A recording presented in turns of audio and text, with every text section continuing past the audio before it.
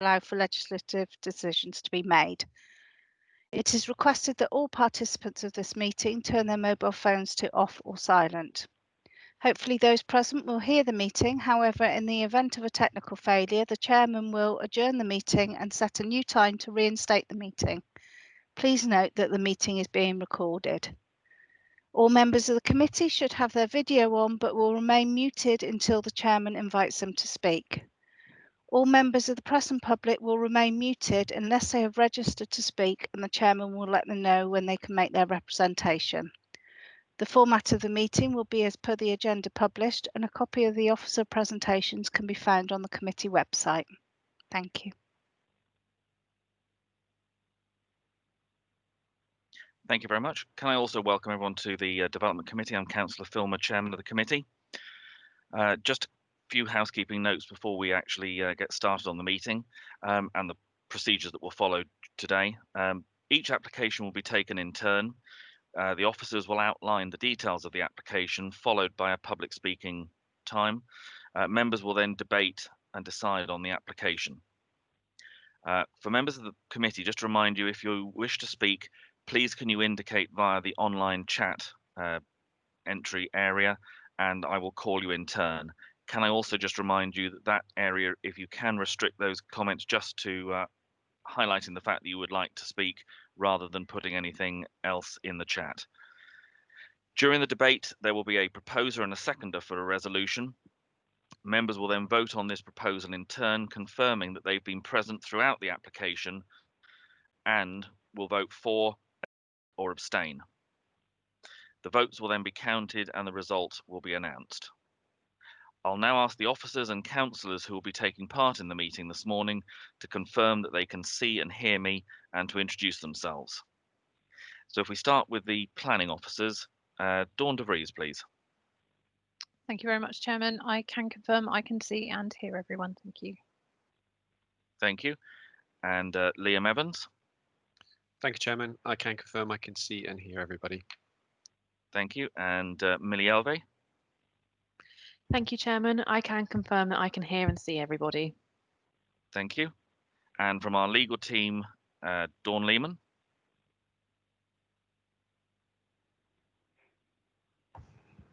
Apologies. Thank you, Chairman. My name is Dawn Lehman. I'm legal advisor to the committee, and I can confirm that I can see and hear everything. Thank you. Thank you. From our Democratic Services, Leila Nicholson. Good morning, Chairman and everyone. My name's Leila Nicholson. I'm from Democratic Services, and I shall be administering the. Thank you. And the members of the committee, if we start with Councillor Granter. Yes, good morning, Chairman. Good morning, everyone. Yes, my name's Councillor Graham Granter. I the Fairfax ward in Bridgewater, and I can confirm I can hear and see everybody loud and clear. Thank you. Thank you. Is Councillor Alex Glassford present? Yes, Chairman. Good morning. I'm Councillor Alex Glassford, representing Fairfax ward. I can see and hear everything. Thank you. Councillor Pearce. Good morning. Councillor Cathy Pearce, Westover ward, Bridgewater, and I confirm I can see and hear everyone. Thank you. Thank you. Councillor Gibson. Yeah, hello, good morning. Councillor Lee Gibson, Eastover, Bridgewater, and I can see and hear everyone. Thank you. Councillor Scott. Thank you. Good morning, Chairman and everyone. Yeah, Councillor Liz Scott from the Axvale ward near Axbridge, and I can confirm I can hear and see everyone. Thank you. Thank you. Councillor Hendry. Morning, Mr. Chairman. Sedgemoor District Councillor Alistair Hendry, Burnham Central, and I can see and hear clearly. Thank you, Mr. Chairman. Councillor Facey. Yeah, good morning, Bob. Councillor Mike Facey, Burnham-on-Sea North. I can confirm I can see and hear everybody, Chairman. Thank you. Thank you. Councillor Murphy. Good morning, Chairman and everybody. Councillor Mike Murphy, representing Burnham North. I can see and hear everything. Thank you. Councillor Evans. Good morning, Mr. Chairman. Good morning, colleagues. Councillor Bill Revens, representing North Petherton. Thank you. I can confirm I can see and hear everything. Thank you. Councillor Kingham. Yeah, good morning, Chairman. Yes, Councillor Stuart Kingham from the West Poldens ward. I can hear and see everything. Councillor Bradford. Good morning, Mr. Chairman. Good morning, committee. Councillor Alan Bradford representing North Peddleton. And I can hear and see and clear everybody. And Councillor Bolt. Good morning, Brian Bolt, ward member for Cannington and Wemden. I can see and hear the meeting. Thank you. Councillor Perry. Yes, good morning, Councillor Liz Perry representing Kings Isle ward, and I can confirm I can hear and see everything. Can you hear me? Yes, we can. Yeah, thank you. thank you. Councillor Grimes. Thank you, Chairman. Councillor Tony Grimes, representing Barrow. Deputy Chairman, I confirm I can see and hear everything. Thank you. Thank you. And I'm the final member of the committee, Councillor Bob Filmer from Knoll Ward, and I can again see and hear all the comments that have been made by members and officers. Just to also mention, there are other people who are present at the meeting. We have members of the public who are registered to speak, and also members of the public who are here to attend and listen to our debate. We also have members of council and also officers who are also present to hear the debate, and that includes the portfolio holder for the development area of the committee of the council. Right, so if we move on, members, to the actual agenda itself. Item 1 is apologies for absence. All members of the committee are actually present, so there are no apologies. I noticed that Councillor Kingham, you've got your hand up. Is that intentional? Yes, Chairman. I haven't got an icon for the chat line. I've got previous page behind, but I haven't got a chat line. Right. King, have you got the icons at the top of your screen? Yeah. So you've got the participants, and then you've got a conversation box. It Yeah. says show conversation. That's where your chat box is. I use that right. So it's a little bit different. Okay. Thank you. It's a little bit different. Okay. Yeah. Thank you. Also, Councillor Gibson, I think you've got your hand up. Yeah, same reason. I sort of found it, I think, now. Thanks. Okay, thank you very much.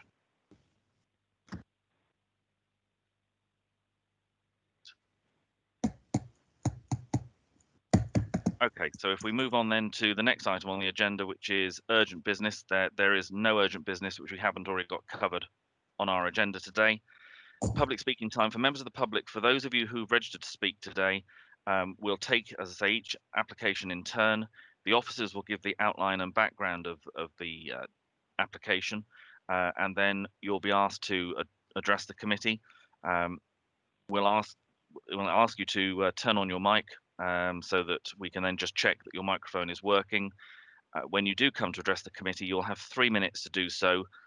After 2 minutes have happened, when 1 minute is left to go, you'll hear a bell, which hopefully will be rung now, just to give you, so you know what to expect.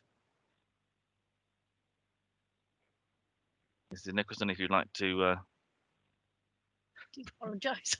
That's all right. I was trying to read something at the same time. Sorry. That's the bell. So once you hear that, you've got 1 minute left to go, and if you can obviously try and conclude your comments within that last minute, that would be most appreciated. If we move then on to declarations of interest, are there any declarations that members have? At the moment, I'm seeing nothing in the chat. Mr. Chairman, I should declare that I have an interest in, only a passing interest in items that appear as Highbridge and Burnham-on-Sea, but I would like to state that I have not discussed this with anyone or attended any meetings to discuss it. Just a passing interest. Just for the officers, to make it easier for them, Councillor Murphy, could you just clarify which the applications are that you've... Well, Highbridge is mentioned in one, and Burnham is mentioned in what is it called? Well, the third one down, that's 1120-00113, Burnham-on-Sea, and again Highbridge. Well, East Huntsville is not included. That's just those two. Okay. Can I just confirm, Mrs. Lehman and Mrs. Nicholson, have you got those noted? I have, Chairman. Thank you. Okay. Numbers 1 and 14. Well, page 1. So I'm not worrying too much about Brentwell. Bob, Okay. did you see me indicate, Bob? Yep, I will get to members in turn. If you can just bear with me for 1 moment. The next person I've got is Councillor Pearce. Thank you, Chairman. Yes, as a Bridgewater application on page 8, I declare a personal interest as a member of Bridgewater Town Council and a ward member. Thank you very much. Councillor Gibson. Yeah, it's page 8. Same with Councillor Pearce, but I'm not the ward member. I'm just a member of the Town Council, and I've not taken part in any discussion. Thank you. If we take then Councillor Facey. Yes, thank you, Chairman. I think Councillor Murphy was trying to say, Chairman, it's on page 14.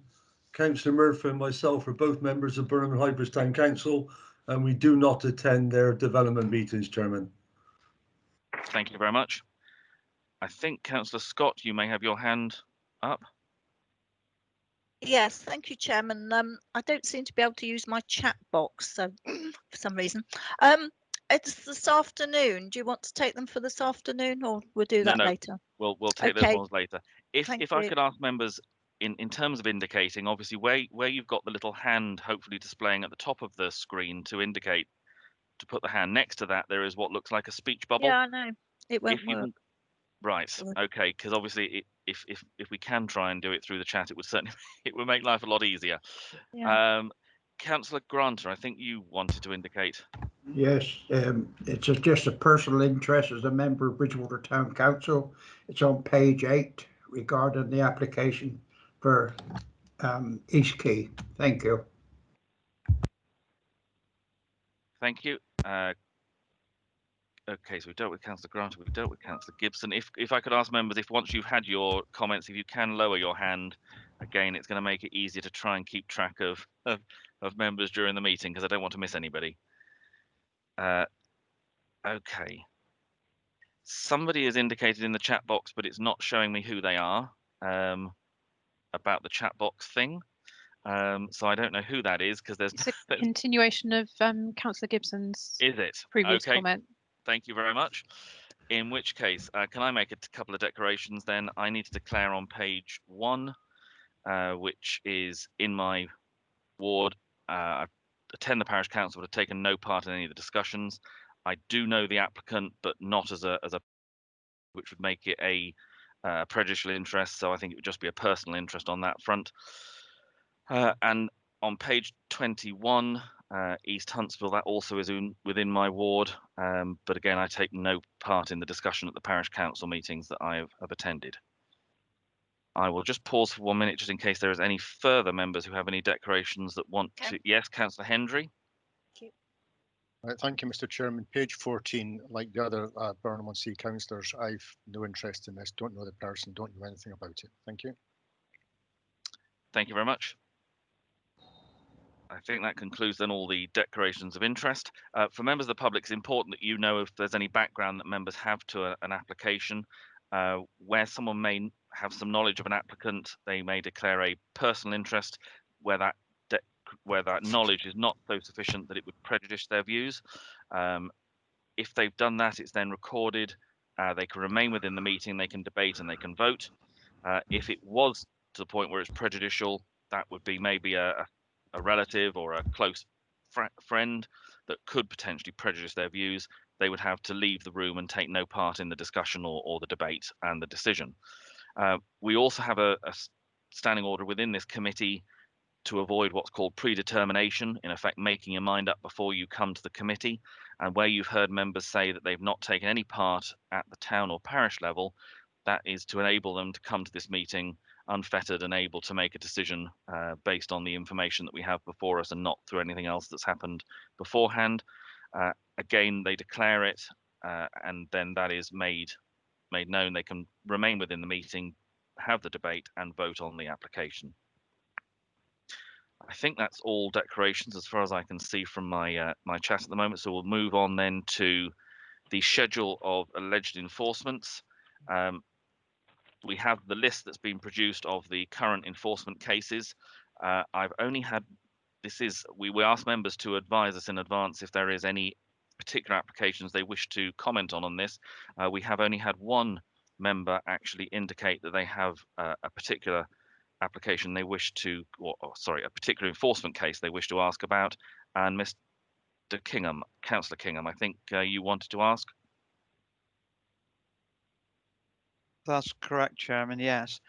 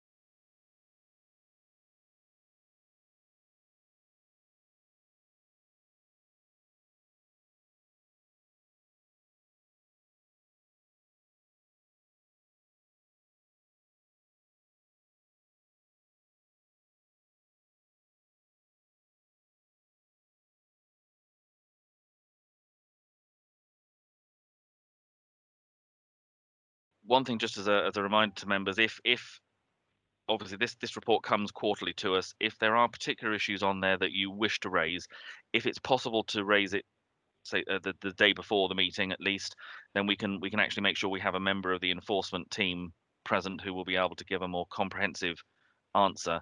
Obviously, if it only comes up on the day, we really can't give the sort of detail that we otherwise would be able to. So again, just remind members, if you can raise that the day before, that would be very helpful. Right, members, that takes us on to the next item, which is the planning applications themselves. And the first one that we have a speaker present on is page 1, and Brent Knoll and Mr. Evans. I think you're going to introduce this one, please. Thank you, Chairman. Let's see.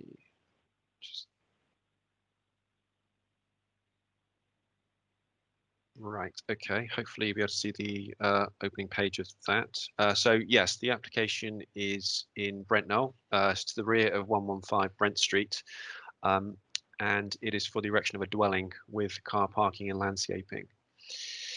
This is the application site here, indicated by the grey circle.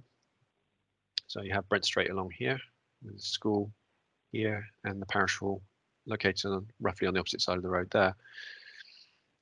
This is the application site outlined in red. So the proposal is for a single dwelling to be located to the rear of number 115, which is here.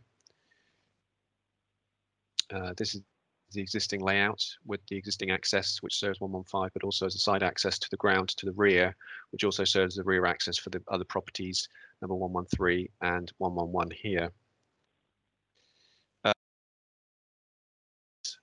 So the existing access way will be hard surface for 10 meters at the point where it meets Brent Street.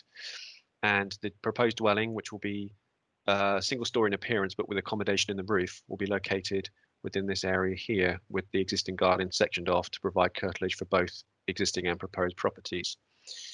Some members may recall that this one was actually brought to committee 3 years ago and was approved at that time. The application that's been submitted now is identical to that scheme. So in effect, the applicant is seeking consent for the same scheme as the previous scheme, I believe, has expired now.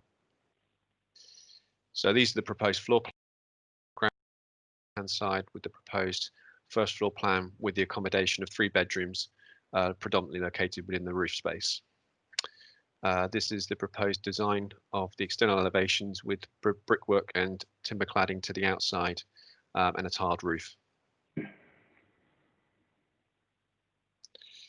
These are the internal sections of the property. So as you can see, the first floor will be located predominantly within the roof space, with the two-story protrusion at the back. And this is a street section showing the view from the west, with the existing property to the front, Brent Street located on the left-hand side there, and the proposed property and carport, which will serve as garaging for the property located further to the rear. These are some 3D illustrations of the proposed dwelling. So you can see a sort of gable projection on the rear elevation. So this will be viewed from the rear garden of the proposed property. And this will be a view from the rear of number 115, looking back south towards the dwelling itself. And these are some views from the side elevations. So this will be from the adjoining property to the east, and the view with the access track along this boundary here. This is the proposed carport plan, just to give you an indication of the use of that. So it will be for 2 car parking spaces, bin and cycle storage, all located within the sort of shallow pitched roof designed building there. This is a view of Brent Street from with the existing access way, which will serve as access for the proposed property. This is the existing vehicular access for number 115, which will remain unaffected, including the parking spaces as well.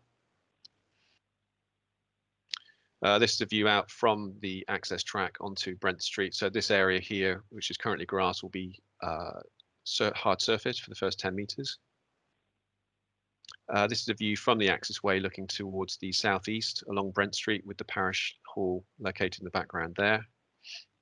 It's considered the access will be suitable for the amount of vehicles taken by the development.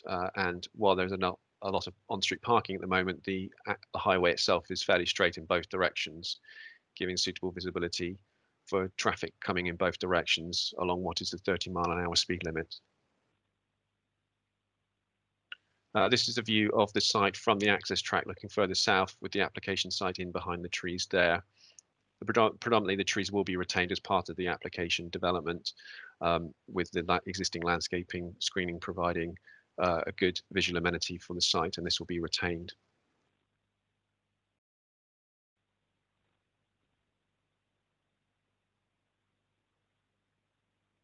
This is a view looking back northwards towards the access and onto the highway. This is just giving an indication of where the access point will be located to, which will allow the dwelling to be accessed independently of number 115 to the north of the site.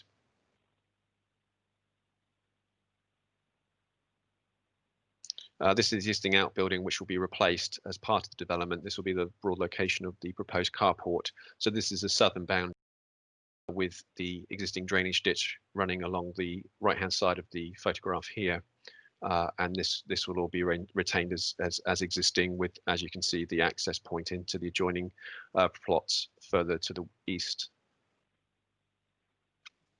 Again, this landscaping falls outside of the application site and will be retained and not affected by the development, so will be a suitable buffer for the development when you view the site from further beyond the countryside location to the south.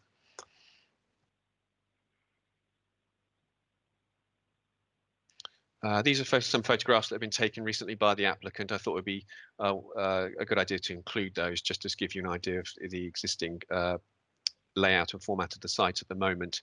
So this is a view looking back towards the north here and here, with a view looking back towards the south where the existing outbuilding can be seen. As you can see, there's enough space within the site to accommodate the dwelling and the carport without appearing cramped and contrived. We have received an objection from the parish council in regards to that reason. However, it is felt that the size and scale of development, which was considered appropriate 3 years ago, is still considered to be appropriate now and complies with the policies within the local plan. If I move the presentation back to the layout of this site.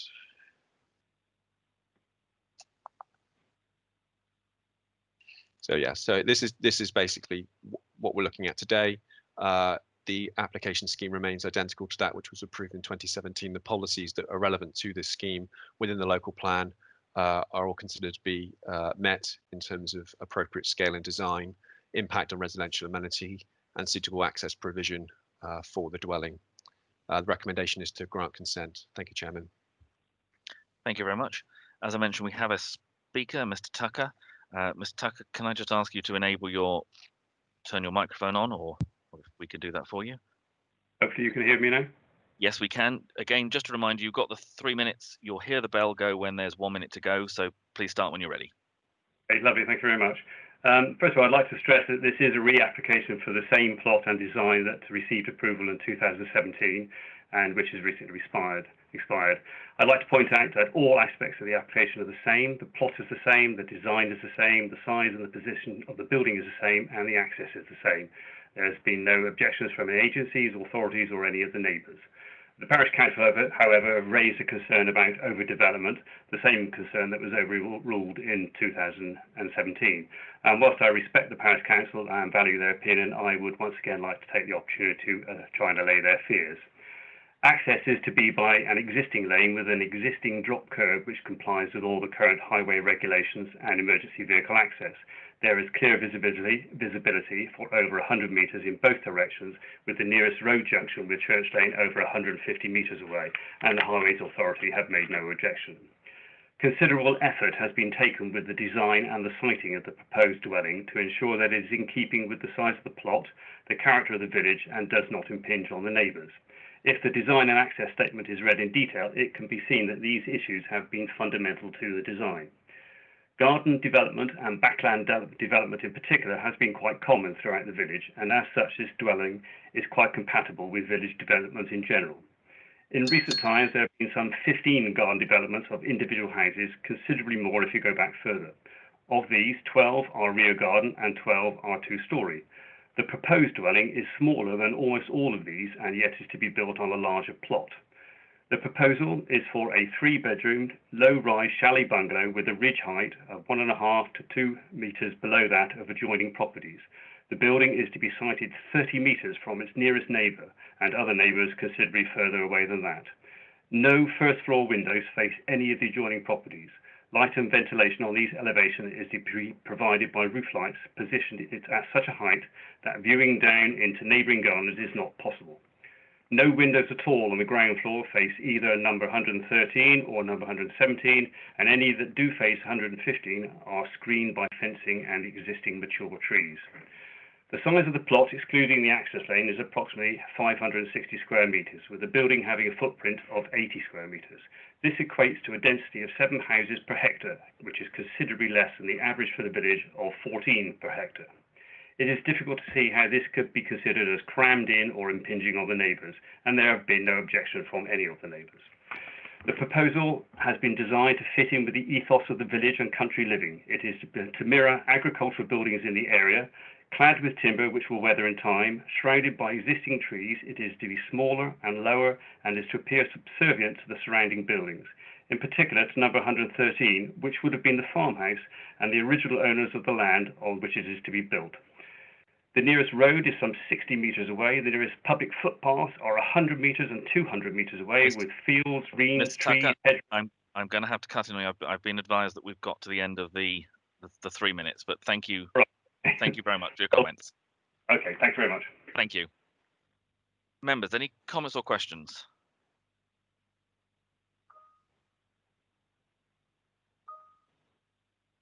We start with Councillor Kingham. Yes, thank you, Chairman. We've got the same application that we granted permission on 3 years ago. Presumably the Parish Council have got the same objections. It seems rather difficult to know why it's actually come forward, because if they put the same objections in which we overruled last time, it's actually the same application. I'm not sure why we're looking at this today, but I would be quite happy to propose the application. Thank you. Just as I mentioned before, I'm ward member for this area, and I must admit I tend to agree with Councillor Kingham.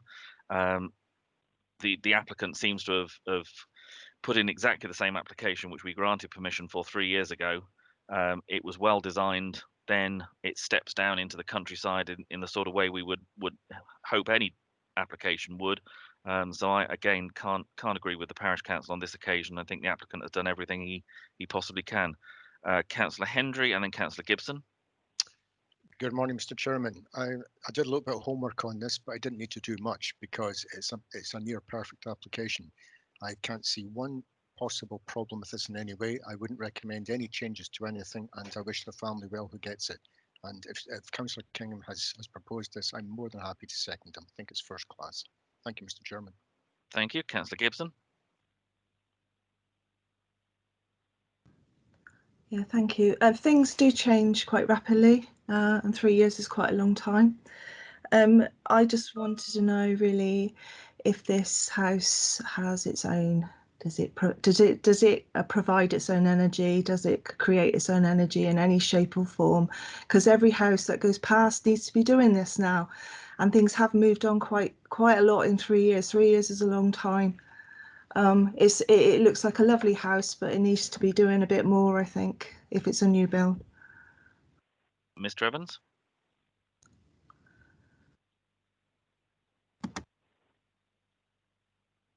Bear with me a second, Chairman. I'm just taking a look at the supporting information. Unfortunately, the plans themselves don't indicate anything in terms of solar panels or anything like that. But obviously, being a south-facing property, there are opportunities for that to happen. It hasn't been included with the design here, but I'll just take a look and see if there's anything within the design and access statement. Bear with me a second. Thank you. If I can just quickly come in while Liam's researching that. Please do. Mrs. DeVries. Just in terms of background, Councillor Lee Gibson is right in that there are changes in circumstances, but the consent on site is a material consideration for members. So it is part of the consideration to appreciate the fact that there is a consent on site recently expired, but still a material consideration. In terms of the other changes since the last application, obviously we've adopted the local plan now as opposed to the core strategy. But within the local plan, there are supportive policies for this type of development. So in particular, policy T3A, housing proposals for redevelopment, infill, subdivision and conversion within existing settlement boundaries, supported where it meets the following. So it does not involve the loss of or unacceptable harm to spaces or facilities which contribute to character and the role of the settlement, which in officer's opinion, it doesn't, is appropriate to the scale, design and existing character of the settlement, which again, for the reasons outlined within the presentation, officers are satisfied with that, and would not unacceptably harm the character or amenity of any nearby property, which I think the applicant did a sort of fine presentation in terms of outlining what considerations went into the design to try and avoid that. Liam, are you happy to pick up on? Yeah, sure. So the design and access statement, sorry, I missed this on the elevations, but I've put a carport elevation up here, which confirms that solar panels will be installed on the south-facing roof slope, which will supplement the condensing gas boiler, which is to be used within the property itself. So this will aid the more sustainable methods of generating energy for the site. But the general ethos is that there will be a sustainable construction to the property, supplemented with the features of the south-facing solar panels to the roof port. That's something that the applicant is seeking to implement within the design of the scheme overall. Thank you. Councillor Bradford. Thank you very much, Mr. Chairman. I agree with what's been said up to now. Actually, most of these principles were agreed 3 years ago. Why it's back here again, I just do not know. And we've got to rely a lot on local knowledge at the moment because of, you actually very familiar with the site, and local knowledge is important because there ain't too many site visits being carried out at present, and other councils taking a look at what's going on. So really, I think it's very important. That is very important. One little concern, that was all. I said it was a straight highway and cars were parked right up to the entrance. Is that, there's nothing you do about that, it's just how things are, is that right? I would possibly ask Mr. Evans, but I would imagine you were there around about 3 o'clock-ish, because that looks to me like school time. But Mr. Evans. Yes, I mean, the Brent Street itself doesn't have any on-street double yellow lines, so in terms, I mean, I've been to Brent Knoll on a number of occasions when there has been school drop-off time, and the parking along Brent Street can extend for quite a distance from the school itself. I mean, from the aerial photograph, you could see the site's proximity to the school, so that might be the most reasonable explanation. Plus, the parish hall seems to be fully loaded as well in terms of parking. So, while that is outside of our control within this application, we do feel that the design and the alignment of the road and the is sufficient to take the amount of traffic, which will be minimal in this case, which will be generated by the development. So, notwithstanding the on-street parking situation, we do feel that the access itself is acceptable for this development. Thank you, Professor Lim. Thank you very much. And I should like to second the application. Move on. Okay. Thank you. Thank you, Councillor Gibson. Yeah, it was mentioned that it was going to be heated by gas. Is that right? What sort of gas is that? Please. Mr. Evans. Sorry. Yeah. So basically the design and access statement sets out that a high efficiency condensing gas boiler combined with unvented pressured water cylinder are still the most proven and effective method of providing primary heating source. The gas heating will be supplemented by solar thermal collectors positioned on the south face of the carport roof pitch. This will maximize sun received by the panels in respect of generating heat and light for the property. The property itself is also fairly well stocked in terms of glazing to the south elevation, so there will be some passive solar gain through the design and the positioning of the dwelling. So yes, there will be a condensing gas boiler installed, and then that will be supplemented by the so yes, there's a south elevation here. So as you can see, there's a predominant amount of glazing that will be installed as part of the design of the scheme, which will allow solar thermal gain through the sun traveling around to the back of the site. But yes, in terms of the internal design, we have got information about what possible heat sources will be used within the scheme, and that's mainly centered around a condensing gas boiler supplemented by the solar panels.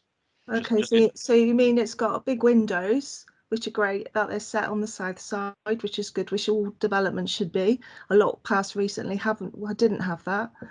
But it's still being served by gas. Yeah.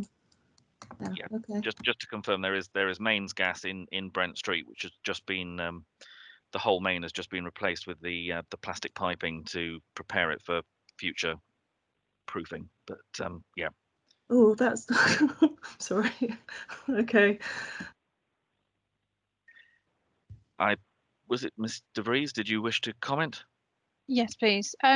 Just in terms of design and what we can consider and what we can't consider as part of the planning application, obviously we can deal with the external appearance of the building, we can deal with solar panels if they're specified on the plans.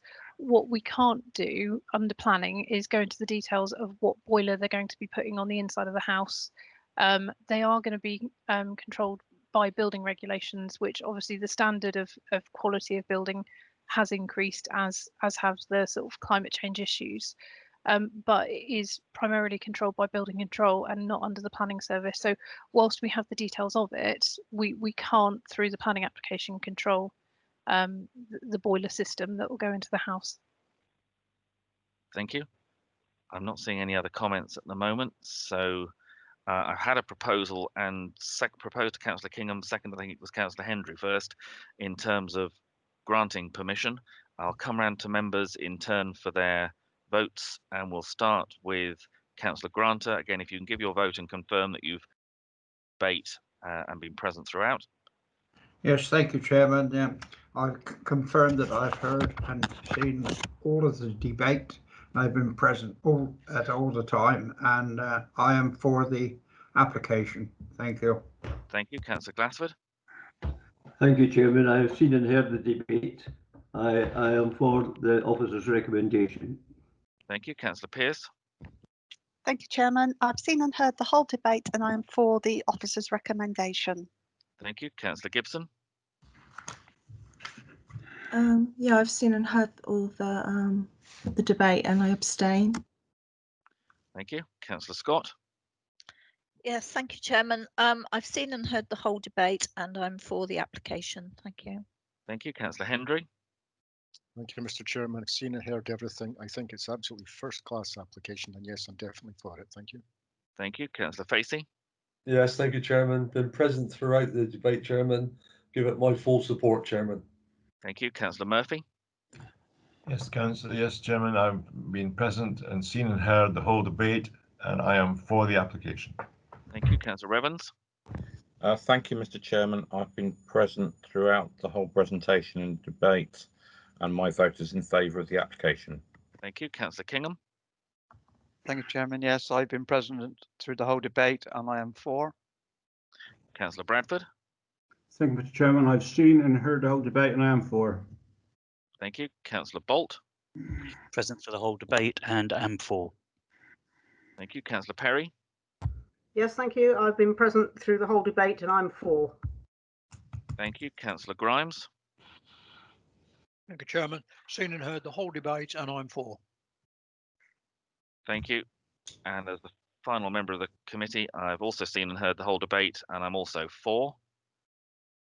So, Mrs. Nicholson, can you just confirm that's all members have voted? Yes, Chairman, and it's 14 in support and 1 abstention. Thank you. So that is clearly carried. So permission is granted. Right, members, if you can move to the next application where we have a speaker present, and that's the application starting on page 8 and Bridgewater. And again, Mr. Evans, I think you're introducing this one, please.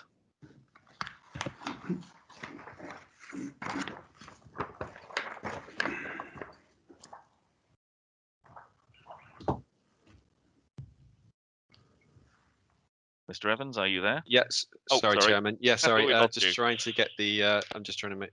Let's have a look.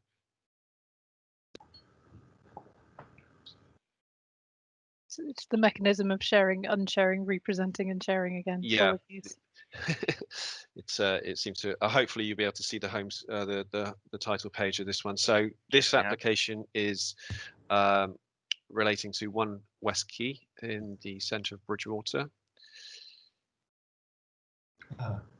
The application relates to an existing retail unit, which was most recently used as a barber's, hairdresser, sorry, and the application is seeking to change the use of the premises at ground floor level to a hot food takeaway. This will include the installation of an extractor unit to the rear. So the application site is indicated by the grey circle here. The town bridge is located here, with the town centre located to either side, with a number of commercial properties in the area. The site is outlined in red here. To update members on the committee report, we have had some changes to the scheme. Previously, the application was proposing a rear access door to provide rear access to the site. This has now been omitted due to issues over right of access over the land to the rear elevation of the property. So in effect, the application is seeking only physical alterations in the form of extraction flue to the rear elevation of the property. All elements of the external appearance of the building other than this will remain as existing. So this is a rear elevation drawing of the existing property, and this is the front elevation shop front area. This will also be supplemented with photographs later on in the presentation. This is the internal layout of the property at ground floor level. So as you can see, formerly a commercial premises with the main shop front area here. The proposed alterations to the shop front will remain limited to the installation of a fascia board, which will be subject to advertisement consent via a separate application. The extraction flue will be located on the rear elevation here, details of which have been recommended to be submitted by condition following advice from Environmental Health. This will ensure that the extraction flue itself is suitable for its intended function in terms of mitigating issues over noise and smell. Internally, the layout of the site will, the layout of the internal accommodation will remain fairly similar to that, and as a servery area will be installed. The existing water closet and cold store will be installed here at the back, but in essence, the street scene on West Quay will remain the same. This is the existing shop front, which, as I said, will remain the same as existing.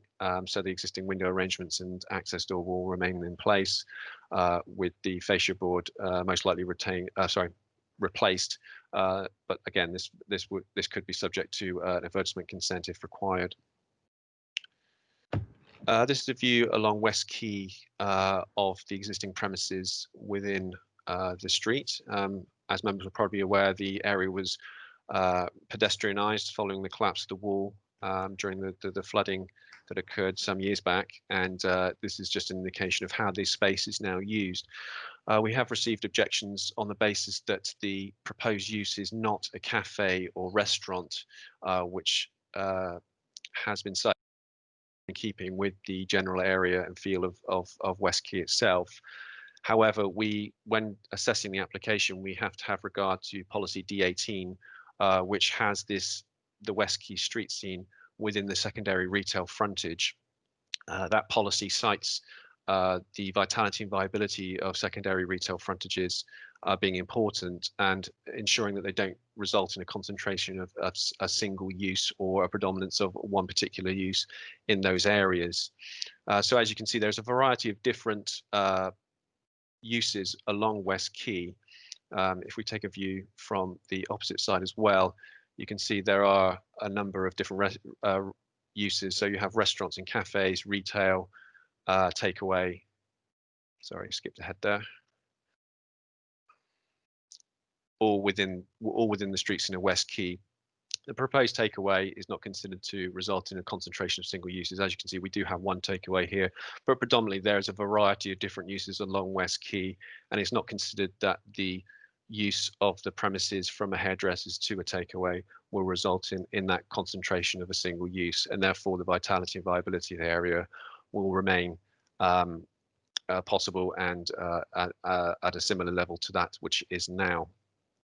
While the applicant has not stipulated that they wish to install a formal restaurant area to the internal space, they have expressed an interest that they may seek to provide outdoor seating in keeping with the adjoining properties along West Quay in a more informal capacity during the summer months. This may be subject to licensing applications, but in essence, this would be an extension of that area in keeping with other properties. But because of the fact that we're not dealing with a restaurant proposal, we have to treat the application on its own merits. And on the basis of what has been submitted, the takeaway use is considered to be acceptable, taking into account the planning policy on the secondary retail frontage areas of the town centre. In terms of design and visual impact, the only alteration to the property will be the extraction duct to the rear. The dominance of the three-storey properties along West Quay will ensure that the visual impact of the ducting will not be significant from the main vantage points along West Quay.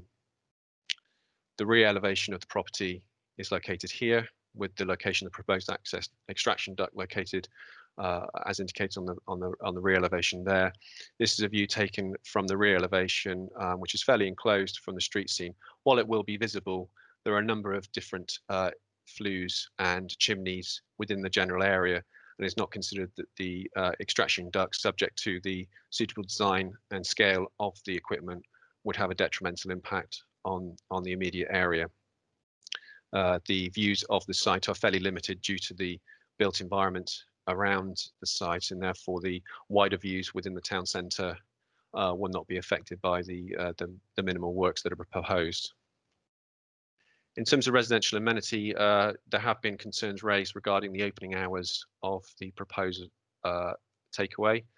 The applicant has confirmed that the site itself will not be open to customers beyond 12 o'clock at night, and this has been it's been recommended that this is imposed by a condition if planning permission is granted. At the top of the page of the report, before we get to the conditions, we have highlighted a number of properties within the area that also have similar late night openings, which are of a similar use to that which is proposed. Is not considered that the takeaway proposed here would have in itself a significant impact on the amenity of nearby properties, bearing in mind the location of the site, which is in the town centre and contributes to a significant nighttime economy for Bridgewater town centre itself. In terms of the changes to the proposal, the loss of a rear access door has resulted in the waste disposal arrangements being similar to that already in place. The landlord that operates the site currently has a communal bin storage area located on West Quay, and this is to be retained as existing for the proposed use. This is a view of that storage area. Taking into account all the issues raised, it is considered that the application, based on its location and use, will be compliant with policy D18 of the local plan and will not give rise to significant impacts on residential amenity through its use, and therefore the recommendation is to grant consent. Thank you, Chairman. Thank you very much. Again, you'll see we have a speaker here, which is the Ward Councillor, Councillor Smedley. Councillor Smedley, if you could turn your microphone on and just confirm it's working. I think it's working. Excellent. Thank you very much. Again, start when you're ready. You've got the 3 minutes and you'll hear the bell when there's a minute to go. Okay. So thank you very much. I'm speaking to you today as the Town and District Ward Councillor for Westover to object. As you know, West Quay is a key focal point for our new town centre and has been so since the disaster of 2011 when the wall there collapsed. But since when we were able to rebuild the street, seen as a new quayside pedestrian zone with a peaceful daytime and early evening cafe culture. Even a regular stopping off point for cyclists on National Cycle Route. So it's a place where traders, residents, visitors all work and live and socialise together, and it marks a new vision for a welcoming, tourist-friendly, greener town centre. We want to nurture that street scene, and we'd like planners to recognise and help us achieve that. So we don't want an out-of-character chicken takeaway there, and we would ask the owner and the applicant to think again about what could be better put in this space. It's an empty unit which needs filling, but not with just anything. Ideally, the applicant should withdraw. If not, then I'm asking you to help us and reject it today. The proposed takeaway is not in character with the daytime and early evening cafe culture. We're trying to create the areas beset by late evening antisocial behaviour. Introducing a takeaway into that will only exacerbate things. Takeaways are generally situated on routes home. This location would have the opposite effect and would create a retainer in the town centre next door to a busy pub. Issues of waste disposal have been thrown into confusion by the applicant's failure to appreciate his proposed rear egress was in fact onto land owned by another person, as said the Castle House developments, who won't allow access, and that's in fact through a brick wall and a metre above the ground. He's made some changes to that, but the new proposals are not satisfactory. They increase the potential for litter and self-policed food waste, attracting rats and seagulls onto West Quay. Late night opening will disturb not just the West Quay residents' peace, several of whom work early shifts, but concern from residents of nearby Binford Place, which is not part of pedestrianisation, but where residents suffer for antisocial behaviour in an area that's number one on the town council's police priority list, and that street would become a cluttered parking place for this takeaway. They don't want that either. And I'm also concerned at the lack of observation from highways, who know full well the ongoing concerns about vehicle access there. They've contributed to that by not helping us solve that. More unpoliced access via vehicles late night wouldn't make that any better. Residents and traders do not want this application to go any further. They've clearly discussed it with the owner, and he's very amenable to make changes, but none have been suitable so far. We'd like something in keeping with the street. We'd like you to recognise that and help us achieve that, and to come with a better solution. Asking you today to please reject this proposal. When you talk about increased single use in the area, you probably wouldn't say that on the Reeve Goshen Paris, would you? Thank you. Thank you very much, Councillor Smedley, and extremely well timed. We have a couple of members who've indicated they wish to comment. So we start with Councillor Evans and then Councillor Hendry. Councillor Evans. Thank you, Mr. Chairman. I just want to clarify the waste arrangements. Quick. Hello? It's all right. Carry on, Councillor Evans. Apologies, please. that's my fault. Okay. I'm just. Sorry, I was sorry. That's slightly put me off my stride. The waste arrangements I read on page 12 of the previous waste arrangements with the proposed fire exit was going to be in place. Are we satisfied that one bin across the street is an equivalent arrangement? It may be the existing arrangement, but the waste from a hairdresser's differs considerably from the waste from a food outlet.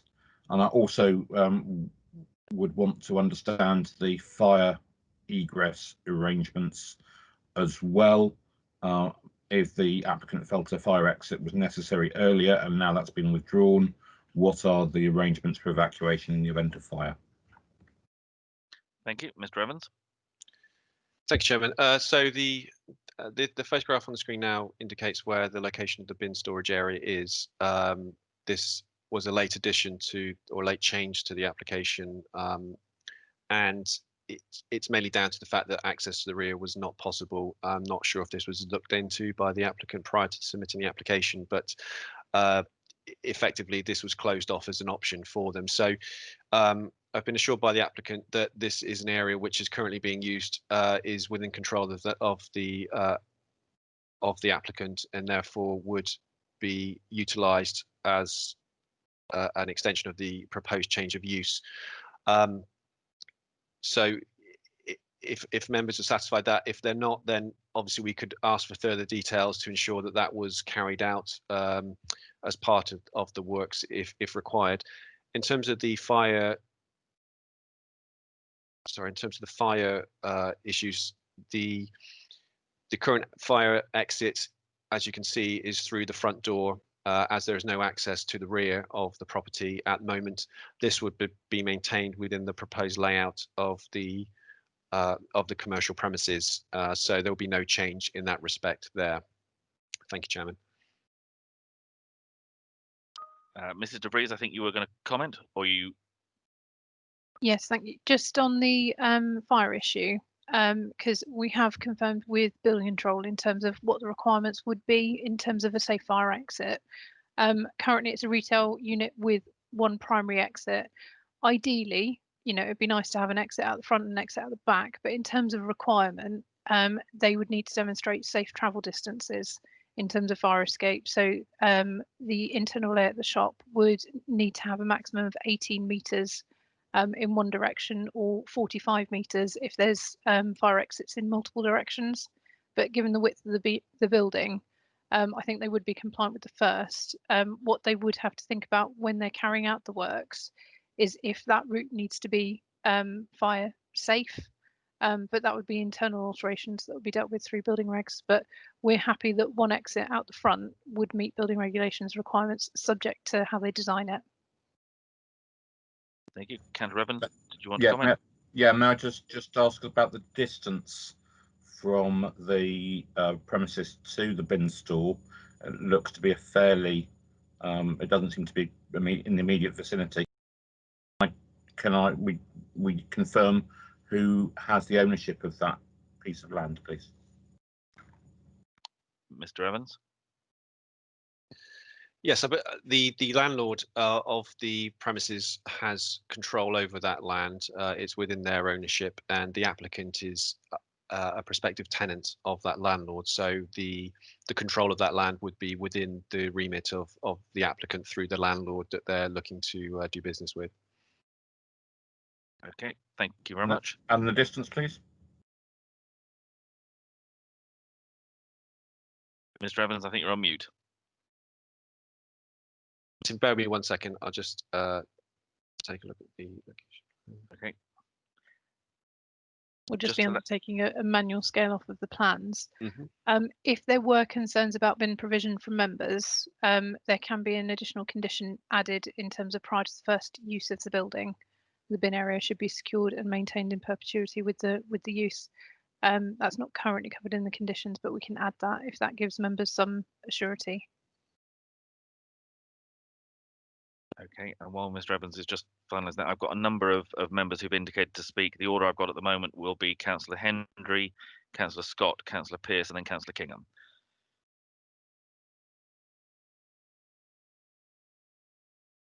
Did you want me to speak, Mr. Chairman? Not yet. If we just let Mr. Evans finalise the measurements? Yeah, sorry, bear with me, Chairman. I'm just That's all making right. sure that the plans are to scale so that I can give an accurate measurement.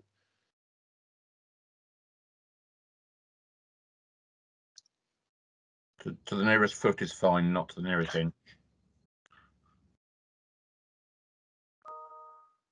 I'm afraid you're always going to get it in metric from us.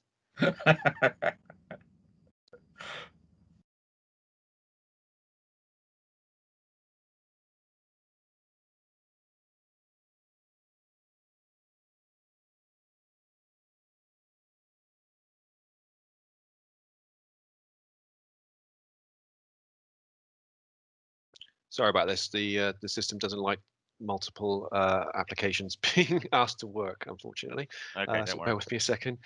Right, okay.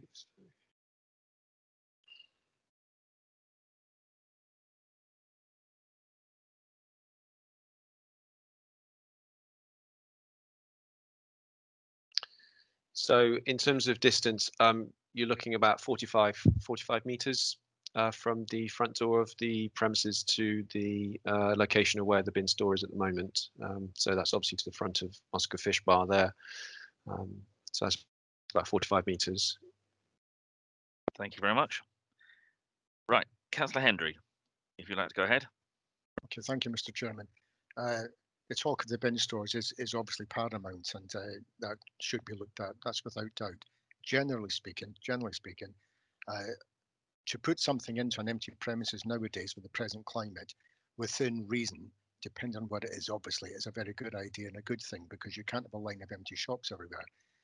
The fact there's a cafe just down the road and they've got tables and chairs outside is actually a good thing too, because then it becomes not just all shops or nail bars or residential, but you do have a bit of a cafe culture going on there, albeit fast food. I realise you get it and leave the premises, but it's still food. One of the speakers mentioned at the very beginning that most takeaways are on the route home for people. That's absolutely not correct at all, because if you drive down Weston-super-Mare Town Centre, go down Burnham-on-Sea High Street, go into Taunton Town Centre, you have fast food takeaways. They're not on people's route home whatsoever. There is no suggestion they're going to have any increase in rats, etc. I was mentioned. I don't hold with that whatsoever. Nothing. That doesn't come into it. Overall speaking, because there's no back entrance, that's also a good thing. They're going to have a chimney, so to speak, up the back to take all the fumes, etc. Generally speaking, I think it's a good thing, and I don't see a problem with it, apart from there could be an amendment of conditions regarding the bin store. That I do agree with. Thank you, Mr. Chairman. Thank you. Councillor Scott.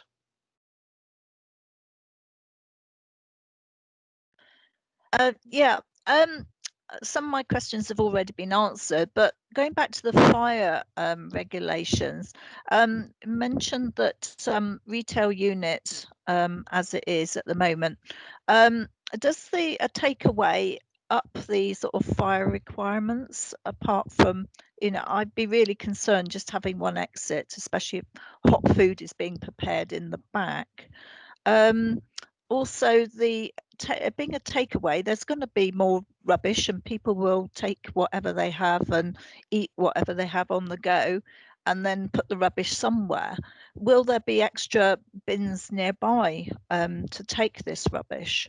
Because that's where I see there could be a problem. I'd also like to congratulate Bridgewater on trying to up their game here. It does look nice, and I guess in front it is pedestrianised. There was mention of cars actually using that area. So is that something we can help, stop sort of cars using it? I don't know the area, so I'd be grateful for somebody's advice. Thank you. Thank you. If I could start with Mrs. De Vries, if you want to just comment on the fire regs issue, and then we'll come to Mr. Evans for the other issues. Lovely, thank you.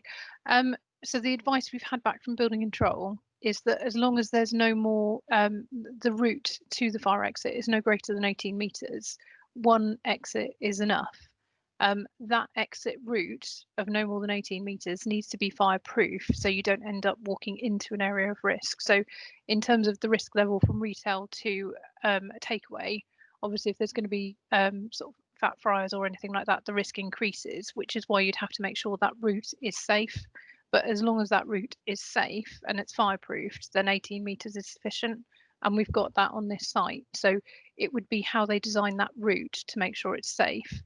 The only thing I did want to quickly say, well, I've got the chance, is there's a bit of discussion about bin storage. If the bin storage was redesigned to go into the building, that will result in a loss of floor space for the business, but also any sort of relocation of the bins into the building would also subsequently need to be transported outside of the building to the front where it's currently stored to allow it to be picked up, because there is no access to the back.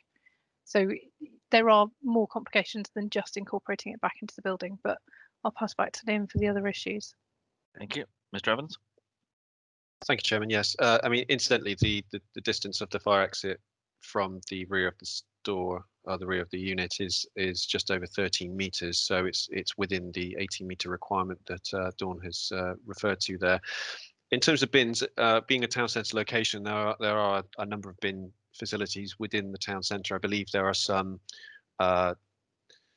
located at the junction of West Quay and the bridge as well, located around about this area here. So there are an abundance of facilities in the area which would be able to be used by customers of the takeaway.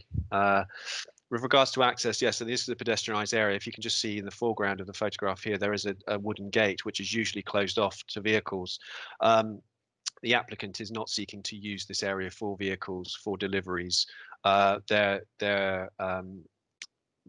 emphasising that they would expect their delivery drivers to be parked on the public highway where there would be provision of parking, which, if I flip this photograph around, oh, sorry.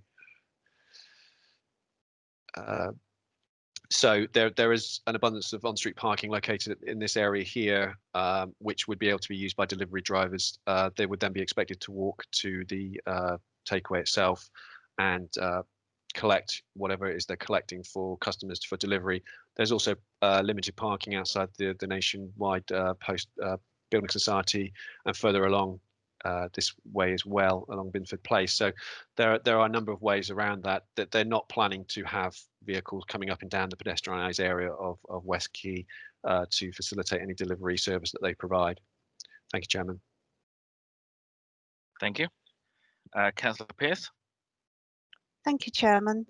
As has been said, a lot of work has been done over recent years to really raise the appearance and profile of this area, and it is a populous place with residents and with people passing by.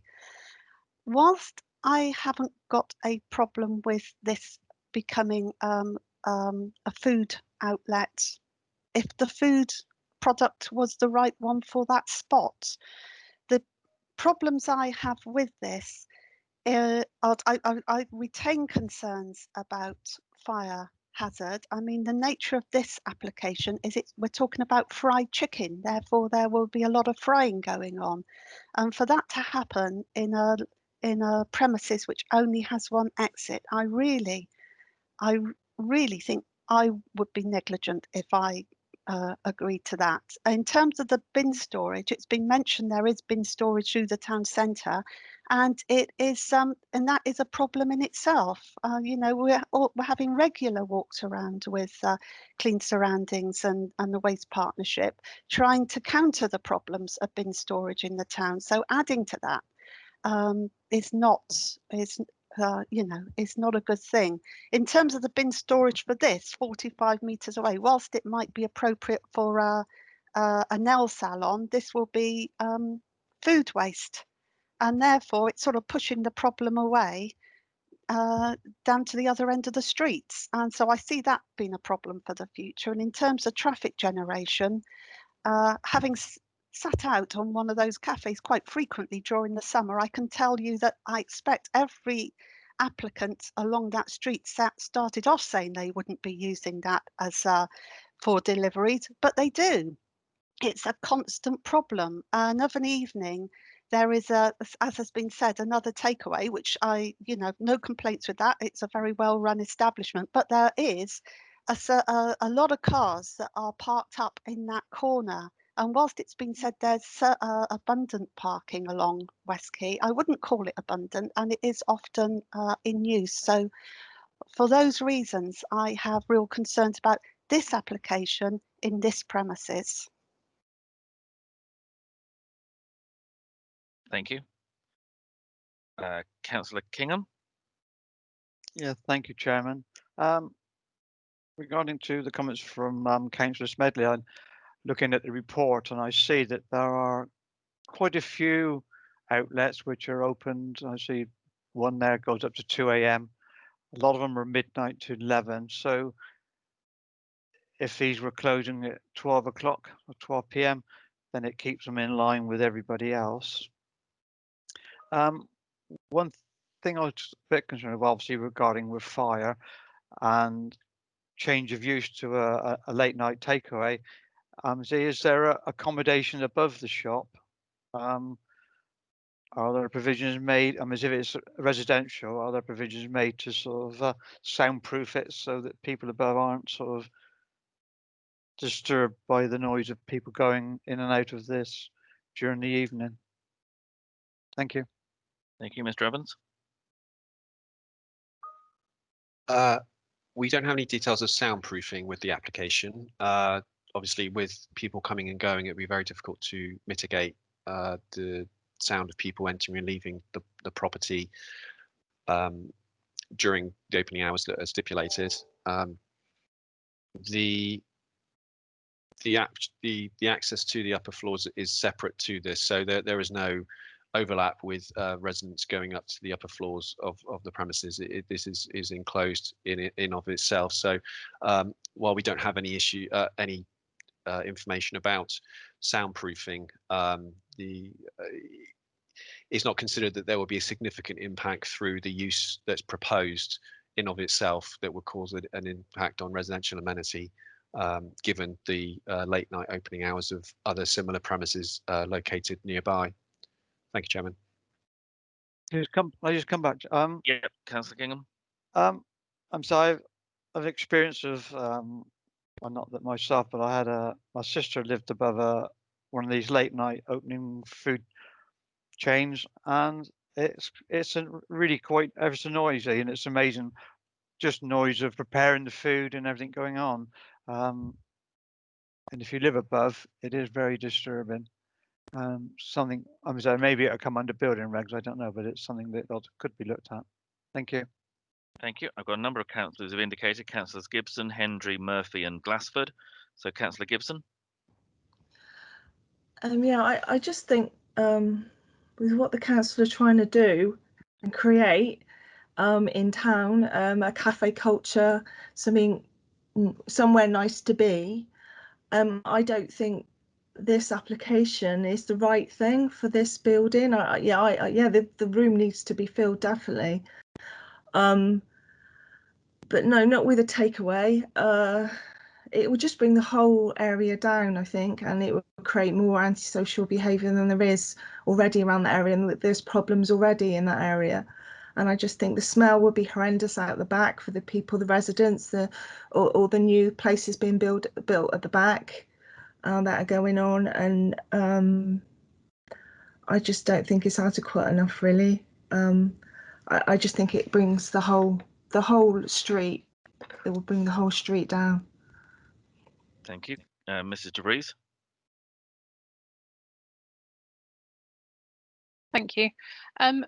Just in terms of listening to members' comments, I'm just going to sort of focus everyone, if I can please, on the policy position in terms of where this site is and what we're trying to achieve in terms of balancing against planning policy. So the site is located in the secondary retail frontage.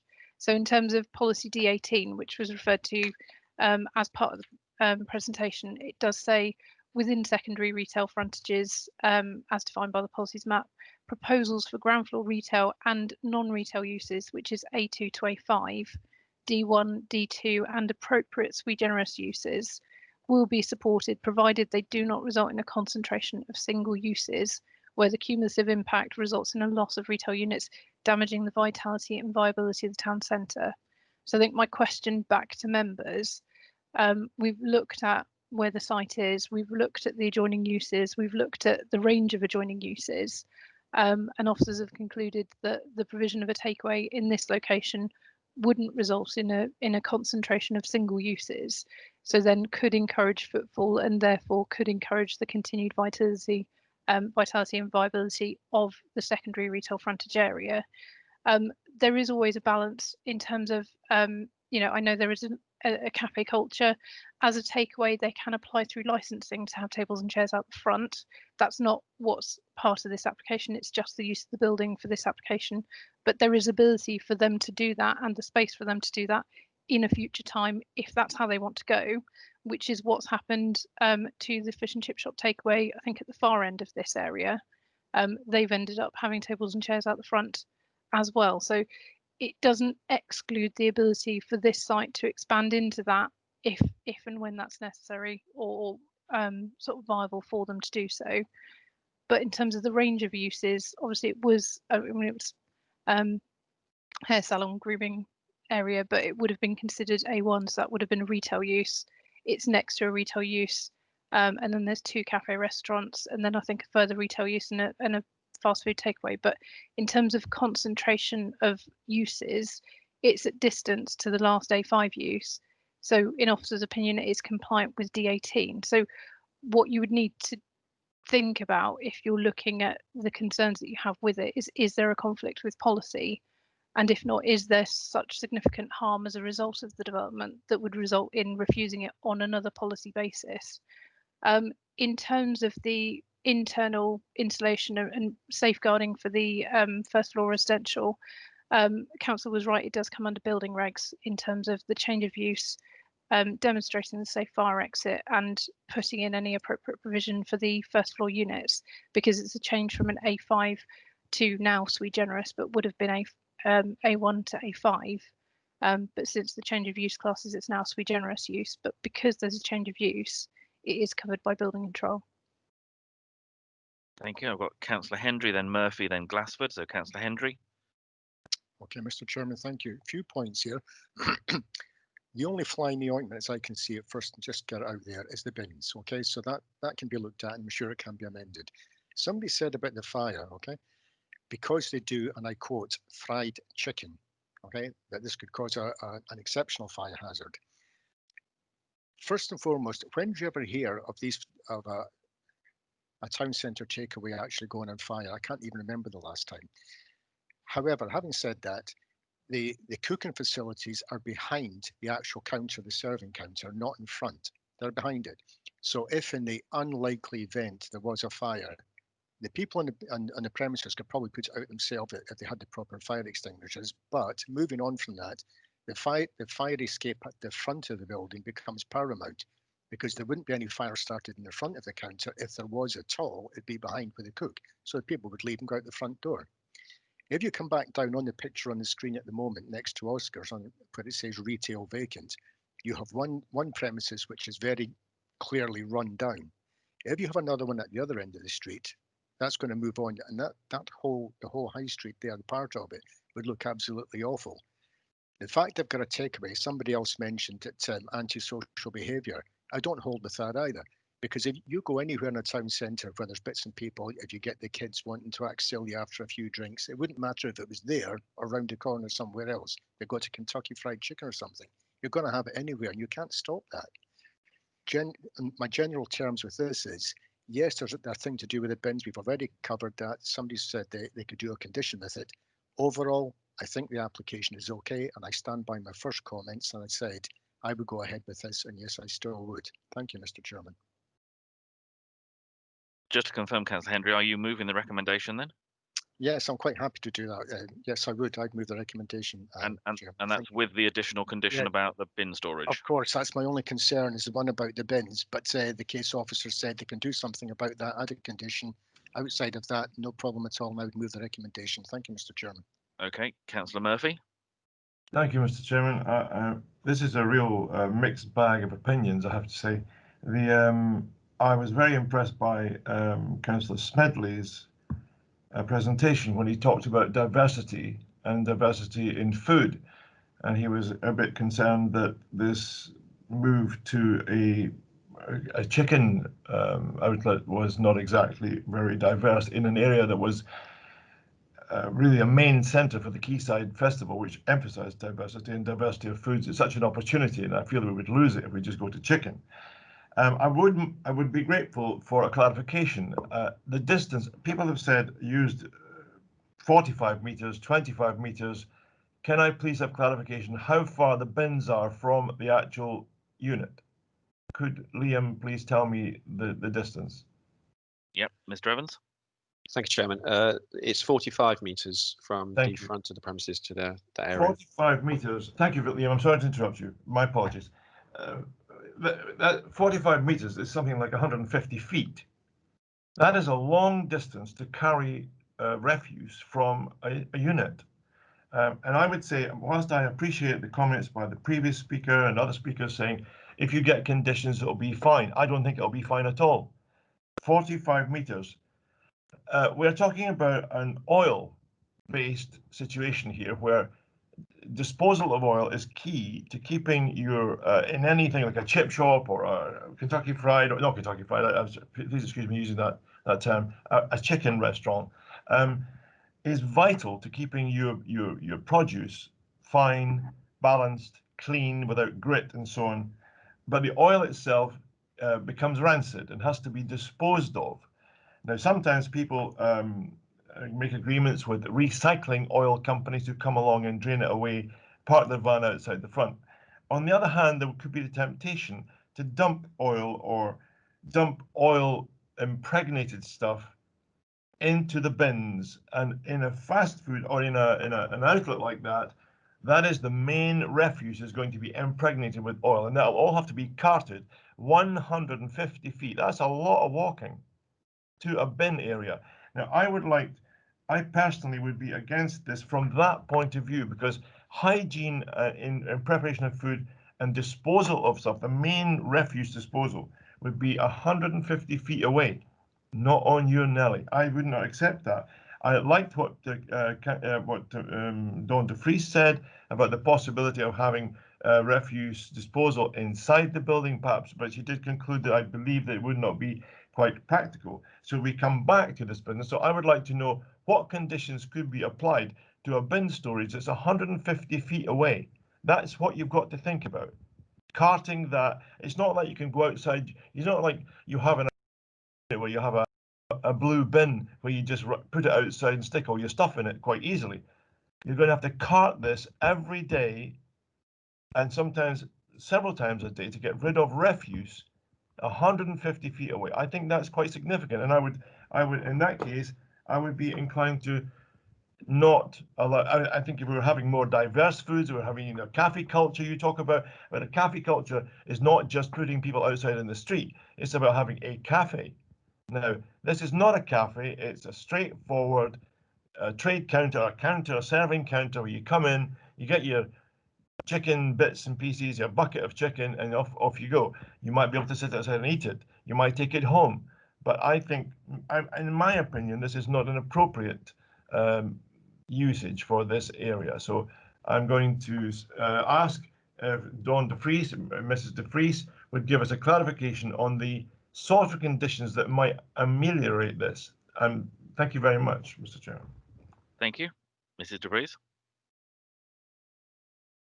Thank you. I'm just trying to seek clarity as to whether we can actually condition it to go inside the building or not. To me, that feels unreasonable because they are applying for a set floor space and a set layout at the moment. If we're requiring them to put bin storage in the property, it will affect the layout and it will affect the plans they've got currently in terms of how they're looking to fit out the unit. If it is something that members would like to pursue, I think I would probably encourage a deferral of the application to allow us time to investigate that matter, rather than out and out refusal unless members are sort of leaning that way. The concerns I've got of the issues that have just been raised is currently within the supporting information, we don't have enough information in terms of how they're looking to recycle or clean or store the oil or any oil involved in the cooking. They wouldn't and couldn't put it in those type of bins on the high street. So there would have to be another method of dealing with that. But what that method is and how they're managing to do it isn't any detail that we can put before members today. So if members are of the opinion that they would like internal bin storage provided within the site and further details in terms of how oil would be dealt with as part of the application, I think I would probably encourage that the application's sort of deferred for a cycle to allow officers the time to investigate that with the applicant and come back to you. Mr. Drees, if I could just ask a question, I mean, certainly on other sites we've requested through condition what in effect would be a waste management plan, which would obviously include things like where the bins were stored and how they were going to be dealt with. So would that be a way of dealing with it? We could impose it. The one thing I'm not certain on at the moment is how reasonable that condition is for the applicant, because the layout of the site is currently as proposed before members. Given the size of the bin that's currently on the high street, if you're looking at something that equivalent within the building, we haven't engaged with the applicant in terms of providing that amount of space and how they would provide it as part of the application. And it would also have to be considered in terms of fire and safety layout as well. We could condition it. The risk is that if it doesn't work layout wise for the applicant, or it doesn't work from a health and safety perspective, it may be back to members. Yeah, okay. Councillor Glassford.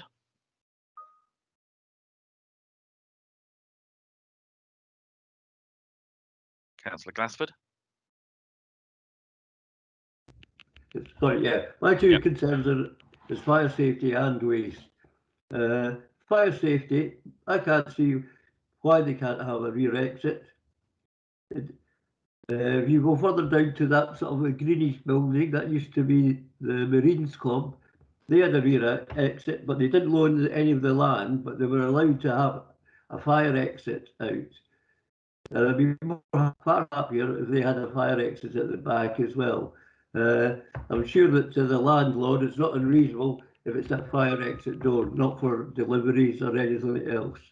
The waste disposal, well, you wouldn't be allowed to put oil in one of these containers. It'd be a separate container. It just would. They're mainly for cardboard, rubbish, and that sort of thing. But you wouldn't be allowed to put oil away in there. That has to be picked up by a specialist normally. The only other place we put it is down the sewers. And just out of, so I'm very concerned about that. I'd welcome it, if it was put back a cycle. And finally, just for information, the Fountain, which is quite a big pub, that hasn't got any fire exits at the back either. For a pub that in a weekend is heaving, and you've only got that one door, small door to go out. So that's just for example. Thank you. Thank you very much. Councillor Gibson. Yeah, it's just a thought, an idea really, that waste management is that all these takeaways and supermarkets can throw them in all the stuff they sell. Maybe they should deal with the waste, and maybe the waste should come back to the to the shop, because they are selling this waste, and it would give people in takeaways would provide. For an example, there's a chip shop in town that does everything, that provides everything in paper and in recyclable items. And this is a big thing, that the people selling this waste should be responsible for it. I mean, it just makes sense for waste management to proceed in that way, because this is what the problem is with all this waste we've got in the world, is that we buy this plastic, we buy this styrofoam, we buy these plastic knives and forks, and we just dump it, and people think, okay, there's a bin, we'll just dump it, and then that's it, and then it's out of there. Sorry, this is turning into a rant. It's just that, yeah, they should be dealing with their own waste. If they're selling it, they should be dealing with it. Thank you. Councillor Revens, then Scott, and then Pearce. Councillor Revens. Thank you, Mr. Chairman. Following on from what Mr. Drees has said, I would be happy to propose a deferral for one cycle for us to further understand the waste disposal arrangements. In response to Councillor Smedley's comments as the ward member, I wonder if we could also have a statement as to how this complies with policy B18 Bullet point 3, regenerating the town centre, enhancing the setting of the River Parrot, and maybe looking at how this contributes to the area as well, while we're asking for a deferral. Thank you. Councillor Scott. Sorry. Yes, I would like to second actually Councillor Evans's proposal, because I do think it's important that we understand how they will dispose of, have a waste management plan. And I'd also like to take on board what Councillor Gibson has said, if we could possibly have a waste management plan that does include recyclables in their actual what they're selling would be good. Thank you. Thank you, Mrs. DeVries. Thank you. I've just had confirmation. I think a waste management plan would cover members' concerns if members were happy with that as a route forward. Obviously, the proposal to defer it for cycles previously suggested has been recommended and seconded, but we are able to impose a waste management condition that would cover off the issues that have been raised up to now. In terms of B18 or B18, the one point I would make is an active use is always better for regeneration than a vacant use. But obviously we can come back to members for more information on that if it does end up back at committee. Thank you. Councillor Pearce. Thank you, Chairman. I've been picked at the post in terms of proposing or seconding that deferral along with a waste management plan, and I agree that an occupied premises is better than an empty one, but it has to be the right premises in the right place, and I really do feel that the application as it stands will exacerbate current problems in that area. So I welcome the deferral and the waste management plan. Thank you. Thank you very much. I'm not seeing anyone else indicating. So we have had a proposal which has been seconded for a deferral to investigate the provision of a waste management plan and also the relationship with the policies relating to the quayside. So if we come around to members, I will ask you whether you are for or against deferral, and again to confirm that you've been present throughout the whole debate and discussion. So we'll start this time with Councillor Grimes.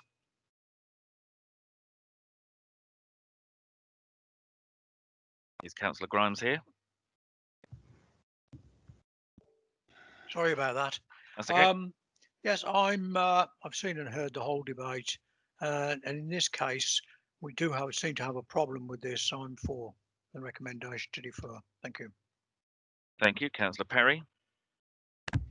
Yes, thank you. I was present and I heard and saw all the debate, and I am for a deferral. Thank you. Thank you, Councillor Bolt. I'm present for the whole meeting and am for deferral. Thank you, Councillor Bradford. Thank you, Mr. Chairman. I left the debate for 2 minutes actually, so I'm going to abstain. Whatever that would make anyhow. Okay, thank you very much. To be honest, Councillor Bradford, if you were absent, we'll have to record you as being absent from the vote, but okay, understood. Okay. Councillor Kingham.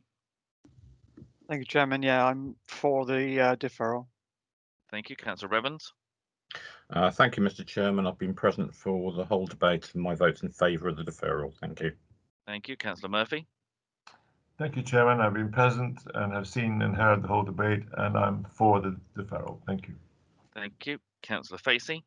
As Chairman, been present throughout, Chairman, and I'm for the deferral. Thank you, Councillor Hendry. Thank you, Mr. Chairman. Having heard the second half of the debate, I changed my opinion, and yes, I'd go with the others, and I'm for the deferral. Thank you. Thank you, Councillor Scott. Yes, thank you, Chairman. I've seen and heard the whole debate and I'm for the deferral. Thank you. Thank you, Councillor Gibson. Hello, yeah, I'm for a deferral and I've been present and heard the whole debate. Thank you. Thank you, Councillor Pearce. Thank you. I've seen and heard the whole debate and I am for the deferral. Thank you, Councillor Glassford. I've seen and heard the whole debate. I am for deferral. Thank you, and Councillor Granter. Yes, thank you, Chairman. I confirm I've heard and seen all of the debate and I am for the deferral. Thank you, and as the last member to vote, I've also seen and heard the whole debate and I'm going to vote against. Can we just confirm, Mrs. Nicholson, that that's all members that have voted? Or... Yes, Chairman, that's everybody voting. So we've got 13 in support of the deferral, 1 against, and 1 that was absent. Yep, that's what I make it as well. So that is clearly carried. So that is deferred for that to come back following further discussions about and the relationship with the quayside policies. Thank you very much. So if we move on then to our next, I've got actually Councillor Grimes. You've got your hand up. Is that for a particular reason? Nope, it's gone. Okay. No, sorry, Chairman. I don't know quite what happened there. That's all right, no worries. So if we move to page 21, where we have our next application with a speaker, and we're in East Huntsville.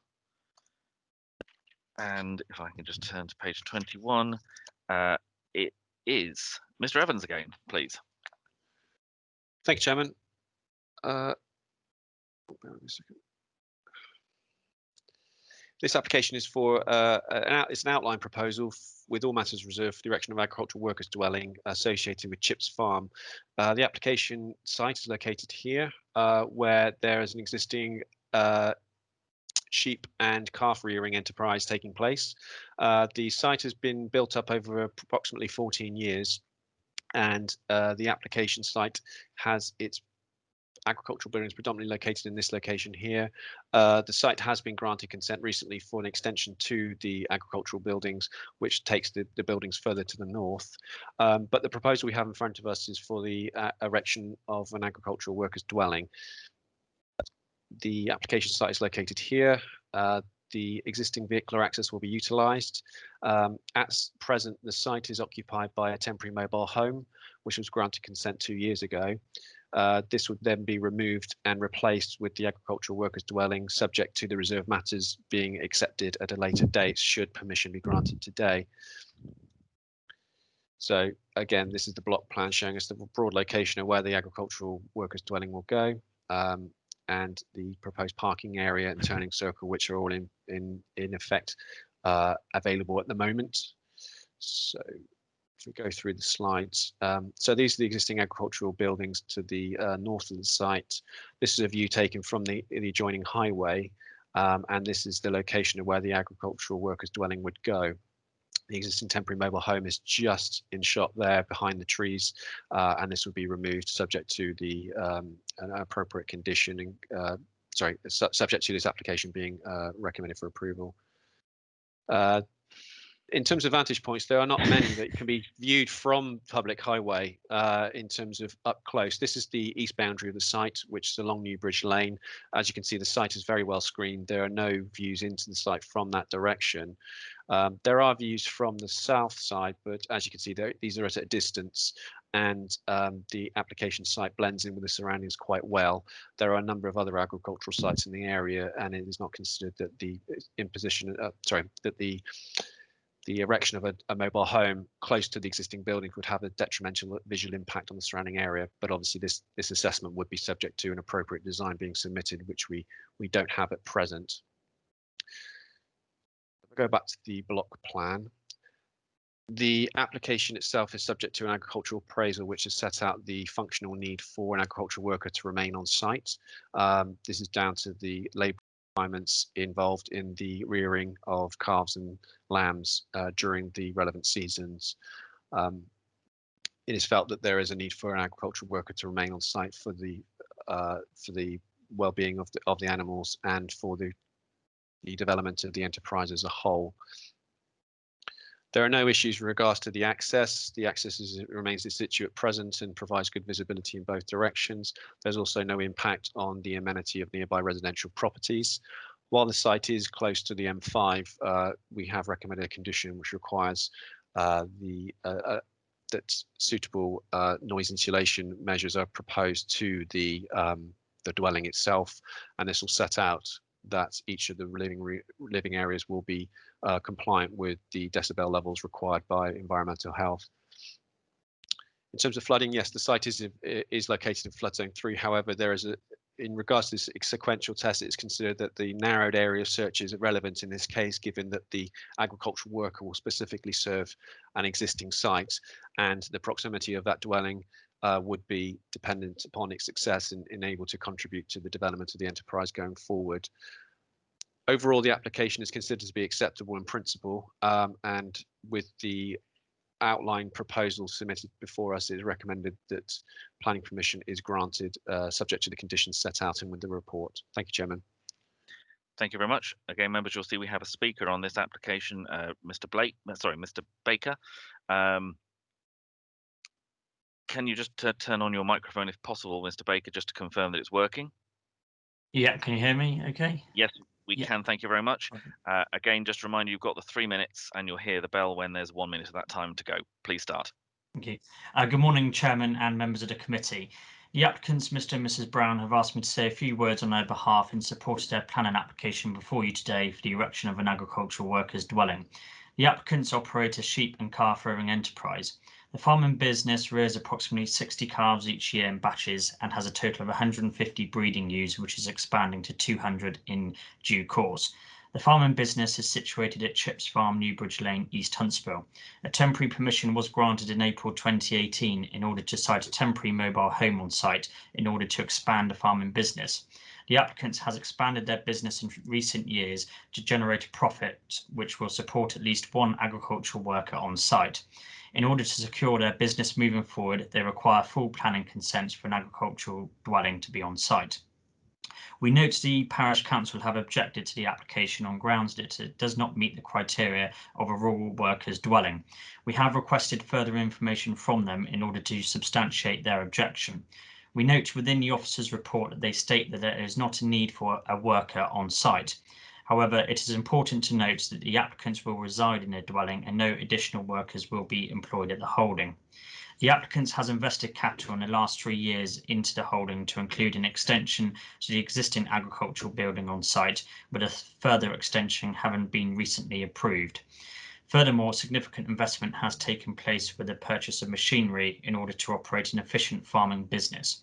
Therefore, the applicant has demonstrated a firm intention to maintain and expand the farming business for the longer term.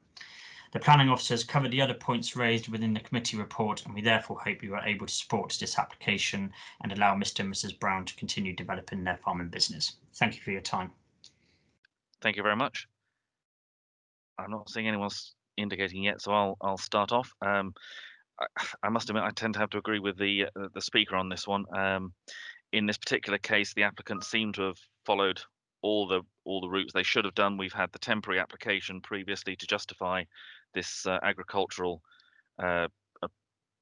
development. They proved that has now been able to work, and to see further development in agriculture at this stage, I think is very positive. So have to go with the officer's recommendation, I think, on this one. I think Councillor Bradford, did I see a hand up? If I could ask members if they can please use the chat, ideally, because that's much easier to follow. If you can't, I understand it, but we'll start with Councillor Bradford, please. Apologies, Mr. Chairman, for not typing in. Right, okay, I did raise my hand. Okay, obviously this is an expanding business.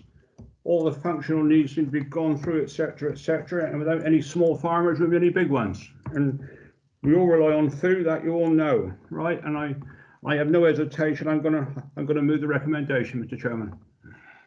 Thank you. Then I think I've got Councillors Kingham, and then I think I've got Councillor Gibson. So Councillor Kingham. Yes, thank you, Chairman. Yeah, I'm saying reading the agenda today with the officers' information, I think these people have worked hard to get to a level where they can actually have an agricultural dwelling on site to employ somebody. It's good to see that agriculture is surviving, and I would like to second the recommendation. Thank you. Councillor Gibson. Yeah, how is this not a new build in the countryside? Please explain to me. And yeah, maybe we're heading in the wrong way with the agriculture. Maybe the animal side should tie up with the vegetable side like it used to be, and create a better system of farming. Thank you. Mr. Evans, do you want to just run through the agricultural workers policy? Yeah, thank you, Chairman. The application is for an agricultural workers dwelling, which is one of the exceptions to the general rule that residential development in the countryside is controlled and appropriately controlled. There are a number of exceptions to that. Self-build has come into play in recent years, barn conversions, for example. But in this case, it's to do with an agricultural worker, and where there is a functional need for an agricultural worker to reside close to their place of operations, then the principle of granting consent for an agricultural workers dwelling can be supported, subject to that functional need being established. In this case, we do feel there is a functional need for someone to reside on site based upon the stock levels and the land holding, and in that case, we wouldn't expect it to be located within a suburban area or an existing settlement, which is classed within the tiered structure we have in our local plan. So in this case, it is an exception. It's not a precedent that we're setting or a general rule that we're supporting. It is based purely on the merits of the scheme and the functional need for them to reside on site. Thank you, Chairman. Thank you. Any other comments from members? I'm not seeing anything at the moment. In which case, we've had a recommendation that has been moved and seconded to grant permission as per the officer's recommendation.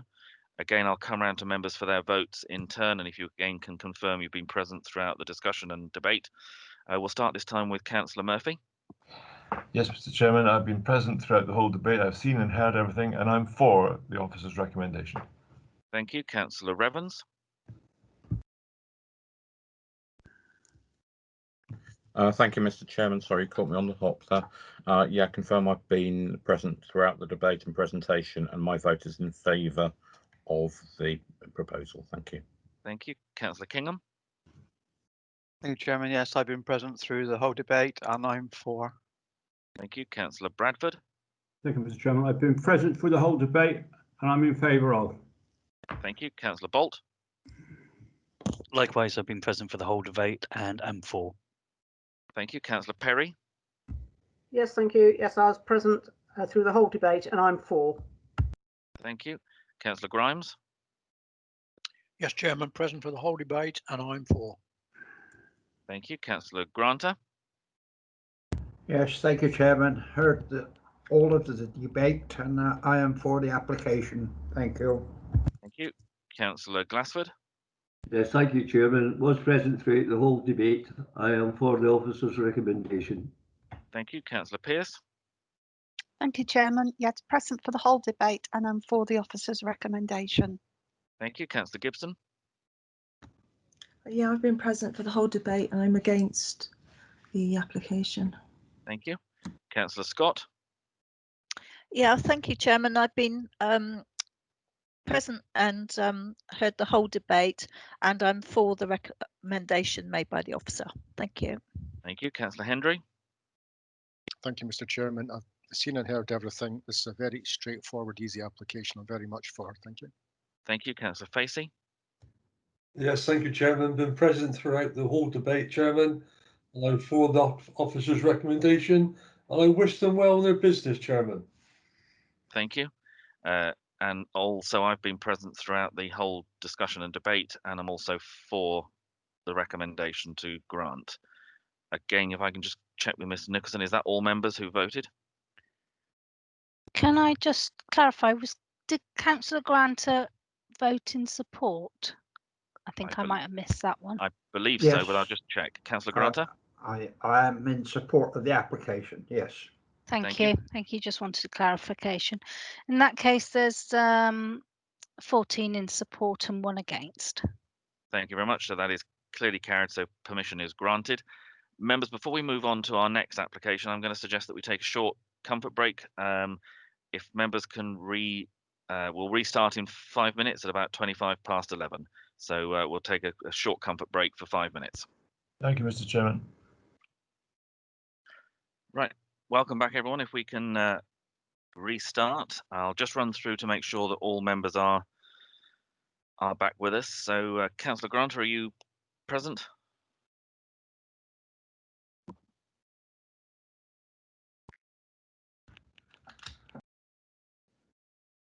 No, we'll move on then to Councillor Glassford. Present, Chairman. Thank you. Councillor Pearce. Yes, present, Chairman. Councillor Gibson. Yeah, I'm here. Thanks. Thanks. Councillor Scott. Yes, present, Chairman. Councillor Hendry. Yes, I'm here, Mr. Chairman. Thank you. Councillor Facey. Yes, Chairman, with you. Councillor Murphy. Yes, Chairman, I'm with you. Councillor Evans.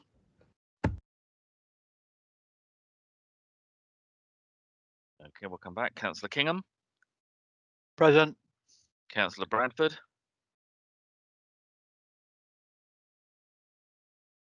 We'll come back. Councillor Bolt.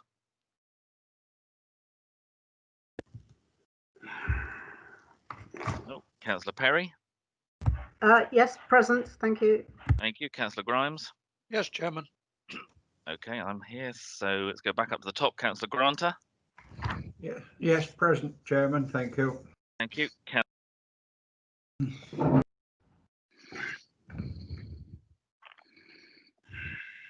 No, Councillor Bradford. Thank you, Mr. Chairman. And Councillor Bolt.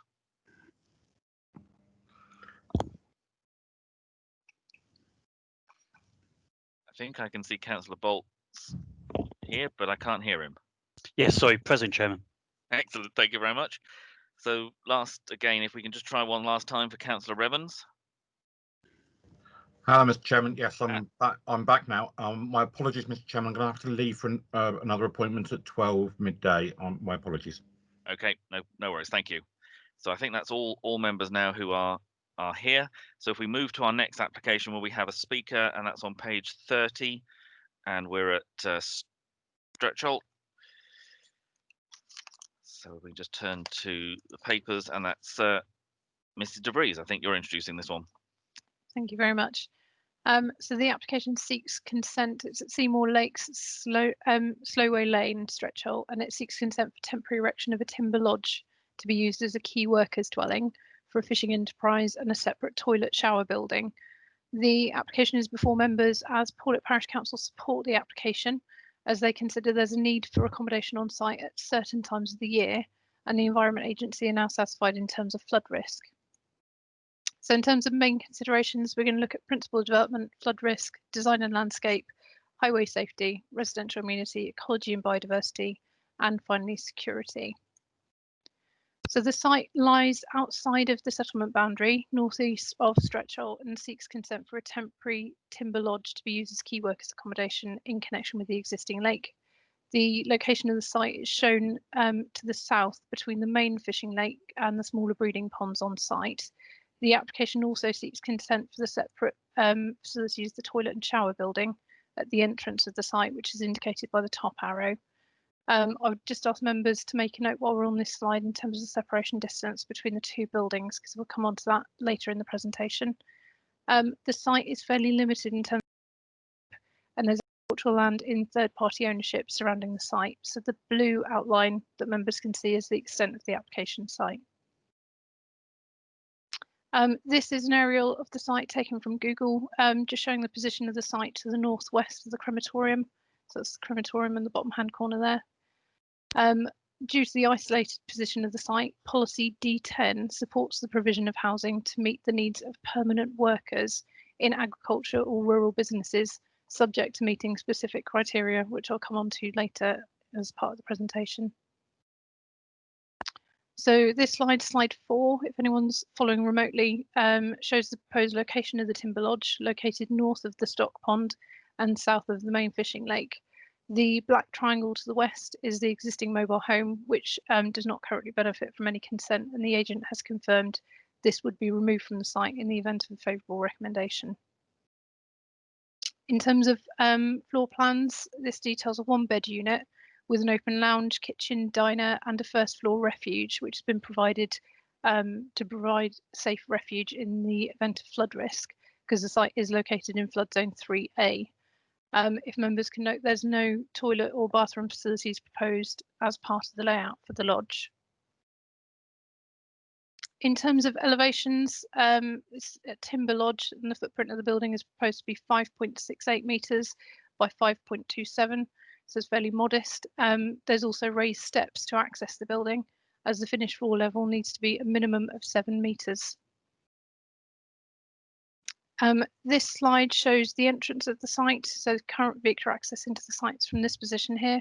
There's an existing car park area in this area, and this is the location of the proposed WC and shower block. It is existing, but it doesn't benefit from planning permission, so this application is part retrospective in terms of the retention of this. The floor plan's also detailed on the side, so you've got a shower cubicle in the corner and a toilet facility. These are the elevations of the toilet shower block, which has a modest footprint, 2.4 metres by 1.8, and has already been constructed on site, so seeks retrospective consent for this element. This slide shows a view of the toilet stroke shower block and the existing gating access to the site, and a view of the side of the fishing pond looking northwest. The top slide shows a view looking northeast along the top of the fishing pond, and the below image shows a view across the pond looking northwest. So the above shows views to the southeast, with the bottom image showing the existing field gate between this area and the land to the southern section of the site, which is at a lower level. So you go through this gate to gain access to the breeding fish ponds and areas south of the existing fishing lake. These are slightly older photos because I'm aware there's been some work carried out. The provision of a larger pond. So these images show the location of the fish breeding ponds, with the top image at the far end of the pond to the existing caravan, and the bottom image is taken from behind the caravan over the small stock breeding ponds. So just for members, you see this plastic tub in this location, that's the back end of this plastic tub here. So it was a photo taken from this position looking in this direction. And this photo has been provided by the applicant. This shows the construction of the stock pond, which was consented in 2019. So this is this area here. So the photos members would have previously seen was in that direction and this direction. So in terms of principle, as referenced earlier, policy D10 does support rural worker dwellings or agricultural worker dwellings, subject to the proposal demonstrating a functional need to live at or be near the be met within the defined settlement, and the need cannot be met by an existing building on site or fulfilled by a conversion. Based on the above, officers are satisfied that there's no other buildings on the site that could serve any identified need or be converted to provide for this process. So the building is centrally located within the site and is fairly modest in terms of footprint. So the focus of the debate for this application is whether there is a functional need and whether this could be met within any defined settlement. So policy D10 states that in the cases of new businesses, as this one is sort of in its infancy, where the need and location have been established but permanence cannot be demonstrated, so they do still need to demonstrate a functional need. Consideration will be given to appropriate temporary accommodation whilst the business establishes, and in such instances there must be clear evidence of a firm intention to develop the enterprise concerned and demonstration that the business has been planned on a sound financial basis. So in respect to the development of the site, the fishing pond was originally consented in 2007, and the use of the pond as a coarse fishery was granted permission in 2018, and 2019 a stock pond and hatchery building were consented and have all been delivered. So this was all in connection with the existing carp enterprises on site. The supporting information outlines the ambition to expand this particular use into ornamental fish, which can be bred year round rather than seasonal, which is the current situation for the carp enterprise.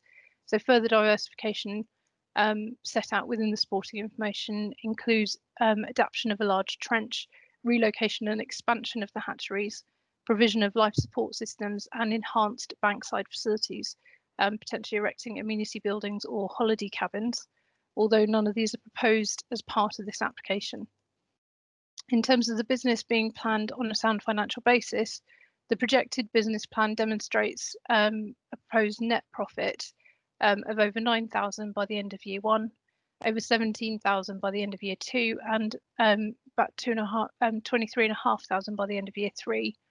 These are taken with the assumption of 50% occupation of the coarse fishery in year 1, increasing to 75% for years 2 and 3, although no information has been provided about an advertising sort of process to accommodate for the increase. In addition, the year 1 ambition is also a significant increase on the net profit for the year ending 31st of March 2018, which was just over 6,000.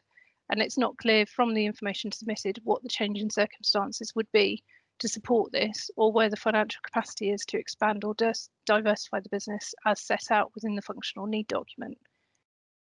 In addition to the above, the 3-year business plan also does not include revenue from fish sales until year 3, when it's anticipated to sell over £14,000. So based on this, there is some uncertainty that the business has been planned on a sound financial basis. In terms of functional need, the application was supported with an appraisal and technical report and an assessment and functional need report. Fisheries do not benefit from the standard mandate calculations, which are used for agricultural workers' dwellings. But on page 35 of the report, there is a table of tasks and timing specified by the applicant to try and calculate an equivalent. Within the roles specified, there's a degree of duplication, such as margin inspections, patrols, and security checks.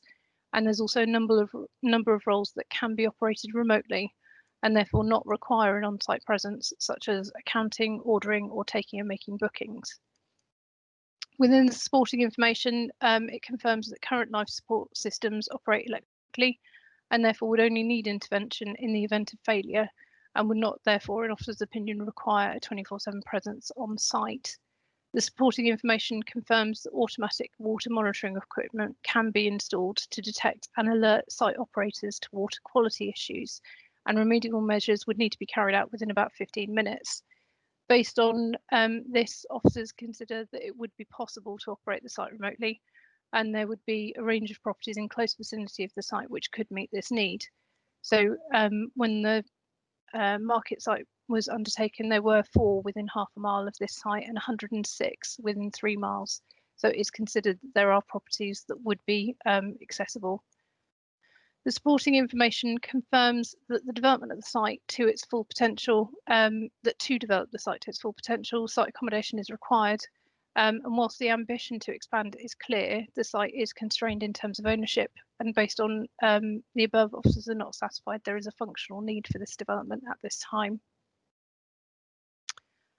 In respect of the other material issues, the site is located outside of the settlement boundary. So for the purpose of the sequential test, the area of search would be Sedgemoor district as a whole, unless it can be demonstrated that the development has a specific locational requirement based on functional need or to meet a demonstrable specific locational need.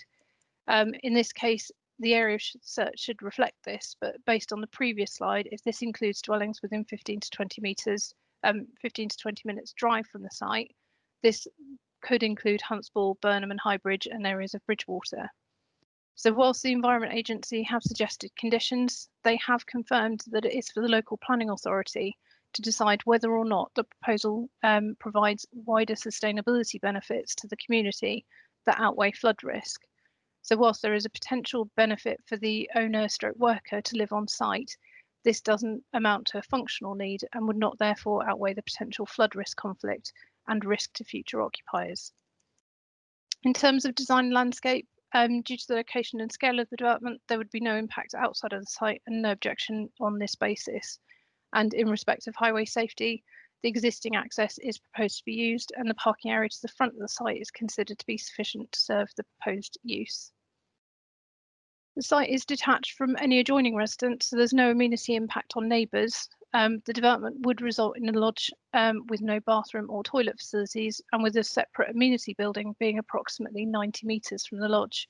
This is considered to result in a substandard level of accommodation for permanent occupancy to the detriment of future occupiers, so the development is therefore considered to conflict with policy D25.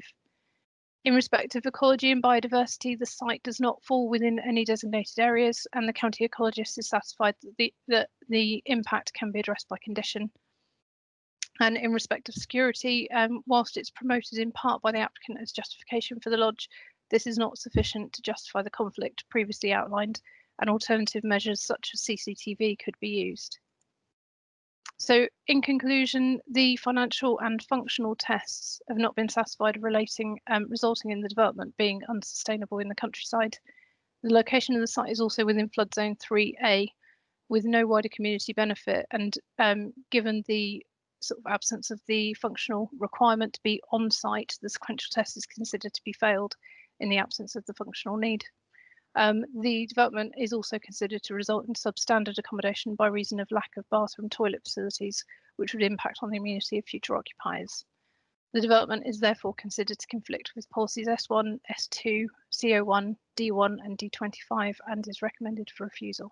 Thank you. Thank you very much. Again, members, you'll see we have a speaker on this application, Mr. Baker. Again, if you could enable your microphone, please, and just confirm it's working. Yeah, is it working? Yeah. Yes, it is. We can hear you. Thank you very much. So again, start when you're ready and you'll hear the bell when there's a minute to go. Okay, thank you. Good morning, Chairman and members of the committee. The applicant acquired Sedgemoor Lakes in 2015 and has made substantial investment at the site. The applicant has therefore shown firm intentions of developing the site in order to operate a successful business moving forward. The applicant currently rears between 5,000 to 15,000 fish per annum, being predominantly carp. The fish require very careful monitoring, which at the early stages require feeding every 3 to 4 hours. Failure to ensure that a strict feeding regime is met will mean significant financial losses for the business due to the high value of the fish. Additionally, in order to diversify the business and to ensure that the hatchery tanks are utilised all year round, the applicant is breeding ornamental fish in order to sell them into local garden centres. The functional requirement to be on site is as provided within a technical appraisal and as covered by the case officer in their report. Whilst an element of administration could be carried out away from the site, the majority of the work requires the applicant to be within sight and sound of the lake. Whilst the equipment is alarmed and electronic, due to its technical requirement, if there is a failure on site with the equipment, then it can be fateful for the breeding fish if a prompt response time is not carried out. The risk of being situated within the nearby towns of Bridgewater or Huntsville, where dwellings may be more affordable, will not be sufficient to allow for travel to the site. The financial requirement has been provided by a detailed business plan included as part of the application. The use of the coarse fishery was estimated at a conservative 50% for year 2 and rising to 75% for year 3.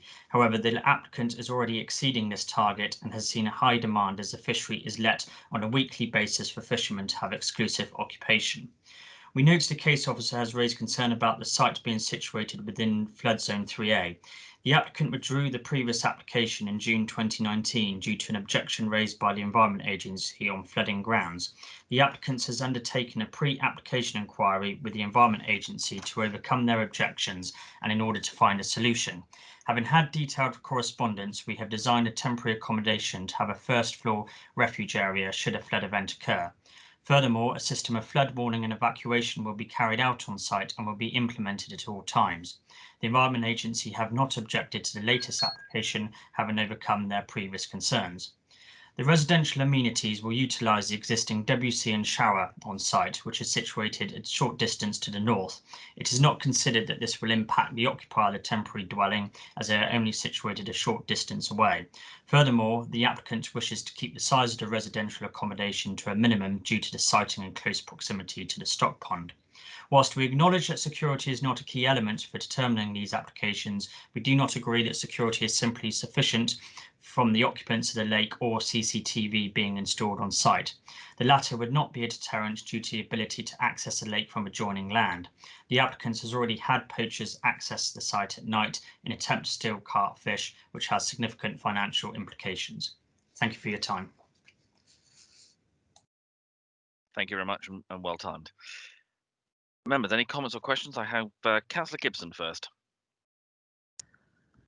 Yeah, thank you. I was just going to ask how many, I think you maybe covered it, Mr. Baker covered it, how many fish are and we're going to be crammed in these desolate small ponds. They look really small and I'm sure there's lots of fish in them. And I just wondered on the amount, really. It's more of a question of interest, I guess. Mrs. De Vries, do you have any information on the stocking numbers? Yeah, I mean, Robert Baker did say in his 3 minutes, sort of 5 to 15,000 bred per annum, but there is a cycle. So obviously, as they're bred and sold on, it cycles through the site. So I don't know what maximum occupancy would be, but obviously it's in the best interest of the applicant to ensure the occupation is kept at a premium to ensure the growth. Thank you very much. I have a couple of councillors who've indicated, so we've got councillors Hendry, Grimes, and then Bradford. So we'll start with Councillor Hendry. Thank you, Mr. Chairman.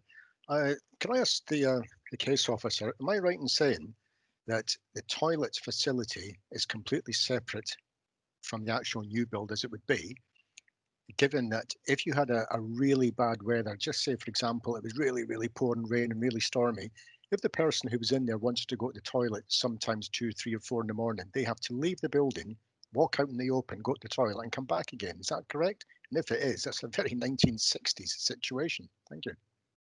Mrs. DeVries. Thank you. So this is the location of the lodge. So that's a sort of 1.5-storey unit that's elevated from ground level. And then the route from there would be through the field gate here, around the edge of the pond, to the car park area, and that's the location of the toilet and shower block. So within the grounds of the lodge, if I can just get you the floor plan.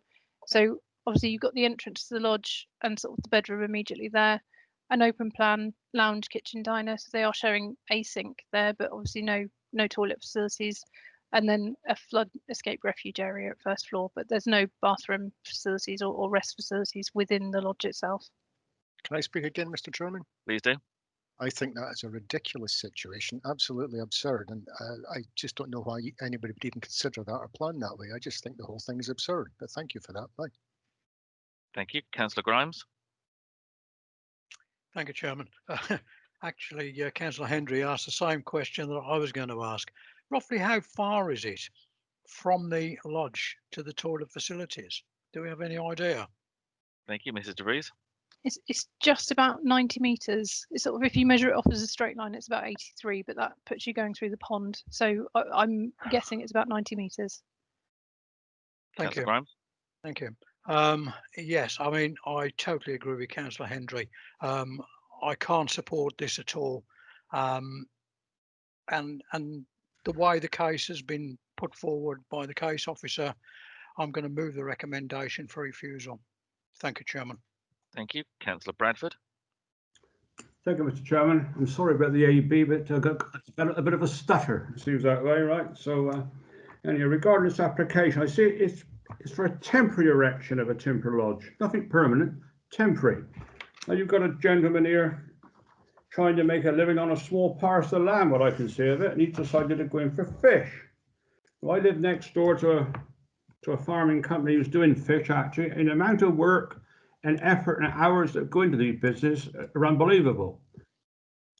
Some of these fish are very, very expensive, and you've got the security risk of it all, and not only that, you've got the things of herons and that flying about, etc., etc. It's a real high-risk business, and in one respect, I feel I want to help the fellow out in one respect and get him going on his feet, because everything's got to start small. That's how life is. You know, we can't all be Sainsbury's. There'll be no small shops otherwise, will there? So, and his projection for 3 years is 9,000, 17,000, 23,000. And I do feel that fishing in the last 6 months has become a very recreational thing for people. We've had this lockdown, and a lot of these people have took these sort of things up, and it will become a norm. And a thing like this could well grow. I'm a bit undecided, really, which way to go on it. It's obviously a risk to do what he's got to do, but I do note it's a temporary erection of a timber lodge. Not a perfect way to be doing an enterprise, but on a small parcel of land, somebody here is trying very, very hard. I don't want to say no more at this particular point, but I could come back later on, Mr. Chairman. Thank you. Thank you very much. I've then got Councillors Hendry and then Kingham. Councillor Hendry. There's no way, Mr. Chairman, I can accept this as it stands with the bathroom stroke toilet arrangements. It's just ridiculous. But if they had I know it's flood zone 3, I get that.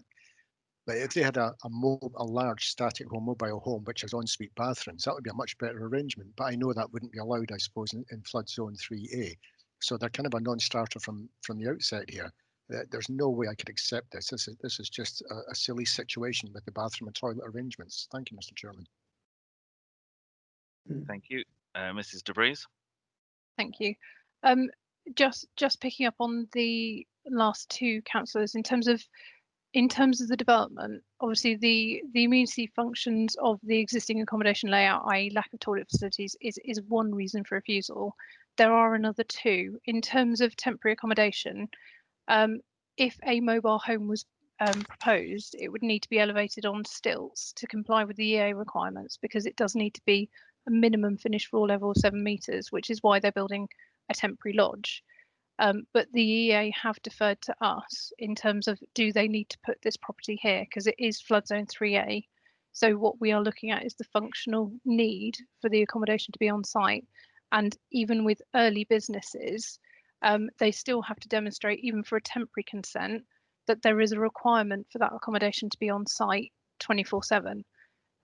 From the information we've got, it appears that there may be some tight timeframes in terms of carp fishing, but that's only 50% of the year, which is why they're expanding out into ornamental, or looking to expand out into ornamental, because they haven't done so yet. And in terms of justifying it, if something goes wrong, the response time is about 15 minutes. So based on that, there are other properties that could meet that need within existing built-up areas, so there wouldn't be a need to call on emergency services in the event of flood risk to try and get anyone off of an isolated site in the countryside. So flood risk and the lack of need effectively are the other two reasons for refusal. But I'll let members continue the debate. Thank you very much. I've got Councillor Kingham and then Councillor Murphy. So Councillor Kingham. Yeah, thank you, Chairman. The word temporary, I mean, so if you look at their duties, I mean, if you work that out, that's 37.5 weeks of a year. I mean, presumably that's their peak hours or a peak time that they need to be on site, but it seems rather a long time for temporary. The 7 meters, presumably 7 meters is from the level of the pond, or it doesn't mean that the cabin is 7 meters off the floor, I presume. So is that from pond height, finished from the pond? Mrs. De Vries. Because obviously flood zone 3, if you had that much water, there wouldn't be much of the countryside left above water level. Yeah, apologies. For clarity, it's 7 meters above ordnance datum, so it's AOD. So it's 7.1 meters, I think, is what they're showing the elevations of the lodge to be at.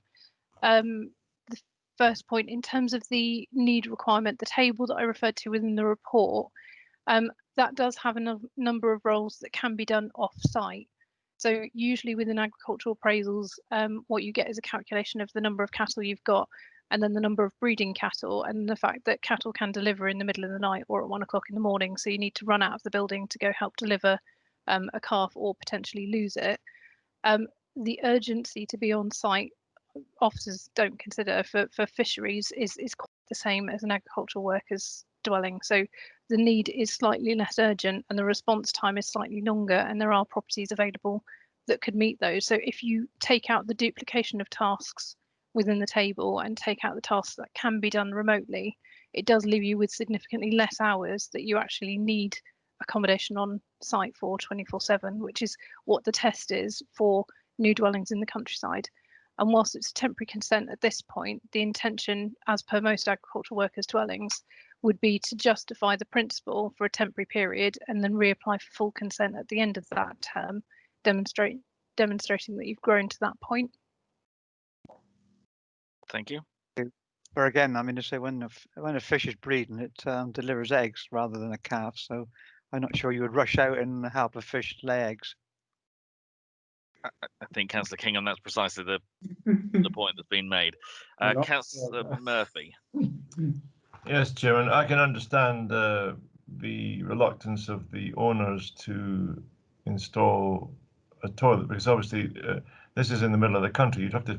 It's not just a toilet. You'd have to maybe put in a septic tank. You'd have to put in So quite a bit of plumbing to do this. But having said that, it would appear that they have 2 meters head height in the roof ceiling, in the roof space.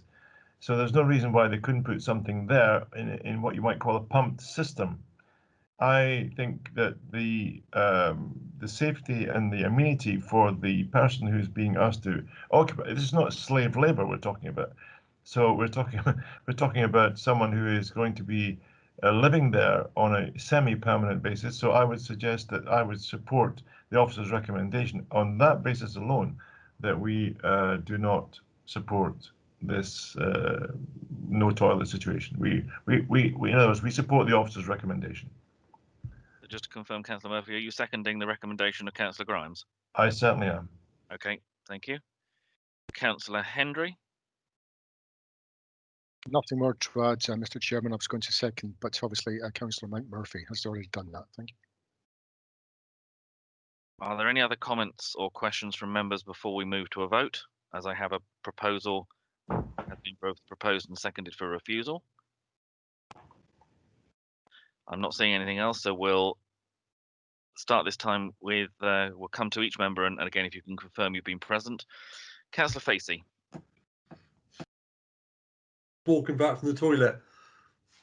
So you've not been present for the whole debate? I'm sorry, Chairman, I do jest. I've been present throughout the whole debate, Chairman, and I support the officer's recommendation. Thank you very much. So that's for the recommendation for refusal. That's correct, Chairman. Councillor Hendry. Thank you, Mr. Chairman. Yes, I support the application on a few points. Thank you.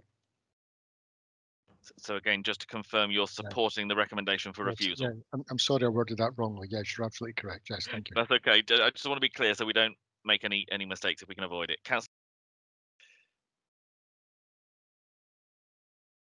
Hold on one moment, Ms. Lehman, you wanted to. Sorry, Chairman. I was just going to write it in the chat. Can Councillor Henry confirm that he had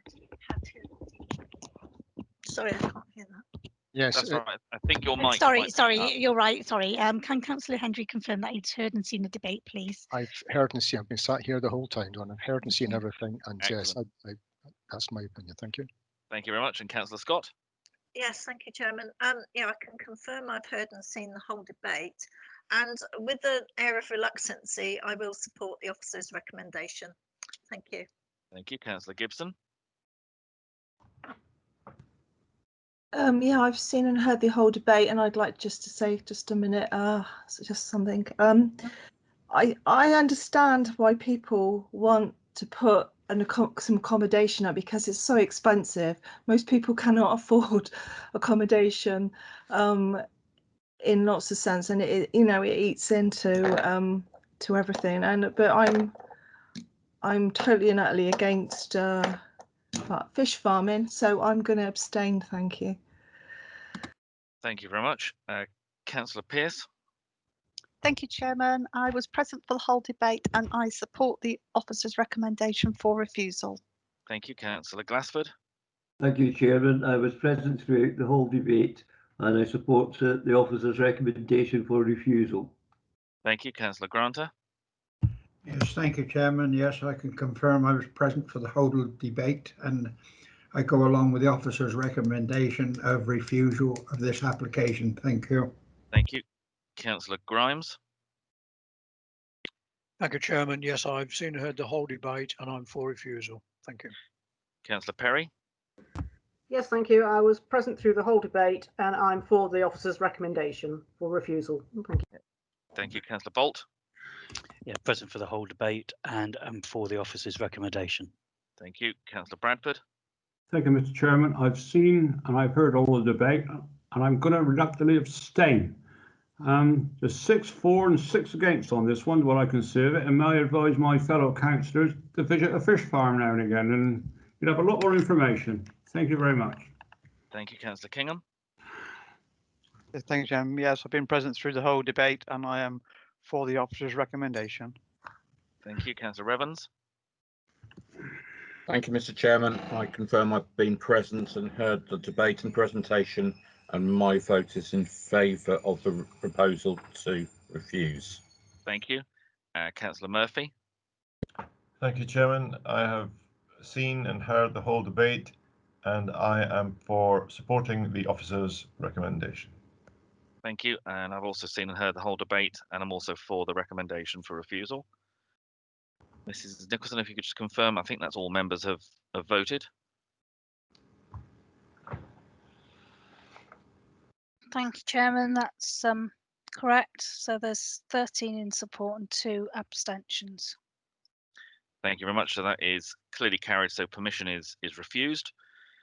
If members can move on to the next application we have on our agenda this morning, that's back to page 14 and into Burnham and Highbridge. And Ms. Alvey, I think you're presenting this one.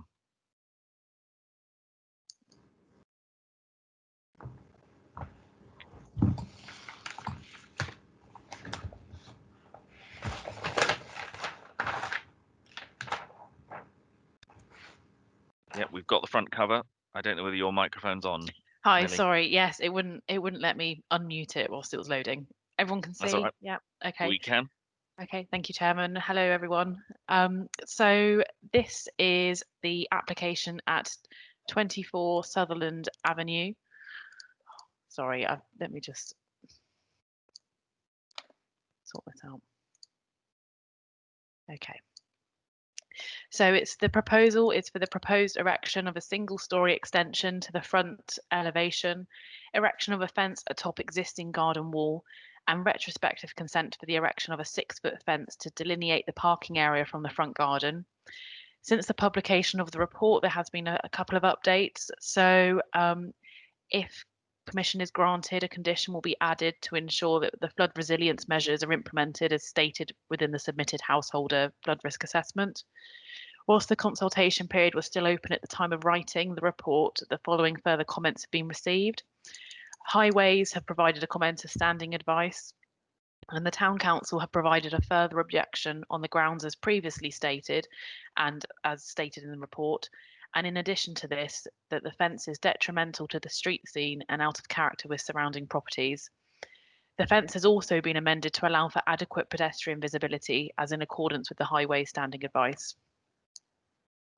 So the relevant policies to consider for this development are D1, D2, D13, D14 and D25 of the local plan. Burnham-on-Sea also benefits from a neighbourhood plan, and the relevant policies for this proposal are H1, H3 and H5.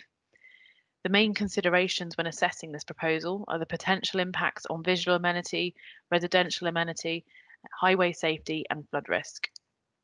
So the application site lies within an established residential area of Burnham-on-Sea, sited to the east of the town centre. Number 24 Sutherland Avenue is a corner plot property sited to the north of the junction of Sutherland Avenue and Killarney Avenue. The property is semi-detached and finished with red brick walls and brown double Roman roof tiles. The property is currently served by a detached outbuilding in the rear garden. The southwest boundary is currently treated with a brick and concrete wall and an unregularised 6-foot timber fence.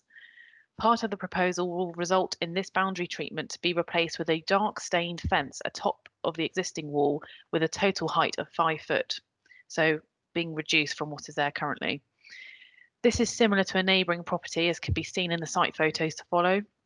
The fence will also be amended as depicted in this plan to allow for adequate pedestrian visibility for cars as emerging from the existing parking area for the property. In addition to the change of the boundary treatment, the application seeks consent for the erection of a single-storey extension to the front elevation. The lean-to extension will be finished in matching materials and will project approximately 3.4 metres from the front elevation. The extension will be 3.6 metres in height, with the eaves measuring 2.5 metres in height. The development will be served by roof lights and French doors to access the front garden area, which is used as the main garden space for this property. So the top photo shows the site as viewed from the south. The property is where the road name sign is on the wall. The proposed dark stained fence atop of the wall will total in 5 foot height and will replace the existing timber boarding that can be seen. The proposed boundary treatment will match the height of the existing dark stained fence and wall you can see that serves the neighbouring property, number 9 Killarney Avenue. For information, the neighbouring dark stained fence has been in place since at least 2009. Street view.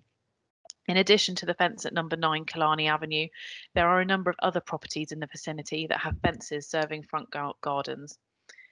The bottom photo is a view of the site from the east.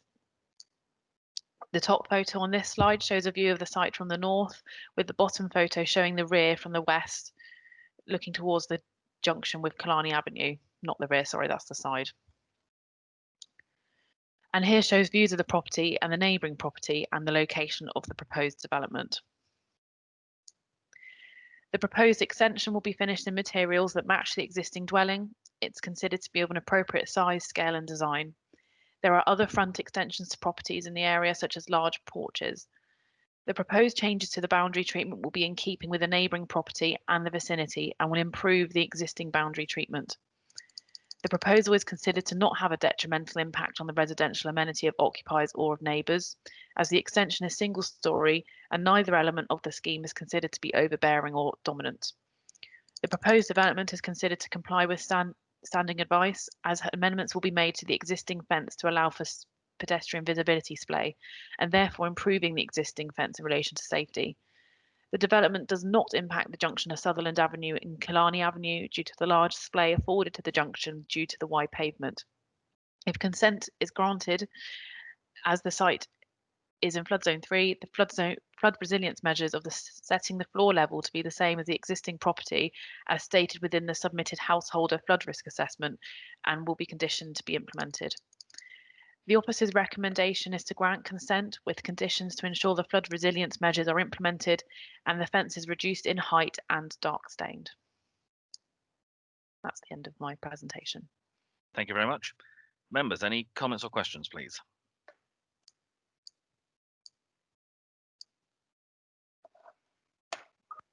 Yep, Councillor Hendry.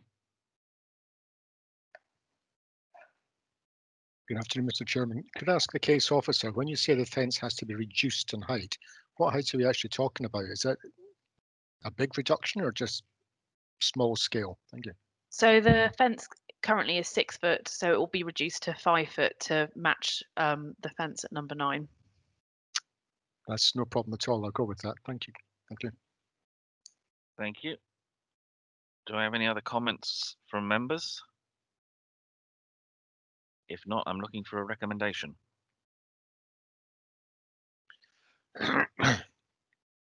Yeah, I think Councillor Hendry, it's you again.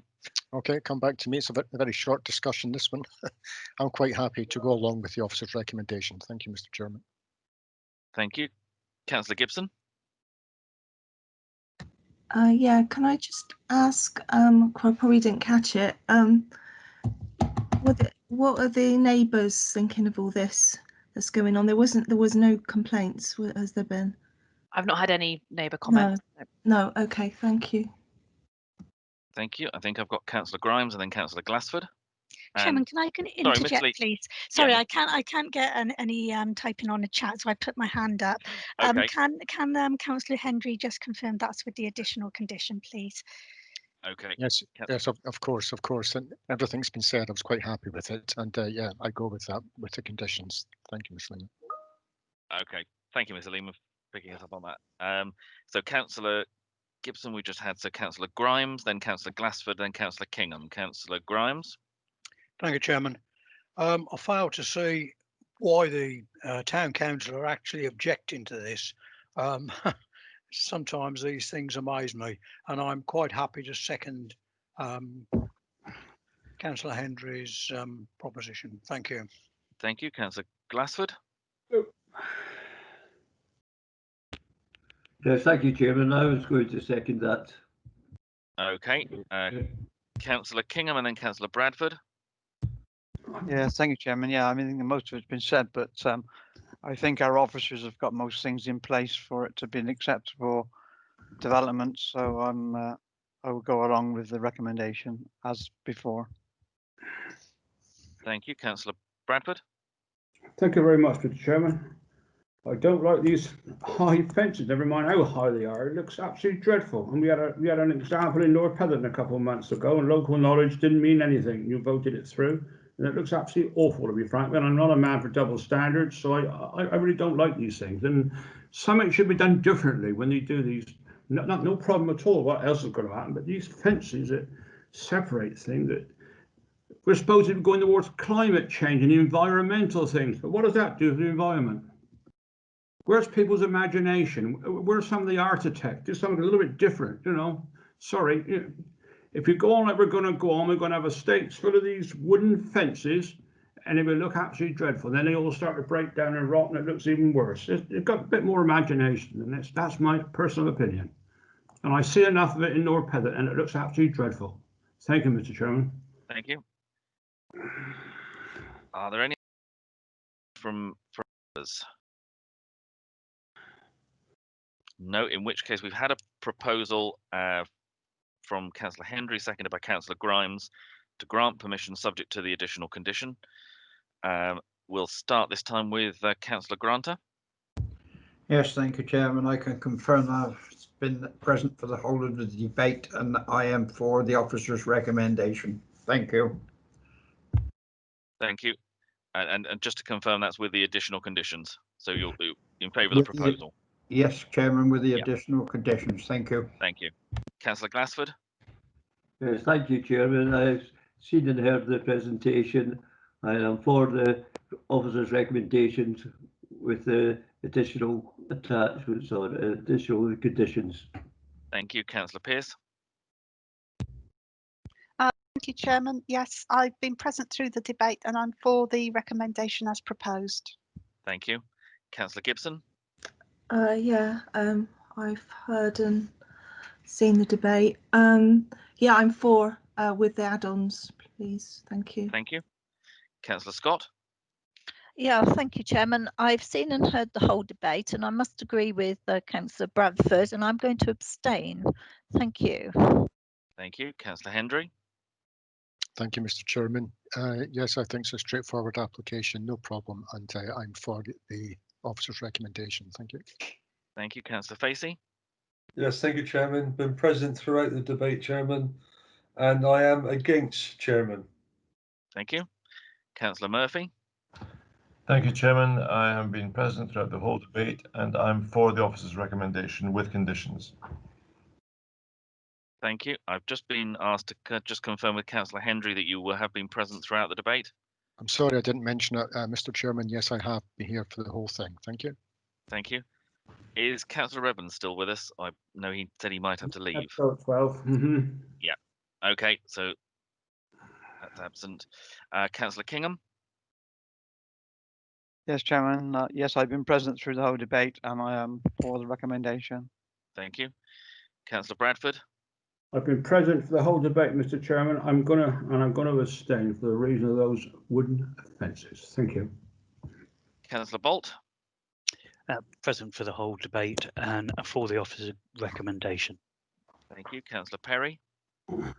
Yes, thank you. I was present through the whole debate and I'm going to abstain. Thank you. Thank you. Councillor Grimes.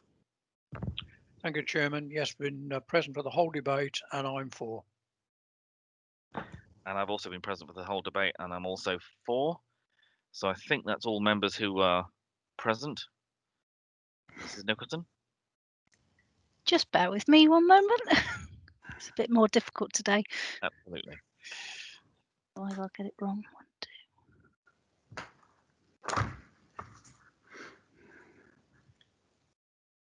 1 against, 3 abstentions, rest 4. Okay, thank you.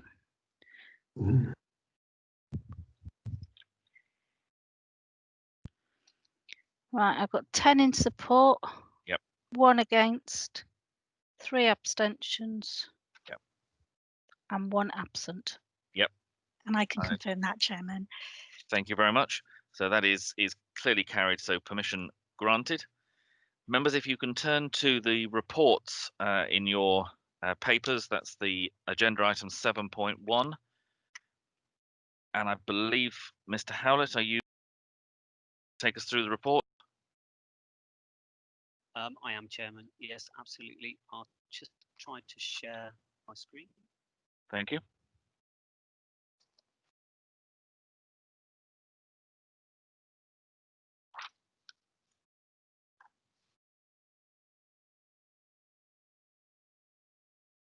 If you can see that. We can now.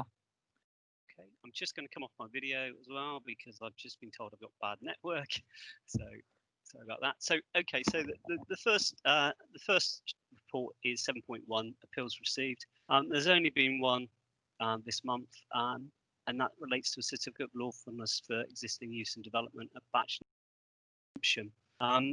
Quite a complex case. Applicant is trying to make the case that there is an established use, so a use becomes lawful for land as a caravan site, and for one of the caravans, he was trying to demonstrate that the lawful use of it could be used for a dwelling, so it could be used for a dwelling as well, because of the long time it's been sort of in breach of a condition.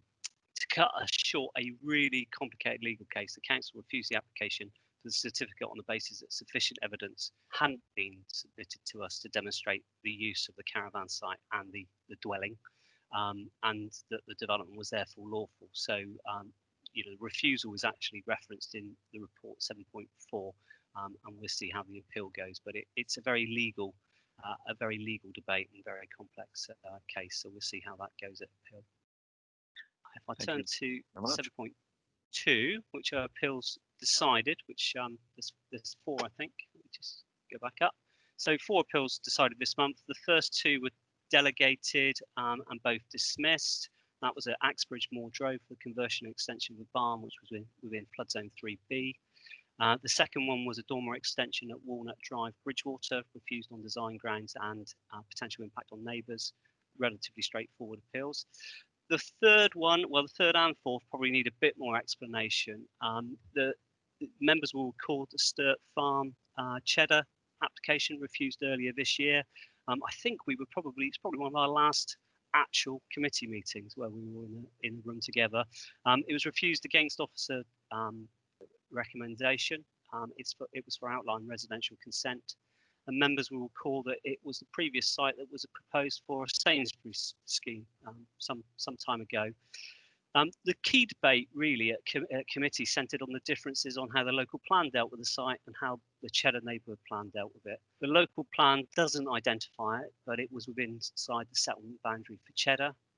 So it didn't identify it specifically for any particular use, but it did provide flexibility for its uses for non-employment purposes, where there wouldn't be a likelihood within a reasonable period of time for employment use to come forward on the site. The Cheddar neighbourhood plan specifically allocated the site for employment purposes, so it was much more directive in terms of how it treated the site. And the main issue of the appeal was whether or not there was a reasonable prospect that the site would be used for employment purposes going forward, given that the local plan includes that flexibility to say if it can be demonstrated, it wouldn't come forward in a reasonable period. I think members at the time of the meeting took a great deal of sympathy in the fact the neighbourhood plan was recently adopted, had identified the local plan, and was concerned to be, it was a premature decision to allow the site to go for non-employment uses so recently after the adoption of the neighbourhood plan. The inspector, in allowing the appeal, though, weighed very significantly in the balance the fact the application was supported by marketing evidence, outlining that there'd been no substantive interest in the site for employment use for over an 18-month marketing period. The inspector also referred to previous unsuccessful attempts to market the site, which had happened routinely over the years, and also the fact that it was actually allocated in the old district-wide local plan, the 2004 district-wide local plan, for employment purposes, but didn't come forward and was removed from the core strategy in 2012 as an employment site on the basis it hadn't come forward. The inspector did, though, recognise that the neighbourhood plan identified the site for employment and was recently adopted, and also said that he took into account that there's a significant amount of work that goes into a neighbourhood plan. But in the there was substantive interest from a prospective developer or user to use the site for employment uses. He deferred to the local plan policy and concluded, based on the site history and the compliant period of marketing, that despite the allocation, it wouldn't be premature to allow the use of the site for other purposes, residential in this case. So it's quite an important decision because it does sort of endorse the local plan's flexibility to consider other uses where evidence demonstrates that despite appropriate marketing evidence, there is no demand or the use is unviable. So it's quite an important one as we go forward on that case. Shall I stop there, see if there's any questions specifically on that one? Yeah, that's helpful. Any comments or questions from members?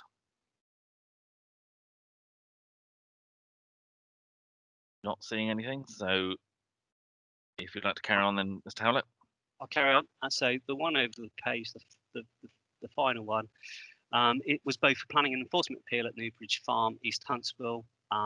It was a delegated matter, but it's probably worth an explanation because it has been relatively contentious over the years, although most of the issues surrounding the site have been about potential odour nuisances, which fall under the environmental permitting regimes rather than planning.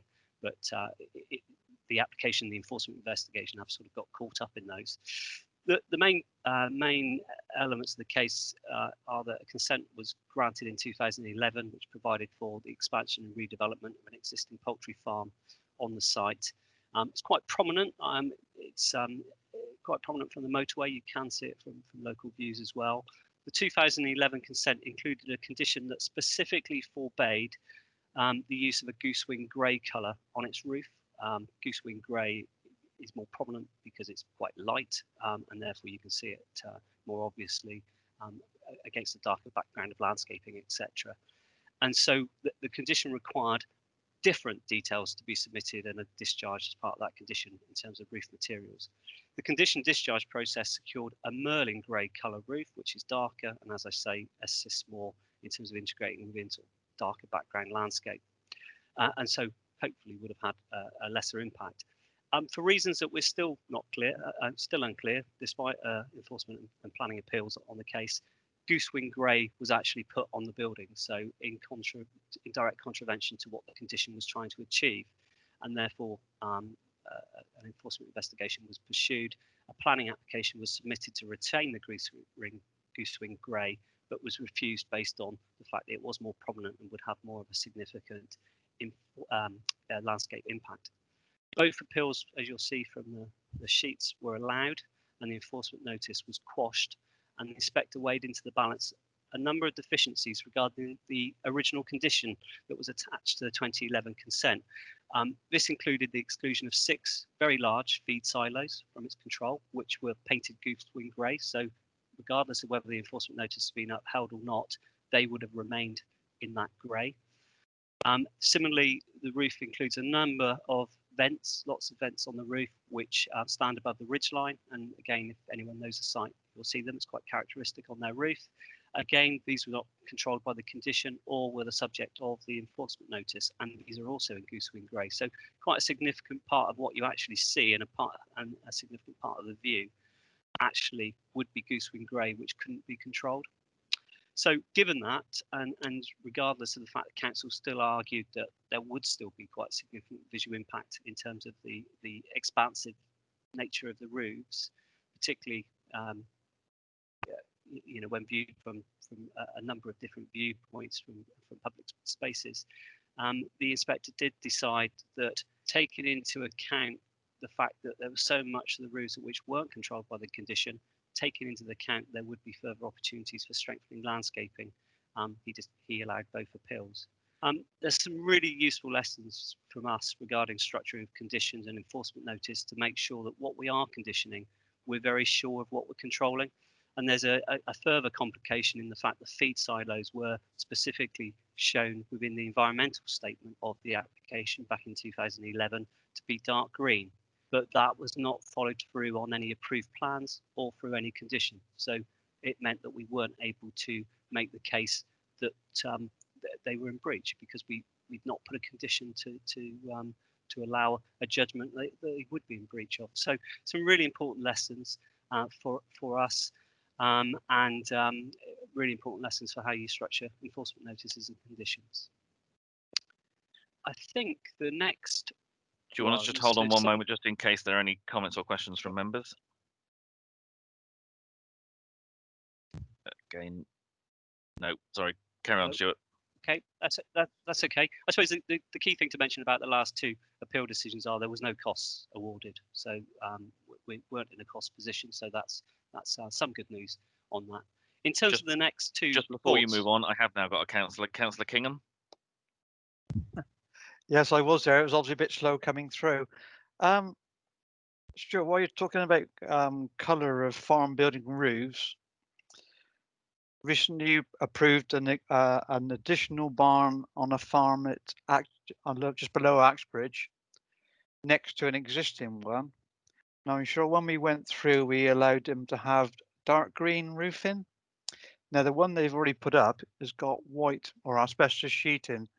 And if you're above the farm up at Axbridge, you look down and you see a great big white roof, which to me doesn't seem quite right for an area of the countryside on an agricultural building.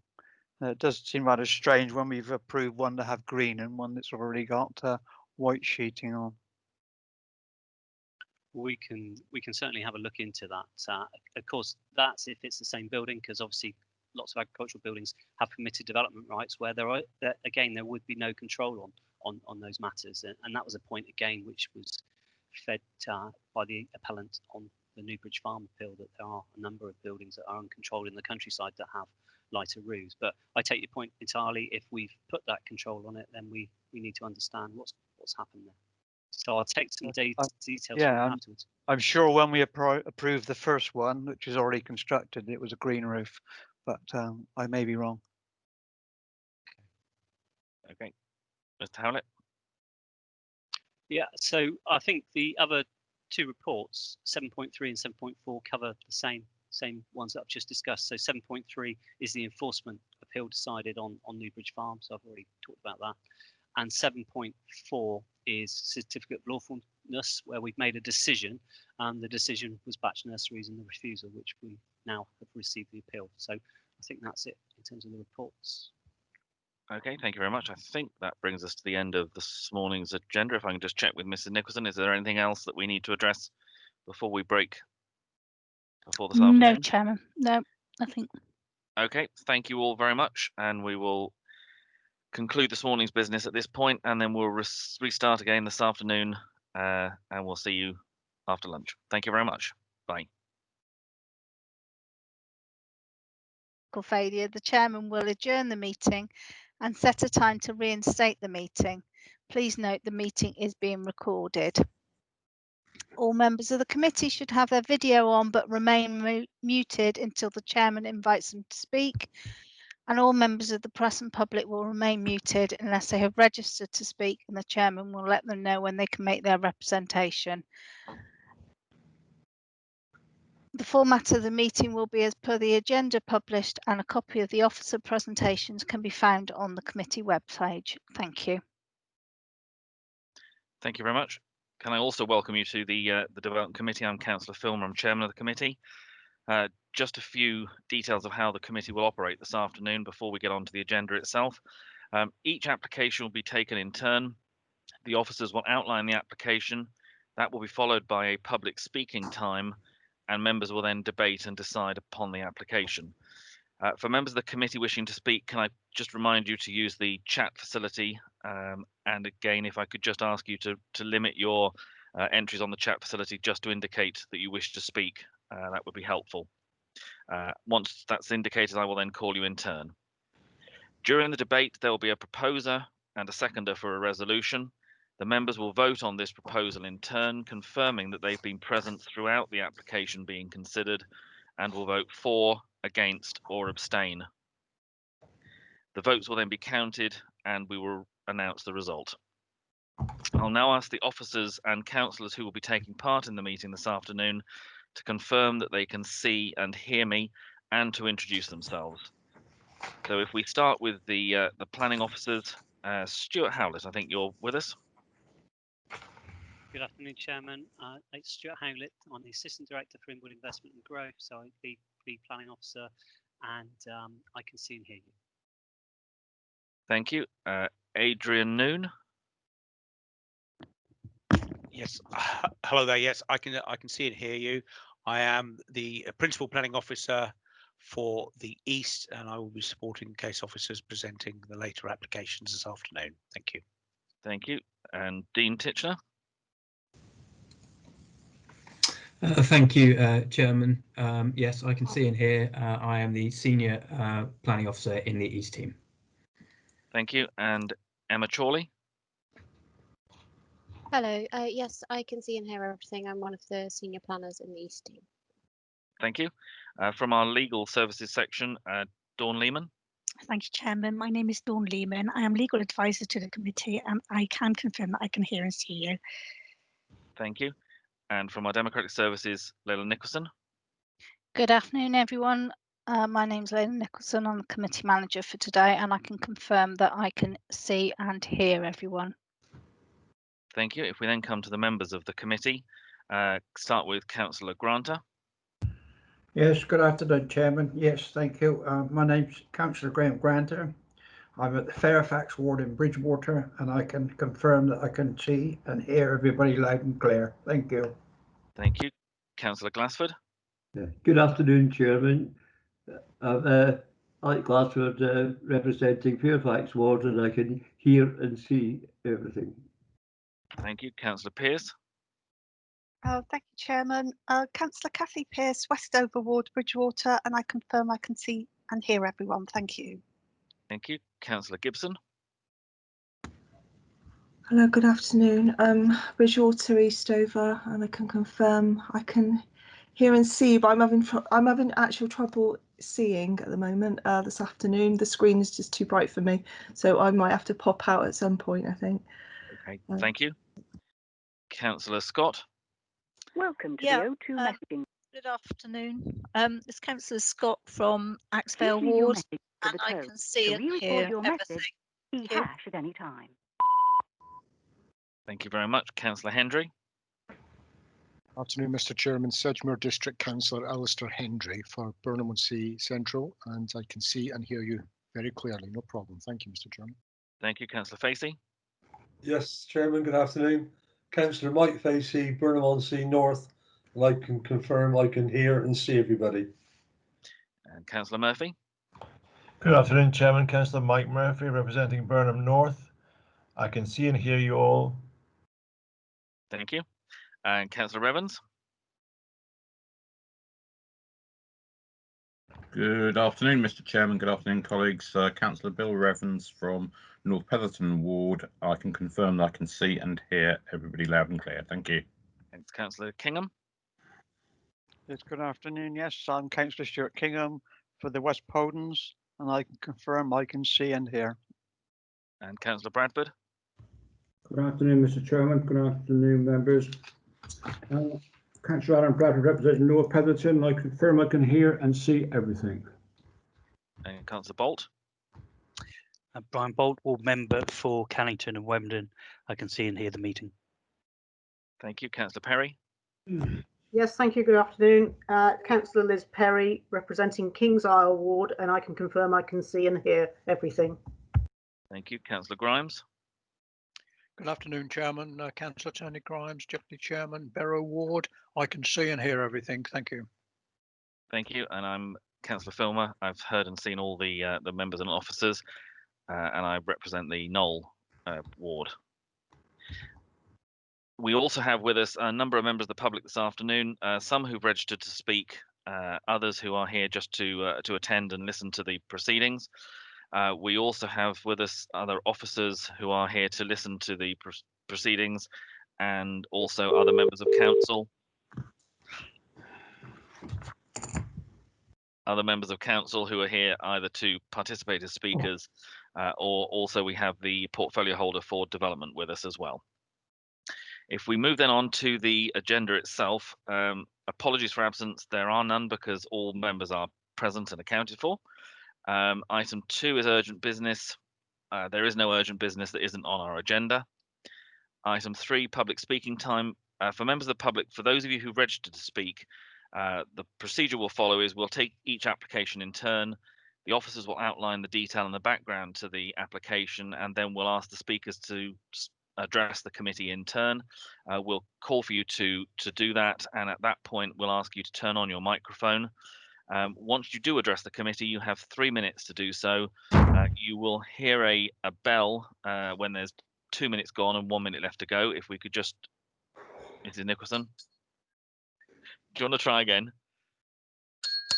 Thank you very much. That's the bell that you should hear, and at that point you'll have 1 minute left to address the committee. So if you could wind your comments up before that minute expires, that would be most appreciated. Item 4 then is declarations of interest. Are there any decorations that members have for this afternoon? If you could indicate in the chat, please.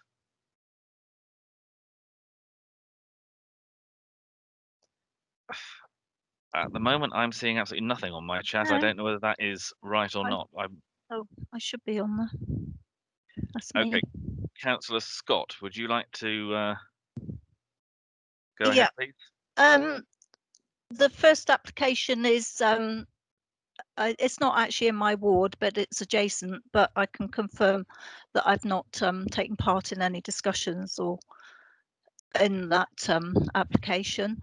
Also, the one that's in Cross Lane, which is on page, I don't know, the Brinsons, I have to declare a DPI because we're adjacent landowners. Sorry, I don't know which number it is.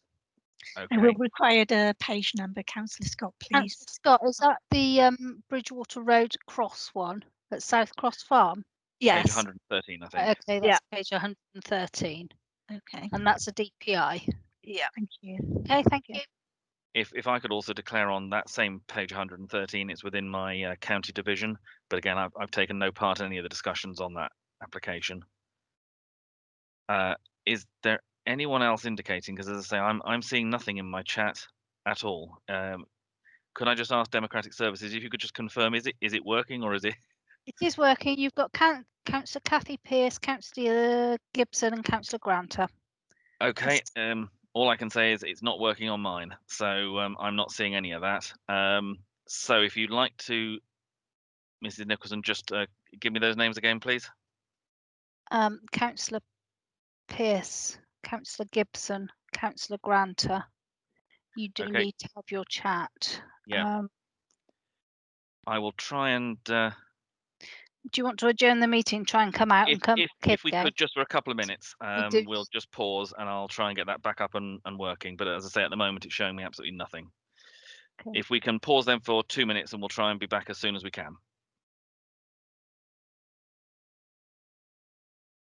Identified within the local plan as priority transport schemes. I am nearly done. I'm just going to take a drink. Sorry. In terms of other matters, education was, as I say, another matter that was sticky at the last committee because there was that holding objection. In terms of education provision, it's a matter for SIL. It's funding would be available through SIL for the county to bid for, and that's an approach where wouldn't normally see the Education Authority raise an objection, provided there is capacity or the ability to deliver any additional spaces. In Cheddar's position, particularly back in April 2019, the County Council objected because there didn't seem to be a solution to delivering additional places at Cheddar First School because of the constrained nature of the school. It doesn't have any room to expand. So collecting the money would be okay, but you wouldn't be able to actually use it to expand the school places. And that was the basics of the objection last time. Subsequently, the County Council have confirmed that there is updated pupil data for the Cheddar area, which now identifies capacity to accommodate primary school places within Cheddar First School without any need to expand. And therefore, the constrained nature of the school doesn't come into the equation. And because of this Steert Farm appeal being allowed, and obviously the additional houses that have just been granted, we did specifically seek clarification from the Education Authority that capacity would take into account Steert Farm as well, and they have confirmed it would. So there is now no longer a capacity issue to deliver the necessary school places at Cheddar. And therefore, the Education Authority formally removed their objection.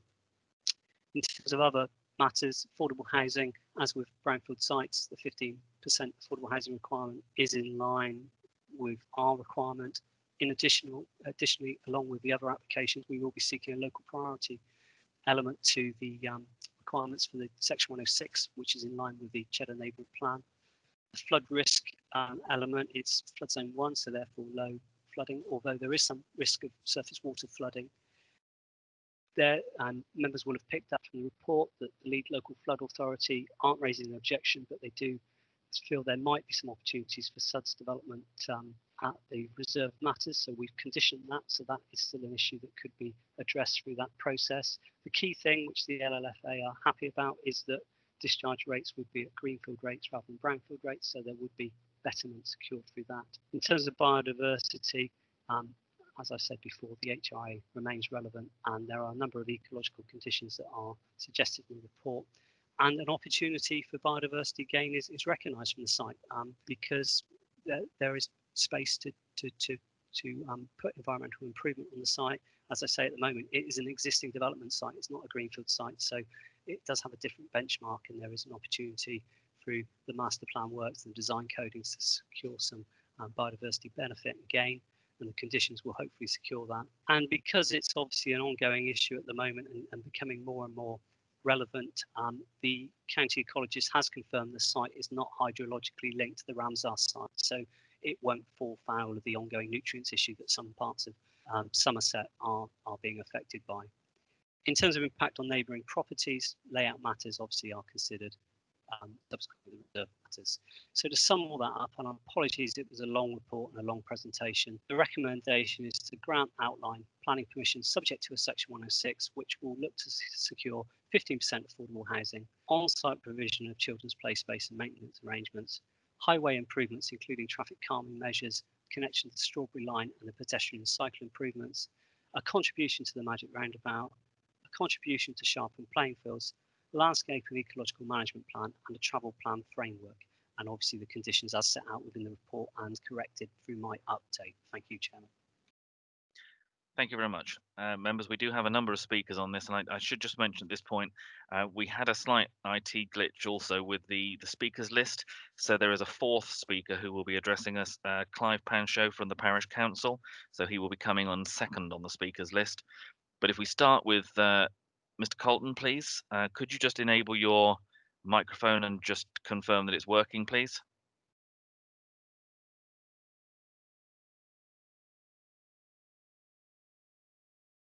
Is Mr. Colton there, please? Oh. I think I heard you, but if you could just confirm that the microphone's working. Okay, you can hear me. Yes, we can now. Thank you very much. It's worth checking with everything else that's going with the IT at the moment. So if just to remind you, you've got the 3 minutes. You'll hear a bell when there's 2 minutes gone and you've got 1 minute left to go. So please start when you're ready. Thank you. Good afternoon. I've lived in Cheddar since 1976. The population of the village then was about 4,000.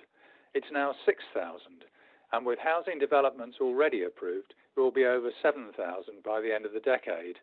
In those 44 years, there's been no improvement at all to the infrastructure of Cheddar. My children grew up in Cheddar and attended the 3 schools here. Those same 3 schools have grown to accommodate more children, not by expanding outwards, but by building ever more classrooms on their own playing fields, increasing the numbers taught by reducing the space for the kids. Is that progress? The number of cars in the village has multiplied too, with more on-street parking everywhere. Believe it or not, there are actually fewer parking spaces in the village now than there were in 1976, because there's no public space available to create more car parks. The main road through the village centre is narrow, with narrow pavements, because it wasn't built to cope with today's traffic. Yet 44-ton articulated lorries now trundle through, causing chaos and alarming pedestrians. In 2010, we moved my mother-in-law Edith into the Homestead residential home in the centre of Cheddar. She was 89. There are 4 residential homes for elderly people within easy walking distance of the shops in the village centre.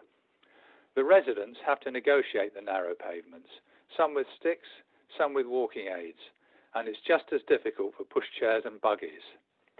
For those who don't know Cheddar well, the pavements are too narrow for people to pass. Someone has to step into the road or a shop doorway to make way. Is that acceptable? Why shouldn't they go to the shops without feeling they're taking their life in their hands? Whatever figures the planning officer and applicant present today, ask yourselves, is it right? Is it right to cram more and more children into the same sized schools? Is it right to put ever more cars into the village with no more parking and no road improvements? Is it right to make life even harder for people like Edith to shop locally? This development on the Yeo Valley site is not needed to fulfil the district's housing requirements. There are other developments springing up all over Cheddar which easily meet that target. So ask yourselves, is it right to impose another 100 homes on Cheddar, making life ever more difficult for school children, for the elderly like Edith and the other residents of this village? Is it right? Please reject this application. Thank you. Thank you very much. And if we come to our next speaker, which is Mr. Pancho, or Clive Pancho, and I believe you're speaking on behalf of the Parish Council. Again, if you could turn on your mic and just confirm that it's working, please.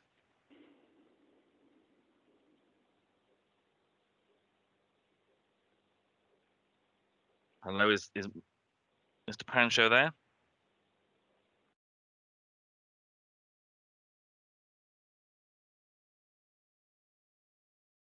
I'm not hearing anything. I don't know whether, Mr. Pancho, if you can just make sure that you can unmute yourself.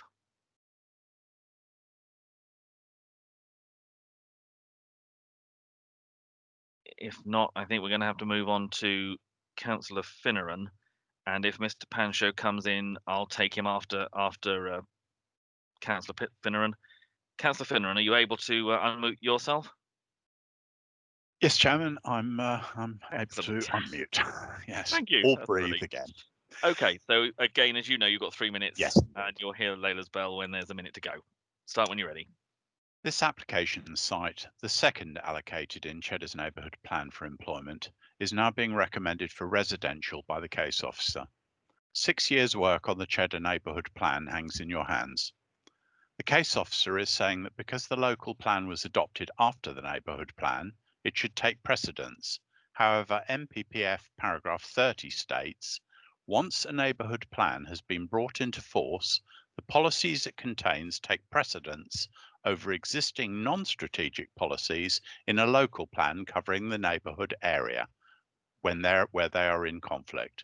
This clearly puts the weight in favour of the neighbourhood plan policy because the local plan is silent on this application site. You will be told that as the Sainsbury's site was lost to appeal, this one will too. However, the Sainsbury's site was within the development boundary, whereas this site is firmly within the AONB, an area that the MPPF instructs a local planning authority should regard the construction of new buildings as inappropriate in the Green Belt or the AONB. The Sedgemoor local plan allocates a site for employment on the other side of the village. A more perverse location for an employment site could not be imagined, taking heavy vehicles through the very restricted centre of the village that the local plan actually acknowledges there are a number of constraints to development in the village that include local infrastructure capacity concerns. This is not to mention the lack of pavements in the centre, or indeed connecting this site to the centre.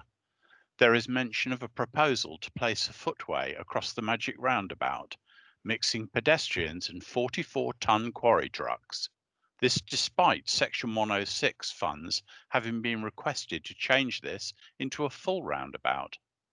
As a district council, we talk about increased sustainability, green credentials, local input to decision making, yet once again it appears that this is all just that, talk. The 2014 SHLA on this site said H252 Yeo Valley site is detached and isolated from the settlement edge and the main settlement itself. Development here would not be sustainable and could compromise the existing village. Cheddar had 662 houses allocated in the local plan, increasing its size by 28%. If this site is allowed in addition to the Sainsbury site previously allowed at appeal, Cheddar will increase in size by nearly 36% with no infrastructure improvements whatsoever. I would request that you refuse this application. Many thanks. Thank you very much. Again, if we can try and see, is Mr. Pancho available now? Chairman, I think it might be quicker if I take him off the meeting, and Andrew will redial and add him back in. That would be and see excellent. whether Thank you. that will be a way round. Okay, if you bear with Okay. me 1 minute. If members can just bear with us for that time, and we'll just see if we can get Mr. Pancho back into the meeting.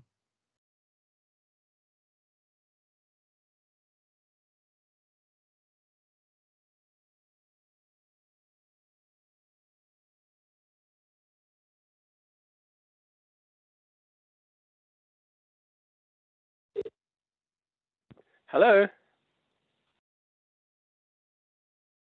Hello, is that Mr. Pancho? Hello. Hi, is that Clive Pancho? It is indeed. Excellent. You are back with us, and we can hear you now. So I was pushing every button on the phone to try and demute, but it wouldn't do it. no worries. You're with us now. So you've got the 3 minutes. I believe you're speaking as usual on behalf of the parish council. And I am indeed. Excellent.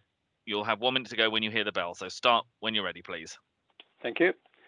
With the loss of Steart Farm, Sainsbury's site, under appeal for more housing, allocated in the neighbourhood plan was the expansion of the industrial park to provide local jobs for Cheddar Parish. The council do not want to lose Yeo Valley. That has been designated for employment and economy under policy EE3, as you've already heard, to yet more housing. This site, allocated for office and serviced office, light industrial use, commercial and high technology use, was allocated because any traffic will not need to pass through the centre of the village. This site is wholly in the ANOB, and again more residential development is planned in this area, and this adjacent to both triple SSI and SAC areas. And the MPPF clearly states that development within or outside a site of special scientific interest and likely to have an adverse effect on it, as in this case, should not normally be permitted. And also, this is a special area of conservation. The AONB is against this application, as are Town Council of Axbridge and Parish Council of Compton Bishop. A major problem, that is how children will get to schools or the centre of the village without using a car. To get to the Cheddar to Axbridge cycle path, residents will have to cross the busy A371 with 44-ton quarry lorries passing between Batscoombe Quarry and Hinkley Point. Policy S5 is to encourage modes of transport other than the car, but this site reduces the possibility of safe walking and cycling. Would you really fancy crossing 4 lanes of a junction that can have potentially 4 44-ton trucks on it, with traffic coming from 4 different directions and emerging from both sides of a garage forecourt too? Have Somerset County Highways really accepted that proposal? It beggars belief. Neighbourhood Plan Built Environment Policy B5 is against developments which are outside the development boundary of Cheddar and Axbridge and would promote ribbon development. This site has consistently been turned down for housing, and it is not well connected to the village and would be a separate community, so people cannot access the village amenities by walking. The site includes a nursing home and residential home, and there is no mention of who's going to run these homes, and in the current climate, homes are struggling financially because of social services funding and currently COVID-19. So there's clearly a ruse to make this site more acceptable to the planners in the same way as the minor industrial units and nursery facility. The parish council allocated this site for commercial uses, so please keep this last brown site for future jobs for the rapidly increasing numbers of residents of Cheddar. Thank you. Thank you very much. And we come to our fourth and final speaker, Mr. Mead, please, can you enable your microphone?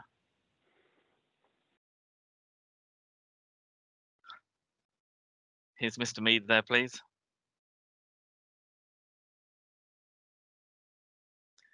I think, Mrs. Nicholson, we may be in the same position again if we can help get Mr. Mead so that we can hear him.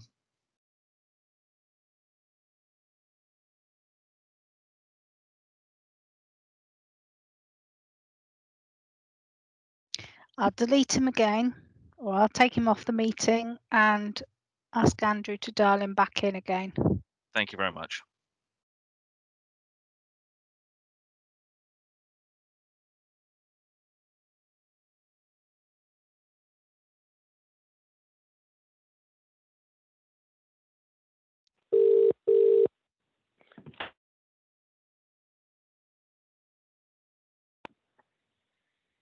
Hello, is that Mr. Mead? Hello, can you hear me? Yes, we can now. Thank you very much. Sorry about the slight technical hitches. That's all right. Again, just to remind you, you've got 3 minutes to address the committee, and you'll hear the bell to go when there's 1 minute left. So start when you're ready, please. Thank you very much. Hi, I'm Tim Mead, Chairman of Yeo Valley. We predominantly manufacture yogurts and desserts, which account for 25% of the UK's consumed yogurts. Our supply chain includes over 250 farms across the southwest, and we employ 1,600 people across the business, which is predominantly in Somerset. Yeo Valley have operated the Axbridge Road site for 20 years. The site used to provide all our chilled and dry goods storage. However, we've outgrown the site, which can now only accommodate 40% of our operation. Over the last 12 years, we've been migrating our supply chain and distribution operations to the industrial estate at Isleport, where we employ 250 people. We feel now is the correct time to unite all of our operations at Isleport. We have a small number of employees at Axbridge, but they will be relocated and there will be no job losses. The redevelopment of the site provides part of the finance for us to build replacement facilities at Isleport and our Cannington site.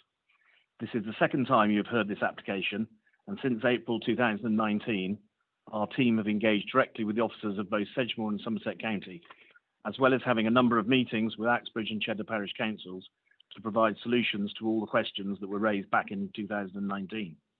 The scheme before you has been amended following these discussions, notably with the previous proposed retail element being removed and the extent of the employment area substantially increased. We have also continued discussions with Somerset Highways, and they have confirmed that they have no objections to the planning application. A new local walking and cycling improvement scheme has been agreed, which provide links to Cheddar and Axbridge, with a mixture of new paths, crossings, and the enhancement of the widening of the existing facilities. We will deliver a new crossing over the Magic Roundabout, which has passed a road safety audit and will provide a financial contribution to support its longer-term improvement. The site has been marketed for over 20 months, with no interest from parties wishing to take the site on in its current form, or a proceedable scheme for 100% employment redevelopment. The scheme before you is a mixed-use scheme, delivering opportunities for employment alongside housing. We are and will remain a local business and recognise the importance of delivering a well-designed, high-quality scheme for the local community. This is reflected by our inclusion of a nursery school, a care home, and local employment opportunities. The commitment to design through the design code, as well as the open space on site, we consider the scheme before you represents significant benefit to the local community and delivers an appropriate mix of both employment and housing. And we respectfully ask you to grant us consent. Thank you very much. Thank you. That brings us to the end of the speakers. Just before I will ask members to indicate if they wish to comment or have any questions. I will come back to Mr. Howlett if there's anything within the issues that were raised by speakers that you wanted to address just before we come to members. I'll only very briefly come back rather than hold up the debate, which is about whether the local plan was silent. The local plan's not silent. It does include in its text a specific reference to Yeo Valley, which then defers to consideration to any redevelopment of the site to policy CO3 in the local plan. So in terms of whether or not it supersedes the neighbourhood plan, we would be, as officers, we are saying that the NPPF guidance is that, in fact, I'll read the advice, it's easier.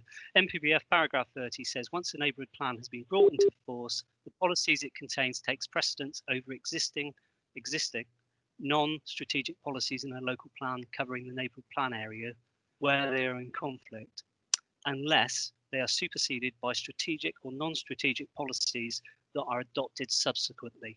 Policy CO3 is a strategic policy or non-strategic policy. It doesn't make any difference in this context, but it's a strategic policy within a local plan that was adopted after the neighbourhood plan and therefore takes precedence. But as I said, as part of the presentation, there isn't a great deal of conflict between the neighbourhood plan and the local plan. It talks about what happens if alternative uses are proposed and what needs to be demonstrated. It needs to be demonstrated that the site cannot viably or be suitably used solely for employment in both policy tests. They're the same. So the reference to Sturt Farm, the only reference I would make to Sturt Farm is the inspector in that case weighed significant balance on the marketing exercise and the site history in terms of its attempts to market it and failed attempts to market it as suitable for employment use. That's the only relevance here, is that members will have to determine when they're assessing it under policy CO3 and policy EE3 whether or not there is sufficient marketing has taken place to demonstrate that this site is only suitable for something else other than solely employment use. The next step in the local plan being a mixed use scheme. Thank you very much. Again, if we come to members for their comments, Councillor Bradford, I can see you've got your electronic hand up, so if you'd like to go ahead. You might want to unmute yourself first, though, Councillor Bradford. I don't wish to talk on the application, not now. What I am concerned about, I've been sat here for 2 hours, right? And this is going to go on for another hour, possibly, okay? And I need a comfort break. I'm sorry. And if I do leave the room, am I chucked out the meeting for the rest of the day or what? Because, and I'm sure other people feel the same here.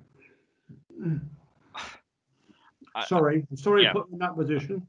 I understand. Obviously, it is I'll look for some advice, but I'm going to suggest that we do maybe take just a 5-minute comfort break to give members and officers a chance to be ready before we get on to the debate. So we will take a 5-minute comfort break. We will restart at 5 past. And hopefully that might give us a chance to sort out some IT issues as well in that time. But we will take a 5-minute break. We will restart with the debate at 5 past. Thank you, Mr. Chairman. Right, everyone. I think that's 5 minutes. So what I'll do is as usual, I will just quickly come round to members just to confirm you're all back in the meeting before we restart. So starting from the top, Councillor Granter.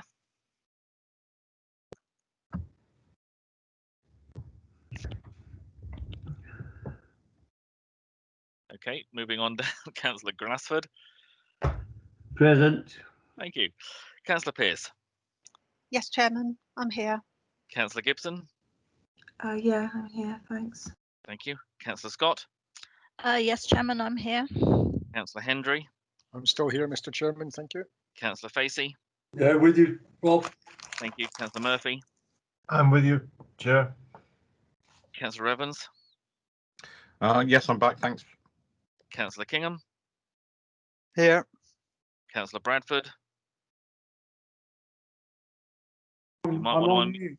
Okay, yeah, a very relieved Councillor Bradford. Thank you very much, Mr. Chairman.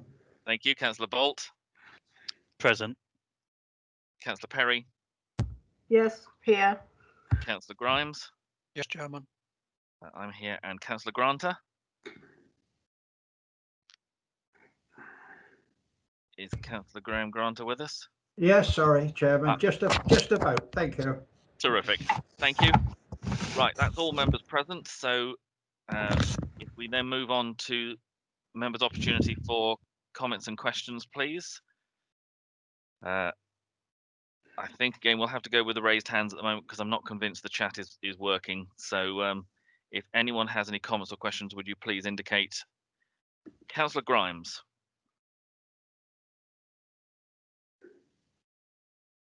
Thank you, Chairman. Yes, let's start off by saying I think this is a very difficult application we've got here. And I must congratulate Mr. Howlett on a very good presentation, very thorough. Yeah, I mean, unfortunately, commercially, nobody seems to be interested in taking on this site for the reasons given. And I personally think this is a very good scheme and a vast improvement on what's there from the site visit that we went on. So I'll wait and see what other comments come in before I make any more comments, Mr. Chairman. Thank you. Thank you. Councillor Kingham. Thank you, Chairman. Yes. Again, I must say a very good presentation from Mr. Howlett. Again, it is a difficult site. I think ideally it should be commercial because the situation. Housing obviously is a backup because if you can't sell it for commercial, then housing will fill the gap. But I don't believe housing is the right place. Schools are not that handy. They've got a long distance to get to the schools, which means they've got to get into their vehicles or be picked up.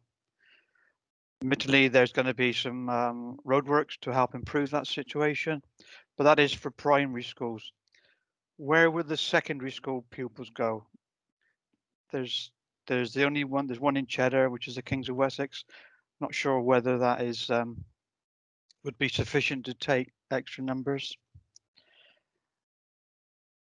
So at the moment, I'm not really sure whether what we're planning is correct. But at the moment, I will keep my powder dry, and I will wait to see what else is said. Thank you. Mr. Howlett, did you want to comment on the school numbers? Yes, just to say that no other capacity issues have been identified by the Education Authority. It was only ever primary school was the concern, and that has been addressed by the revised forecast. Thank you. Councillor Scott.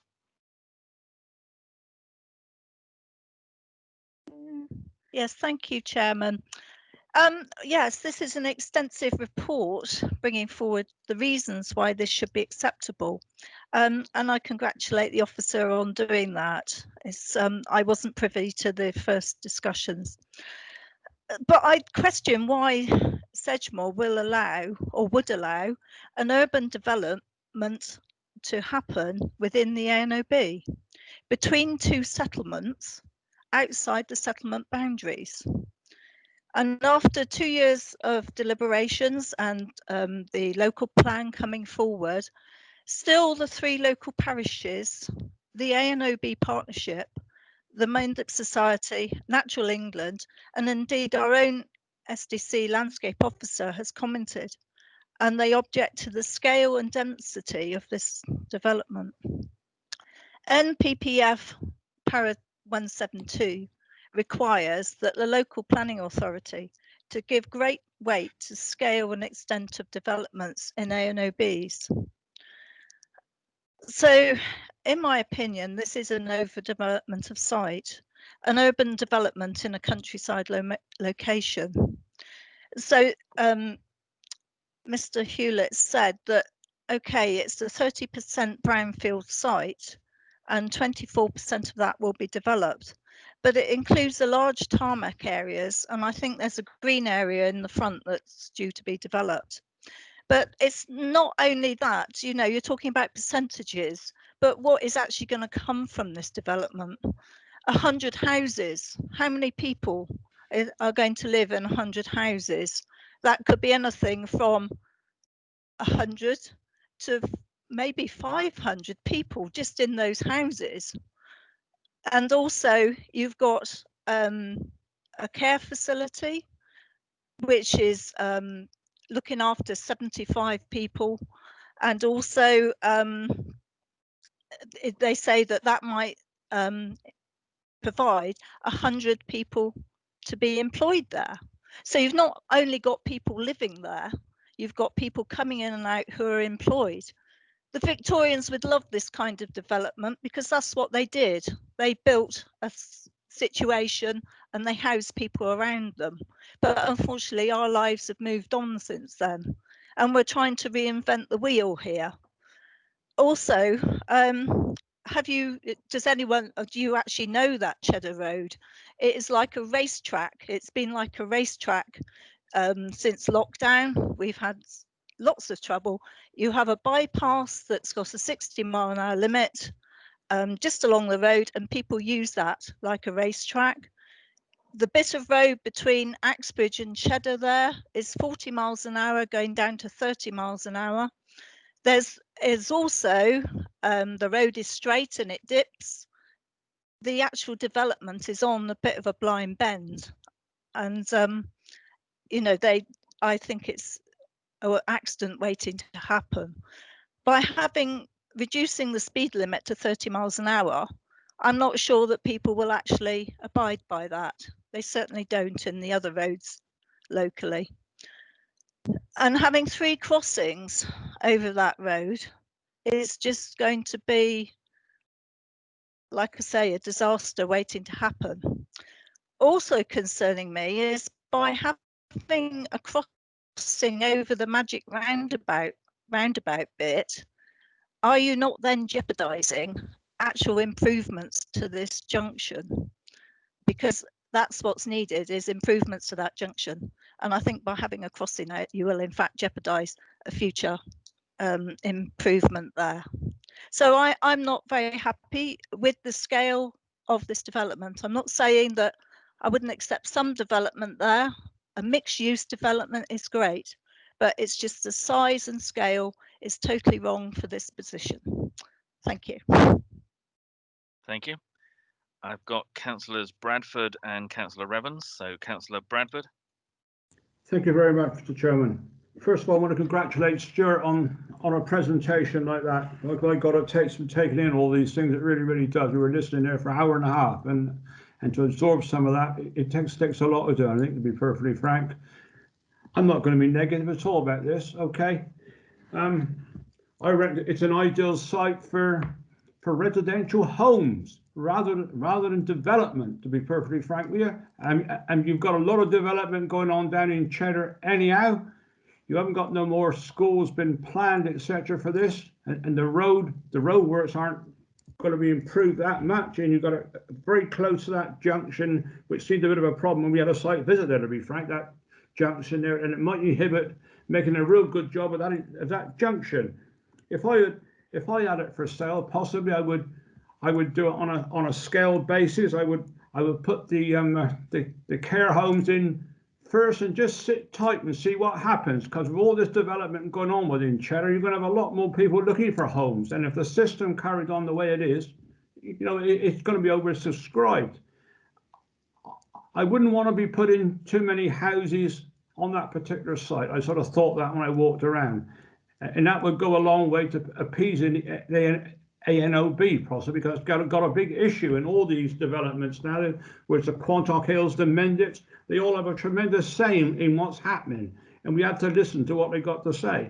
And there is alternatives in Cheddar. You've got all these planned developments, and they haven't come on board yet, a lot of them, but perhaps a bit of joined up thinking sometimes would help. 3 or 4 people talking to each other, but they don't seem to be doing it. People branch it on their own. We're going to do this, we're going to do that. Then you get all sorts of problems being created. But I sit back looking in, and I think to myself, how would I do it? I would do with that in phases, and I'd start with the homes to start with. Thank you, Mr. Chairman. Thank you, Councillor Evans.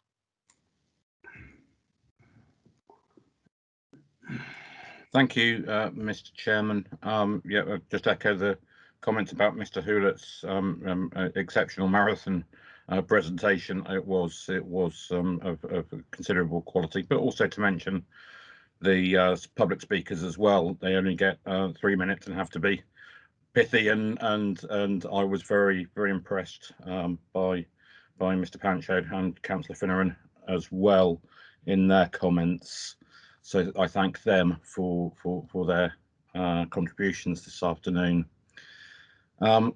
First of all, I want to echo what Councillor Scott has said about the AONB implications of this. I think it is a significant factor that the AONB objects, the 2 parish councils object, and the landscape officer from Sedgemoor expresses concern. And I think we do have to attract considerable weight to that. In the paragraph in the local plan that Mr. Hewlett's mentioned, paragraph 5.135, I note that it does that we need to carefully consider the impact on this and the requirements of policy D19 on landscape. I hear what's been said about primary education. We do need to remember that this is actually a 3-tier system rather than a 2-tier system, so it's a first and middle school set up in Cheddar rather than a primary and secondary setup. Just a quick look. There are, I think, 40 places available at the first school, and I look at the amounts of developments that I know has been granted permission, either by us or by the Planning Inspectorate, and I would like to see more evidence being submitted as to the security of the educational infrastructure in Cheddar than just a blanket. There are enough places. I'd like to be able to scrutinise that data in more detail. And then I come on to the Cheddar local plan, which I do put great weight on. If we are going to put volunteers through this process of putting together neighbourhood plans, and it's a very extensive and drawn out process that goes to a referendum. Our district-wide local plan doesn't go to a referendum, so neighbourhood plans that are done by amateur volunteers have to go through quite extensive scrutiny by the public that perhaps other tiers don't have to go to. To me, it is very clear that the neighbourhood plan wants a light industrial, commercial, high technology system of uses for this site. It says that housing, a residential site, should be resisted. Now, when this plan was put forward, and our own local plan, nobody could have conceived the situation which we've been in for the past few months. This is truly exceptional. It is not that there is going to be difficulty locating a purchaser or developer for industrial land at the moment. And to judge it in the context of the COVID situation, which was not anticipated by the local plan or indeed the neighbourhood plan, I think is unhelpful. That's why we have a system of development committees where councillors get to decide these things. And I do have serious concerns about bringing forward such a large residential development, which is only partly connected to the village of Cheddar. Away, it's not a site that we would have looked at in the normal course of putting together a strategic plan. It's coming through because of a unique set of circumstances as a potential site, and I think we should only allow this if it truly has been marketed in fairer times than this. And lastly, I would come on to the issue of the so-called magic roundabout. We've been we've been anticipating improvements to that piece of road infrastructure for some considerable time, and I do share the concern that making minor improvements to it at this stage could delay what actually does need to happen, which is proper improvement to the road infrastructure there. So, Mr. Chairman, I do have serious concerns about passing this application. Thank you. Thank you. Mr. Howlett, did you want to comment on any of the issues that have been raised? Yes, please, Chairman. Yeah, just to say, obviously, in terms of the site itself, it's a site that's there. It's developed. It has a use. It is where it is. You know, that's the issue with the site. And I think, to be fair to the applicants, they've done all they can to try and address the accessibility issues by putting together that package of measures that tries to improve the links between Axbridge and Cheddar. But the site is where it is ultimately, and of course could be redeveloped for employment use at quite high density, and obviously there are some issues in terms of potential lighting, heights of buildings, etc., that may well crop up with any subsequent employment scheme. So that's always the balance to a scheme we've got in front of us, which is trying to work with the AONB sensitivities.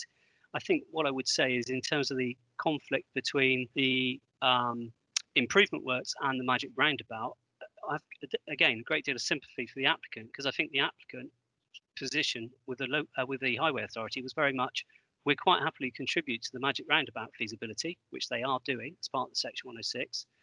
So therefore didn't see the need to then make any additional accessibility improvements, but the Highway Authority would have objected on the fact there's no accessibility scheme in place should the feasibility not take place for some future time. So it is a bit of a chicken and egg situation. The applicants need to deal with that as an issue, which I think they have dealt with an issue. Certainly as far as the County Council are concerned, they've dealt with that issue. The feasibility at a later date can be reviewed. I mean, what we are doing is collecting money for a feasibility study, which will have to take into account any works that have taken place, if they are taking place. Otherwise, there may be a way of structuring the Section 106 agreement to have an either or, so that what you're not doing is, like you say, prejudicing the delivery of something, or even worse, the works go in 1 week and then the next week they have to come out again. So there are ways of structuring a Section 106 agreement to make sure there's not that conflict. But I think it's important to say that the applicants have been sort of trying to meet the accessibility issue, which is the key issue, and wouldn't be addressed if the site came forward as an employment site. There probably wouldn't be a need to do those works. So the site is where it is. It's got development. It's brownfield, which does make it different both in terms of the policy position, but also the AONB sensitivity, because it already has an impact. So from this point of view, as officers, we're looking at the policy position.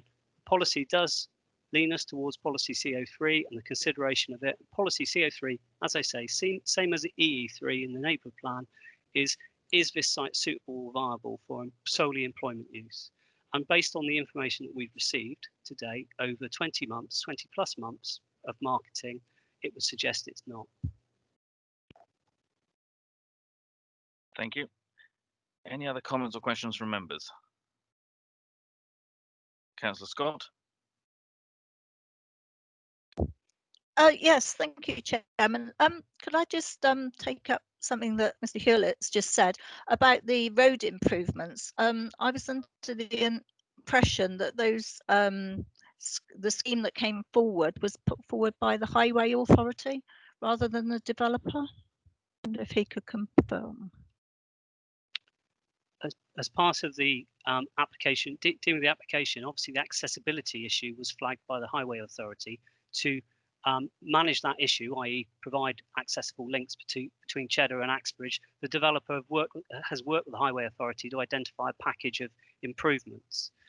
The issue that was the sticking point back in April 2019 was about how you deal with the magic roundabout issue, which is the result of the more recent conversations and the plans that I've shown you, which is the footway through the centre of it. Thank you. Councillor Bradford. Thank you, Mr. Chairman. Just to say, I can think of no worse period of time actually to try and sell something than what we've had in the last 8, 9, 10 months, and really it's probably not a fair reflection of the actual market out there at present. And we've had a similar sort of problem in North Petherton when nice new developments were being put up and nobody took them up for nearly a year. But all of a sudden, people have started to come in now. So it could be a different kettle of fish in 6 months. Who knows? Who knows what lies ahead? Who just knows? It's a bit of a patient game. I would have thought this one is, to be frank. I really do. Thank you. I think members, obviously, as you've heard with the reports and the comments that members have made, in terms of the marketing, obviously, you heard that this came to committee 18 months ago, and at that stage had been marketed for a period, but was not felt to be sufficient. So there's been a subsequent 18 months since then that it's been happening. Obviously, as you say, Councillor Bradford, part of that time has been during the COVID issues. But I mean, that is something we will have to take into account as members see today as to whether they feel that it's been adequately covered. As has been said, obviously it is a brownfield site, so there are policies that relate to the redevelopment of such sites, and it's up to, again, members to decide whether the application before you is acceptable. What we can't do is try and come up with what might be a better application, because that's not what's in front of us. We have to decide on what we have and how we take that forward. So that's for members to decide on. I've got Councillor Bolt has indicated. Yeah, thank you. I think it's for Mr. Howlett. Page 58 of the report, it goes on the ANOB partnership objection, where it refers to the the National Planning Policy Framework. Is that an accurate quote out of it, or is there a little bit missing? It says the scale and extent of the development within the designated area should be limited. Planning permission should be refused for major development other than in exceptional circumstances, and where it will be demonstrated that the development, should that read, is in the public interest? Mr. Howlett? Yes, that's right. What I would say is it's a brownfield site, though. That is the difference in terms of it being, when it says major development, clearly this is a major application, but major development isn't defined. It doesn't relate automatically to a major application. So what you have to make a judgment is this major development based on what is already on the site? It is a brownfield site as opposed to a greenfield site, where if it was a major greenfield development in the AMB, my presentation would be a lot shorter, I promise you. But it's because there is already an existing benchmark there that we have to judge it against. So it's understandable where the AMB are coming from, but we are in a relatively unique place where we have got a significant amount of development in an AOMB to start with. If I could just come back, two other questions. Is there already street lighting or nighttime lighting on the site already? And the other one is, are the crossings going to be signal controlled crossings or just pure zebra? Howlett? I understand they will be zebras, I think. There will still be need a degree of technical approval, but certainly the plans don't show controlled crossings. I don't think they are uncontrolled crossings. In terms of the, sorry, Councillor Bolt, I forgot the second point. Existing lighting. Is there already lighting on the site? Lighting. It's quite low level, I understand, but uncontrolled. So they could put as much lighting on as they want without any come back to us as part of the design principles. And of course, some of the conditions on this through the HRA, it's very much aimed at reducing the level of lighting that could occur on the site through its redevelopment to actually help with that dark skies ambition of the Mendip Hills AMB. Thank you. Thank you. Councillor Scott again. Sorry, yeah, there's a few other points I wanted to make. You say that the sewage will go from this plant to the Cheddar treatment works, which then will discharge into the River Yeo and then onto the River Axe and then to the sea at Brian. Do you know whether there is actually a phosphate reduction plant in Cheddar? Because obviously this is of concern to a lot of people at the moment with the development that's going on in Cheddar and Axbridge. Axbridge's sewage goes to Cheddar as well. So there'd be an awful lot of discharge waste going into the River Yeo. I know we're not in the Ramsar catchment area, but we are in the Somerset Levels catchment area. And I know the River Axe has got dangerously high pollution levels as well. So my question was, do you know whether the Cheddar plant has actually got a phosphate extraction facility? Thank you. I don't know that detail. Sorry, Chairman. I don't know that detail. I do know that we obviously sought clarification about the nutrients issue from the ecologist on this one as an update, knowing it was an issue, and the county ecologist has confirmed that it's not hydrologically linked. I don't know if Adrian is on the call, and Adrian knows more about, because Adrian is sort of leading from our perspective on the nutrients issue. So Adrian, I don't know if you may not be able to answer that question, but Mr. Noon. Not in detail, but a lot of our exploration of the issues that we are facing within the Somerset Levels and Moors Ramsar site, which is in a different catchment area to the Axe. Yeah, we are being very careful about what development, how we look at development in Cheddar, and all the evidence we've had so far from Natural England and from our ecologists accepts that the Cheddar sewage treatment works goes into the Axe and does not have a hydrological pathway to the area where the phosphates have been identified as an issue. That is not to say there may not be an issue in the Axe catchment area, but it has not been identified by Natural England as an issue that needs action now. So this site gets screened out. Thank you. Thank you. Members, any other comments or questions, please? Then I will be looking for a recommendation, please.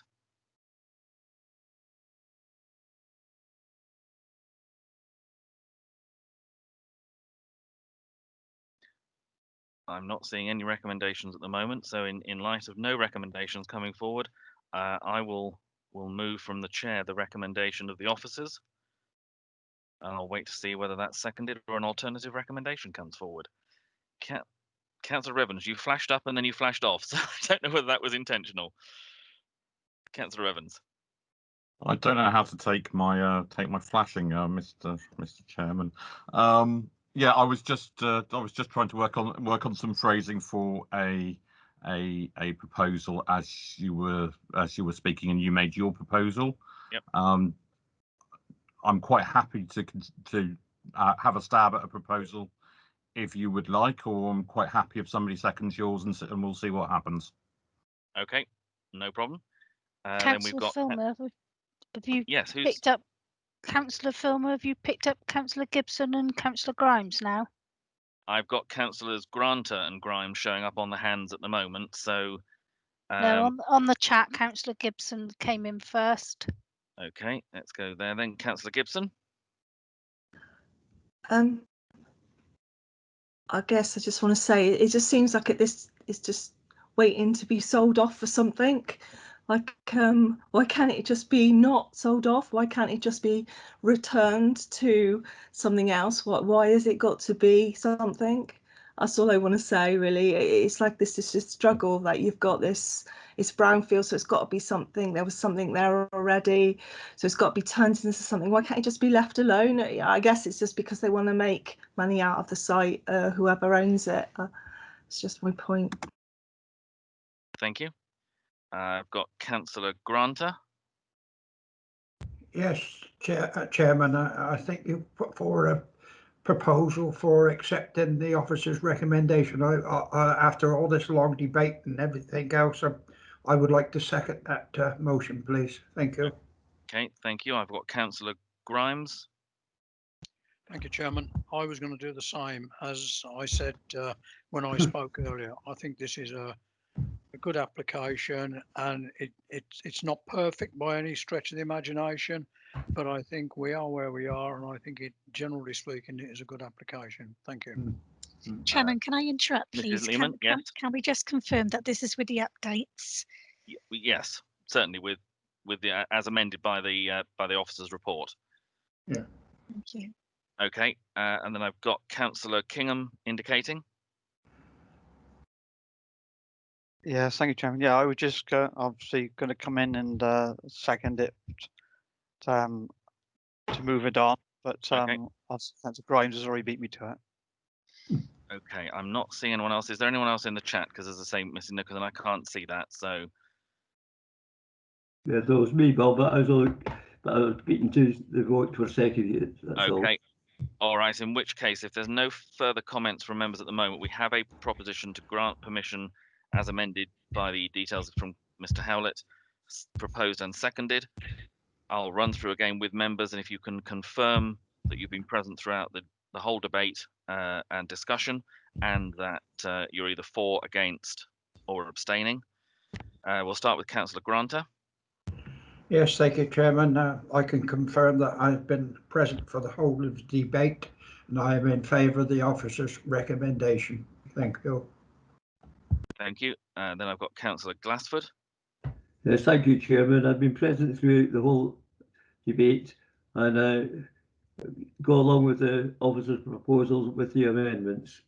Thank you. Councillor Pearce. Yep, thank you. I've been present for the whole debate and I'm for the officer's recommendations as proposed. Thank you. Councillor Gibson. I've not been here for the whole debate, but I would have been against it. Okay, so I'll have to record as absent. Councillor Scott.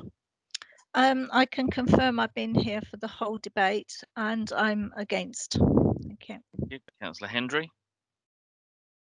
Thank you, Mr. Chairman. Yes, I've seen and heard everything. I am for the officer's recommendation with amendments. Thank you, Mr. Chairman. Thank you. Councillor Facey. Yes, thank you, Chairman. Been here right throughout the whole debate, Chairman, and I am in support of the officer's recommendation, Chairman. Thank you. Councillor Murphy.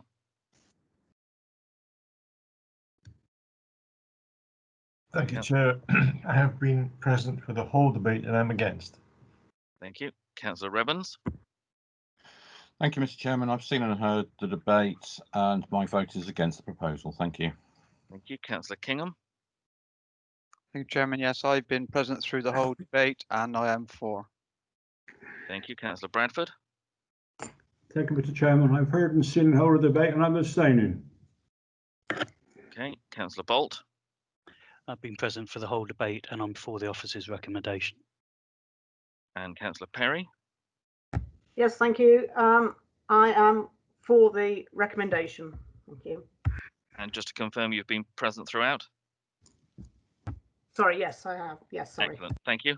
And Councillor Grimes. Yes, Chairman, been present for the whole debate and I am for. Thank you. Thank you. And I've also been present throughout and I'm also for. I think that's all members who've voted.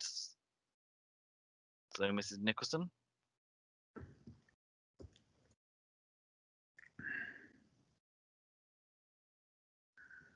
Apologies, Chairman. I'm just double checking my figure.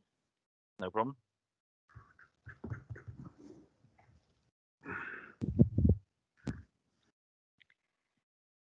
Right, I have got 10 in support, 3 against, 1 abstention and 1 absent. Yep, that's what I've got as well. So, And I've got that too, Chairman. Thank you. excellent. Thank you. So that is clearly carried. So permission is granted. Right, members. If we move on to the next application where we have speakers present, that's on page 121, please. And we are in Wedmore. Chairman, I think we're just getting the sorry, Chairman.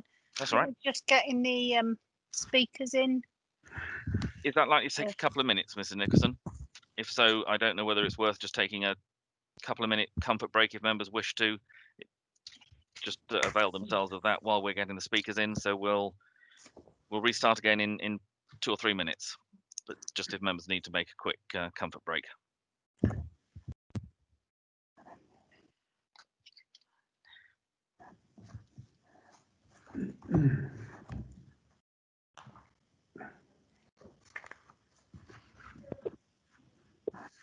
Hello.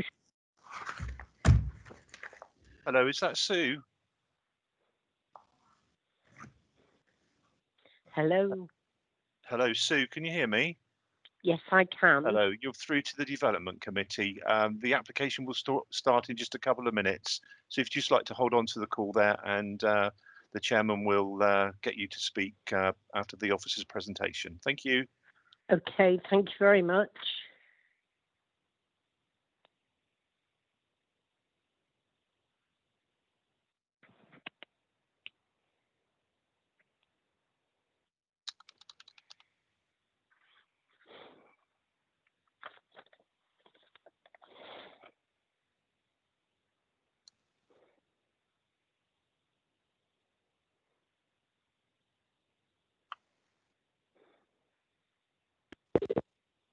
Hello. Hello. Hello, Mr. Hector. It's Sedgemoor District Council again. You're into the Development Committee now. Sorry, we're having a little bit of trouble connecting you to the call, but you are now on the line. Thank you very much. If you'd just like to hold on, and the meeting will start in about 1 more minute's time. Thank you very much.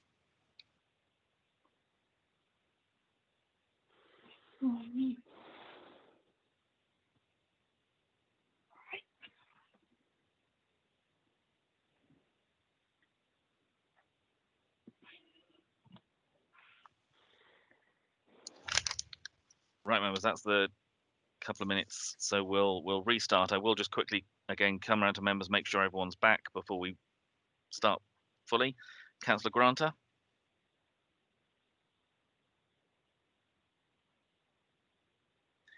Councillor Glassford. Present. Councillor Pearce. Yep, present. Councillor Gibson. Yeah, thank you. Councillor Scott.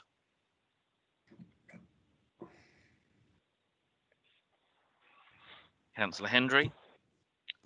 I'm here, Mr. Chairman. No problem. Thanks. Thank you. Councillor Facey. Yes, Chairman, with you. Councillor Murphy. Yes, Chairman, I'm with you. Councillor Evans. Yes, I'm here. Thank you. Councillor Kingham. Here. Councillor Bradford. Here. Councillor Bolt. Present. Councillor Perry. Yes, here. Councillor Grimes. Yes, Chairman. Then we'll go back to the top with Councillor Granter. No, and Councillor Scott.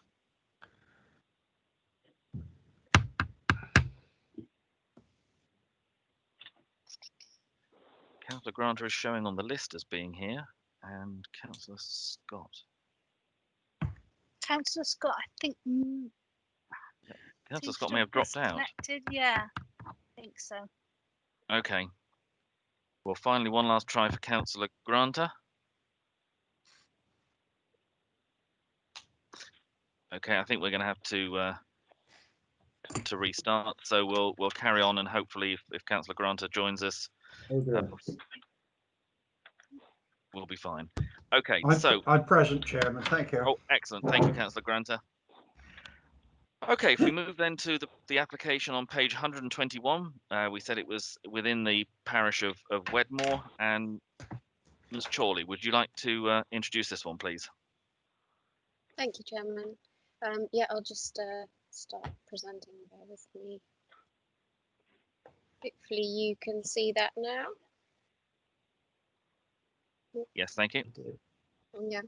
So this application is for the formation of a concrete base and wooden cat chalets to be erected to house cats with 36 enclosures, an office and storeroom at Withypool Farm. There is an amendment to the description that's been made to remove the word temporary. My apologies, that should have been done previously. It isn't a temporary consent. They are seeking a permanent consent. So the first image here just shows the approximate location. So we have Cock Lake here and the application site just to the southeast. This is just to the west of the application site itself. And a slightly closer view. So access is derived from Dungeon here. The location plan itself showing the point of access from the highway and where the building is proposed to be sited. And a closer view of that again. This area here within the blue line is to provide parking. It's not very clear, this annotation here, but that's the proposed kind of shared parking area that exists for the farmstead as a whole, and it is proposed will also be utilised by the cattery. So here we have the elevation drawing. So it's a timber building that takes this kind of horseshoe formation with the office and store there at the entrance point. And some site photos here. So this is stood kind of on the junction to the highway, looking towards the farmstead. So you've got Withypool Farm here, the application site just there to the left of the image. And this is turning around and looking out towards the access point. So looking west towards Cock Lake and looking east. And these are the next two images are again just images showing in slightly more detail the application site. So as you can see, it's kind of an area of relatively disused land at the moment. And what's just out of shot is there is an agricultural workers dwelling just to the west of the image here. So in terms of planning policy, the application site is located in the countryside. Paragraph 83 of the NPPF does provide support for development and diversification of agricultural and other land-based rural businesses, and this is reiterated in policy C01 of our local plan. Policy D15 provides support for the retention, remodelling or appropriate expansion of existing business where it remains of an appropriate scale and character, and the development of the nature of the activities involved is acceptable. Whilst there isn't a specific countryside need for the category, it is a form of diversification opportunity for an existing agricultural holding and working farmstead, and as such the principle is not considered to be unacceptable. The site, as you can see, sits to the east of Barrows Drove. The proposal will utilise the existing access which serves the wider farmstead and involves the creation of the concrete base with the 36 timber kind of cat chalets and office and store. The total is approximately 355 square metres and the total height is 2.3 metres.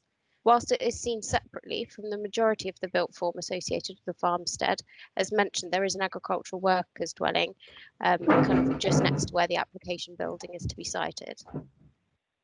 Given the material palette proposed, its low height and relatively limited scale is not considered that it will have an unacceptable visual impact on the surrounding area. In terms of highways and parking, the access is via Barrows Drove, as we've mentioned. Highways have recommended a number of conditions relating to the access. However, the existing drove is itself an unclassified highway that serves Withy Pool Farm only. Access to the cattery to the east of Barrows Drove is pedestrian access only, with the car parking, as we saw from the location and site plan, to be on the existing area of hard standing that already serves the wider agricultural holding. Given the very low level of increased traffic movements likely to be associated with the business, it's not considered that this element is unacceptable. The key issue that we have with the application is that it's located in flood zone 3B, which is functional floodplain. There are two images here that I'm showing you. This image here with the kind of pink colouring is from their strategic flood risk assessment. And that shows flood zone 3B in pink. The application site approximately shown by this yellow circle here. This is from our more up-to-date mapping that we have, but again, the application site is within flood zone 3B, functional floodplain. Now, with regards to flood risk, paragraph 150 of the MPPF does set out that inappropriate development in areas at risk of flooding should be avoided by directing development away from areas at highest risk, whether existing or future, and where development is necessary in such areas, the development must be made safe for its lifetime without increasing flood risk elsewhere. The National Planning Policy Guidance sets out that only development that is classed as water compatible or as essential infrastructure should be permitted in functional floodplain. The nature of the development proposed is neither water compatible or essential infrastructure. The Environment Agency have been consulted specifically with regards to the development and confirmed the flood risk category is that it does fall within a flood risk vulnerability category that is inappropriate in principle to the flood zone that it's in, and is therefore contrary to both the MPPF and MPPG. They've reiterated the advice that's contained within the SFRA that it may be possible to overcome their objection by submitting an SFRA designation challenge. So just to set that out, paragraph 4.16 of the SFRA provides that developers, through site-specific flood risk assessments, can challenge the designation of the flood zone by providing more detailed modelling and site-level information. That information hasn't been provided in the flood risk assessment in this case. That's been highlighted to the applicant through their agent, and no amended flood risk assessment that seeks to challenge the SFRA has been forthcoming. So as such, based on the information that we have available at this time, the development proposed is for a use that is incompatible in principle with the designation of the site as flood zone 3B, and therefore is contrary to our policy D1 of the Sedgemoor local plan and to the National Planning Policy Framework. Other matters, just to bring to your attention, Natural England had advised that the proposal had the potential to add to nutrient loads within the fluvial catchment of the Somerset Levels and Moors Ramsar site and may therefore need a habitats regulation assessment. The county ecologist has confirmed there is no hydrological link between the application site and watercourses entering the Somerset Levels and Moors Ramsar site, and as such the habitats regulation assessment is not required. So just to summarise, the principle of development is not unacceptable as a diversification opportunity for an existing farm holding. But the Proposed development is incompatible with the designation of the site as flood zone 3B, functional floodplain. The opportunity to challenge the SFRA has not been taken up, and based on the information available, the proposal is contrary to policy D1 of the Sedgemoor local plan and national planning policy framework. As such, my recommendation is for refusal. Thank you. Thank you very much. As you'll see, we have a number of speakers for this application. The first one of those is Sue Worrell on behalf of Wedmore Parish Council. Can I just ask you to enable your microphone, or just to, if you can speak to Sue that it's working? Hello, can you hear me? Yeah, is that Ms. Worrell? Yes, yes Thank it you. is. Excellent. If you start when you're ready, you've got 3 minutes to address the committee, and you'll hear a bell go when there's 1 minute left to go. So please start. Can I just say that my submission was based on the fact that I thought I would be going after Nick Hector, so it might not make as much sense, but I will carry on. Okay? Yep, please do carry on. Right. Good afternoon, ladies and gentlemen. You've just listened to Nick Hector explain to you in detail his proposal, and that historically this land is not known to flood. Who better than a young man born in Cocklake to a farming family to know this? What I find puzzling is that neighbouring properties have had permission as recently as this summer to erect buildings much further into flood zone 3B, but with no objection from the Environment Agency. Also puzzling is that Mr. Hector was granted permission to build an agricultural workers' dwelling directly adjacent to the proposed cattery. When you visit the site, you stand on a concrete track to the farm, which is not in zone 3B, literally feet from the land which is to be raised to the same level from where the cattery will be sited. It makes no sense and is arbitrary, to say the least. They are a hard-working young farming family who want to grow their farming business through diversification. Initially, I thought there was some problem about the diversification, but that appears not to be the case, because this proposal is a relocation of an existing business which was set up with a grant won from DEFRA. They are doing all they can to mitigate any risk, making the cattery the highest point at over 6 metres above sea level, and they are considerably increasing the size of the proposed pond, and their waste management scheme is excellent. If 6 metres above sea level is not enough, well, there's little hope for most of us. I think common sense and recognition that the people who work on the land have valuable knowledge should prevail, and this proposal should be granted. Thank you. Thank you very much. Our next speaker is Councillor Costello. Councillor Costello, can you turn your mic on and just confirm it's working? Yep, hello. Yes, this is out of sync because we all thought Nick was speaking first. That's how it came up. Okay. There we are. Start Thanks when you're very ready. much. Sue has said pretty much everything I wanted to say, the important things. And the minute you get on site, it's completely evident that this is a bit ridiculous, because they have planning permission to build their home feet from where the cattery will be, yet the cattery will be built on stilts and will be higher than anything else on the farm. So it's going to be over 6 metres above sea level. And if it does flood, which it hasn't since 1602, then Weston-super-Mare will be underwater too. So we'll all be up the creek without a paddle, frankly. You know, there's young local people working really hard on their farm. If this doesn't happen, you know, it's a lifeline, this business. It's an established business in Blackford already, which is being moved. The cattery over in Cheddar's closed down by the reservoir, so there aren't any other catteries. Actually, the only other one is right down on the moor, where you do get a lot of flooding. So this business has been supported by the Rural Enterprise Scheme. and it's going to be the highest part of their farm. So, you know, I think it's really sad that we can't support farmers in such a difficult time.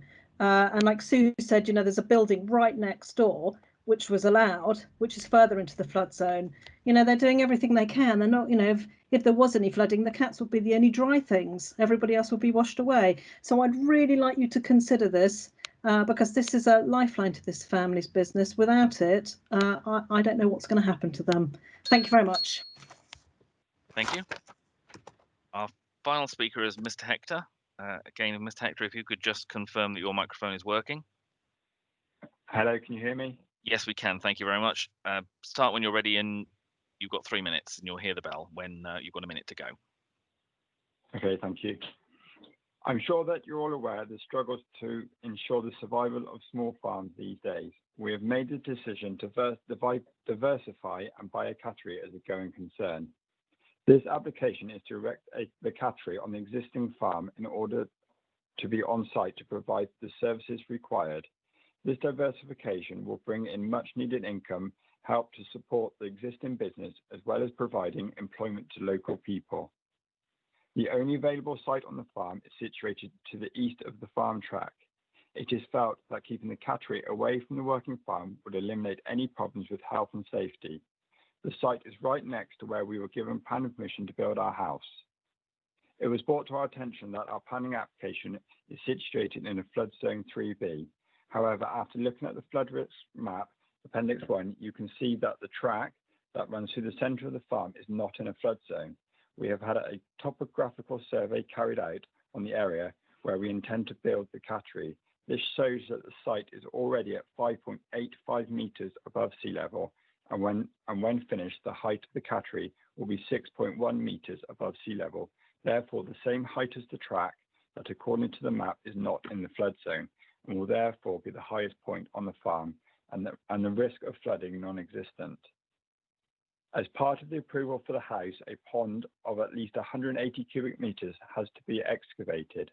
We would propose that as part of the application that this would be increased to 250 cubic metres to increase the flood mitigation. In all our time on the farm, this field has never flooded.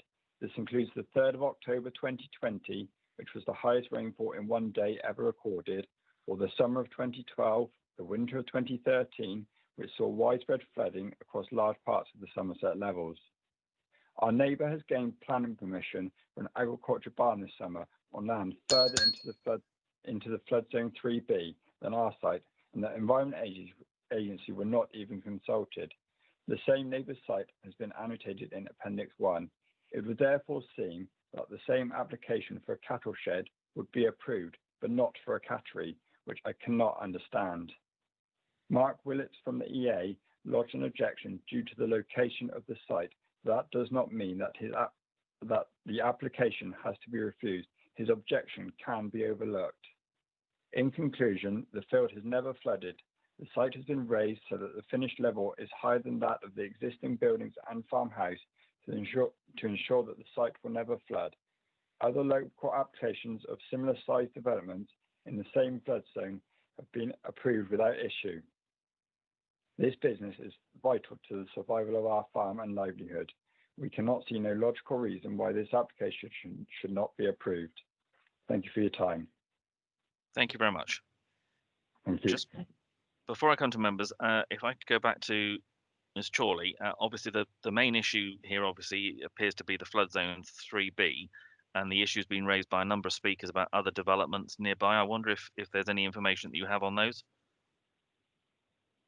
Yes, so with regards to the agricultural building that Mr. Hector referenced that was granted permission in 2020, it wasn't, specific consultation wasn't sent to the Environment Agency, as we have standing advice that we can apply to agricultural development under a certain scale. This diversification and change of use that we're looking at here doesn't fall within that. So specific consultation was sent to the Environment Agency. The information in the flood risk assessment has been sent to them, and we've asked them to specifically come back and confirm their opinion. The opportunity to challenge the designation of flood zone 3B on the basis of the information that the applicant and the speakers refer to is open to them, but there is a method and a process by which to follow, and that hasn't happened. So the information that we have at the moment that's been supplied isn't sufficient, in my view, for us to override that Environment Agency objection that we have. With regards to the flood zone, as you can see from the plans that are in front of you at the moment, there will be other development in very close proximity as flood zone 3B. That what's shown in the light blue there is flood zone 2, and in the white is flood zone 1. So we are right on the kind of outskirts of flood zone 3B, but unfortunately we are within it for the purpose of determining this application, and it does need to be considered on its merits for the use and nature of development that is proposed, which, as I say, is different to that is referenced with regards to the agricultural building on the neighbouring property. Thank you very much. Councillor Evans. I believe Councillor Bradford was before me, and he's indicated in the chat, Mr. Chairman. Okay, I'm happy to go with Councillor Bradford. If I could ask members to not do what I normally ask you to do, which is please use the chat. Can I please ask you to this time to use the hand, because I can't see the chat. So, Councillor Bradford. Okay, Mr. Chairman. Thank you, Mr. Chairman. Well, as you can see, very difficult one for the planning officer. This is actually, you damned if you do, you damned if you don't. How many more flaming laws are they going to bring into this country regarding building developments and flood zone this and something for this and something for this and something for that? I'm beginning to wonder why people do bother in the countryside anymore, to be perfectly frank with you. You've got our local district councillor, Polly, speaking very much in favour of this application. The person with very much local knowledge and the other person that spoke as well was very much in favour of it. The only thing that seems to be the problem is it's a flood zone 3B. Now, if a house was built and the surrounding area has been built on, what is the problem? Or do the applicants have to go through the procedure of going through flood 3 and going for the Environment Agency and all the rest of it and all the rest of the red tape that actually drives people nuts today? I'm involved in quite a lot of this stuff. Been in agriculture, and I'll tell you what, people are getting brassed off with it. A law for this and a law for that. People are getting real fed up with it, and it's about time we had a little bit of common sense. And I've heard the word mentioned already in this application, so I'm going to just wait. Everybody else got to say. We're getting to the end of the day. It's been a long day too. Thank you, Mr. Chairman. Thank you, Councillor Bradford. As you intimated, obviously the issue with this is it is flood zone 3B, which is functional floodplain, and there is as you've heard, there is the procedure for challenging that, which, as you remember, we have had other applications elsewhere with small holdings and house developments that have gone through that procedure and have proved that they can, by changing land levels, have dealt with it. But it is a question of having to deal with it as it is before us at the moment. Yes, I understand. Councillor Evans. Thank you very much, Mr. Chairman. I suspect many of us are in the same boat of being somewhat exasperated by the situation that we find ourselves in, and nothing would give me more pleasure than to vote for an application that gave us cats on stilts. I think that would be very pleasing indeed. I note the similarity to the application we had in Stretchholt, where it needed to be however many metres above datum. It seems to be there or thereabouts.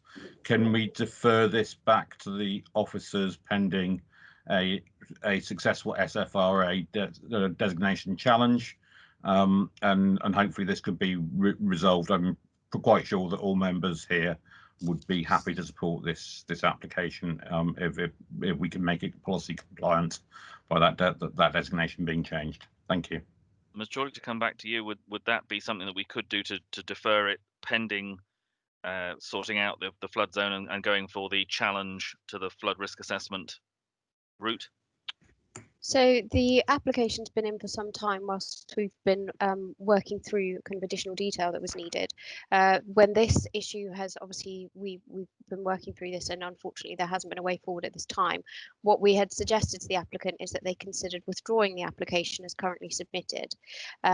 produce an amended flood risk assessment that seeks to make that challenge that they obviously feel is very justified, and then we can go back to the Environment Agency with that. At the moment, that's not been forthcoming, and that's not how they wanted to proceed. The information that I had from the agent was that they would like to take it before committee for a determination based on the information that we have. Okay, Councillor Evans. So in which case, effectively, by passing a deferral, we are supporting what the officer has been trying to do, in effect, as far as I can see. It would just be a question of whether the applicant would be then prepared or not to follow that route. As I understand it from what the officer has said so far, that's not the way they wanted to go. They wanted it determined as it stands. But I stand to be corrected by Ms. Chorley if that's not the case. That's the information that I have from the agent, yeah. Okay, anything further, Councillor Evans, before I come on to the other councillors? Yeah, I would like to make that a formal proposal that we defer this pending a challenge to the flood zoning. Okay, thank you. Councillor Kingham. Yeah, I think we've got to support farmers such as this that want to diversify and make a living. And so I would like to support this application. Thank you. Councillor Gibson.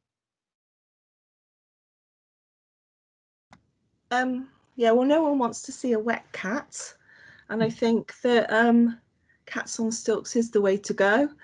And I think that if you're going to be building in this area from now on, you're going to need everything on stilts, because it's going to flood at some point, even though it's not flooded for a long time. They've done their homework on that.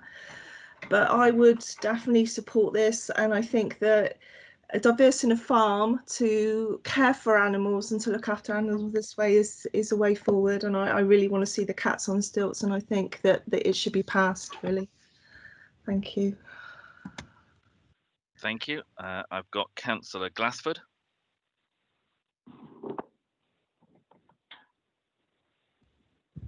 Councillor Thank Glassford. you, Chairman. Sorry. I would go along with the officer's recommendation. The applicant has been given the chance to challenge it. They haven't taken up the challenge. Then I will go and support the officer. I don't think that it should be a deferral. They've had their chance. They never took it. Thank you. Thank you. Councillor Grimes. Thank you, Chairman. I think this is a good application, but it's in the wrong place. And the applicant should challenge the EA objection. Could I ask, would they get a free go if we rejected this? Surely, is this their first application? So would they have the second one as a free application? Yeah, this is the first application, so yes, they would get a free go still. Okay. Thank you. So in my mind, then, if we rejected this, they'd get a free go, and they could come back, which is basically the same as we're talking about deferring. So if Councillor Glassford has proposed that this is refused, I will second it. If he hasn't, I will put it forward as well. Thank you, Chairman. Thank you. He had proposed it, so you have seconded. I've got I thought I had Mrs. Lehman on the hand, and then she disappeared. No, you did actually, Chairman. I was a little bit concerned about the deferral proposal because there was no time limit on it, and I just wanted some clarification. Okay. As things stand at the moment, the only proposal that's actually been proposed and seconded is for the recommendation, which was refusal, and that's then been seconded. The others haven't been proposed or seconded in for both. So I've also got Mr. Noon. Yes, thank you, Chairman. Sorry, I'm not set. My messages aren't sending, so the hand's going up as well. That's right. I'm not receiving them anyway. So right, okay. I was just going to say that just wanted to underline what Mrs. Chorley has said, in that the applicant has been offered several times and very strongly encouraged to take the route of challenging the flood modelling in this area. They have not taken up that opportunity. Any deferral to again ask them to do that, there's no certainty that they would now take up the offer. So I would want to suggest that if we do defer it, that there is a backstop to that, in that if the applicant declines to do that that work, then we either have a time limit to bring it back to committee, or that members would delegate a refusal to officers in the event that that risk assessment is not produced in a timely manner. Okay. Thank you. Thank you. I'm not seeing any other hands raised. I don't know if there's anything else in the chat. Mrs. Nicholson, is there anything that you can see? I'll take it that's a no. Councillor Hendry, Chairman. Oh, all right, Councillor Hendry. Sorry, please. my system's slow as well. Okay. It's not Councillor going through. Hendry. Good afternoon, Mr. Chairman. Councillor Alex Glassford, he got this absolutely bang on right. I support everything he said wholeheartedly. Adrian Noon also, he followed up the same comments pretty well. You can't have one standing for one and one rule for one and one for somebody else. This applicant had the chance to put the application exactly as it should be and just push that to one side and pushed on ahead anyway. If Councillor Tony Grimes hadn't seconded this, I would have myself. That was the whole point of me coming in. You can't have one rule for one and something for other people. It just doesn't work that way. They had the chance, they didn't take it, move on. Thank you. Okay. There are no other members indicating at the moment, so we'll move to a vote on the recommendation that has been proposed and seconded, which was for refusal. Again, I'll come around to members, and please say whether you're for or against the proposal for refusal, and that you've been present throughout the debate. We'll start with Councillor Grimes. Thank you, Chairman. Yes, I've been here throughout the whole debate, and I'm for refusal. Thank you. Thank you. Councillor Perry. Yes, thank you. I've been here through the whole debate, and I'm going to abstain. I'm sorry. Okay. Councillor Bolt. Been present throughout the whole debate. For refusal. Thank you. Councillor Bradford. I've heard the whole debate, Mr. Chairman. I'm going to abstain because they got the opportunity to go and probably be positive. And let's hope they are positive. All right. Thank you very much for that. Thank you. Councillor Kingham. Thank you, Chairman. Yeah, I've been here for the whole debate and I'm for. Thank you. Councillor Revens. Thank you, Mr. Chairman. I've been here for the whole debate and presentation. I'm against the proposal. Thank you. Thank you. Councillor Murphy. I've been here and listened to the whole thing, and I support the officer's recommendation. Thank you. Councillor Facey. Yes, Chairman, I've been here through the whole debate, and unusual for me, Chairman, I'm going to abstain. Okay, thank you. Councillor Hendry. Thank you, Mr. Chairman. Well, I've obviously said my piece. I'm for the proposal, which means I'm against the application. Thank you. Thank you. Councillor Scott, I think, is no longer with us. Or well, I am actually. I got back in. Sorry, we had a bit Excellent. of a power blip and I lost contact. So, but unfortunately, I didn't see the start of the presentation. Okay. So we'll record you as absent. Gibson. Yeah, I've been here. Didn't get pushed out this time. I do not know what's going on. Sorry, so I'm going to abstain because I'm not quite sure what's going on now. All I can see is cats on stilts, I'm afraid. Thank you, Councillor Pearce. Thank you, Chairman. Yeah, I've been here for the whole debate and I support the officer's recommendation to refuse. Thank you, Councillor Glassford. Thank you, Chairman. I've been here for the whole debate and I support the officer's application to refuse. Thank you. And Councillor Granter. Yes, thank you, Chairman. I can confirm that I have listened to the whole of the debate and I am for the officer's recommendation. But obviously, applicants know which way to go the next time, and I hope they are successful the next time if they listen to advice from the officers. Thank you. Thank you. And I've also heard the whole debate and I'm for the recommendation for refusal. Mrs. Nicholson, if you can just confirm the votes in a moment. And I would just say to the obviously the applicants and those who've spoken, I think you can certainly hear where the committee is coming from. I think everyone is very supportive of the application itself It's just this issue of the flood zone 3B needs to be addressed, and certainly if you liaise with the officers, I'm sure they'll give you whatever help they can in terms of what needs to be done to challenge the flood risk assessment. Mrs. Nicholson.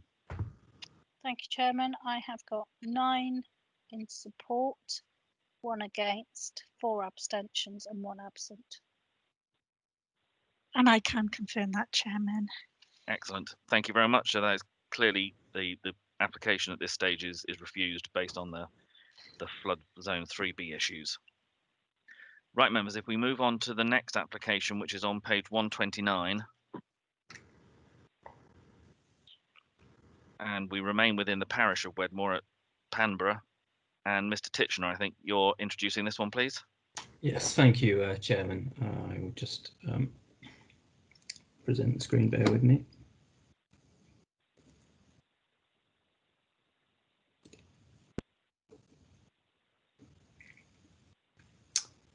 Let me know if that's coming up.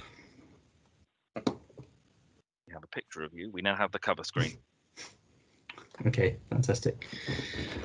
So it's an application for the change of use of public house.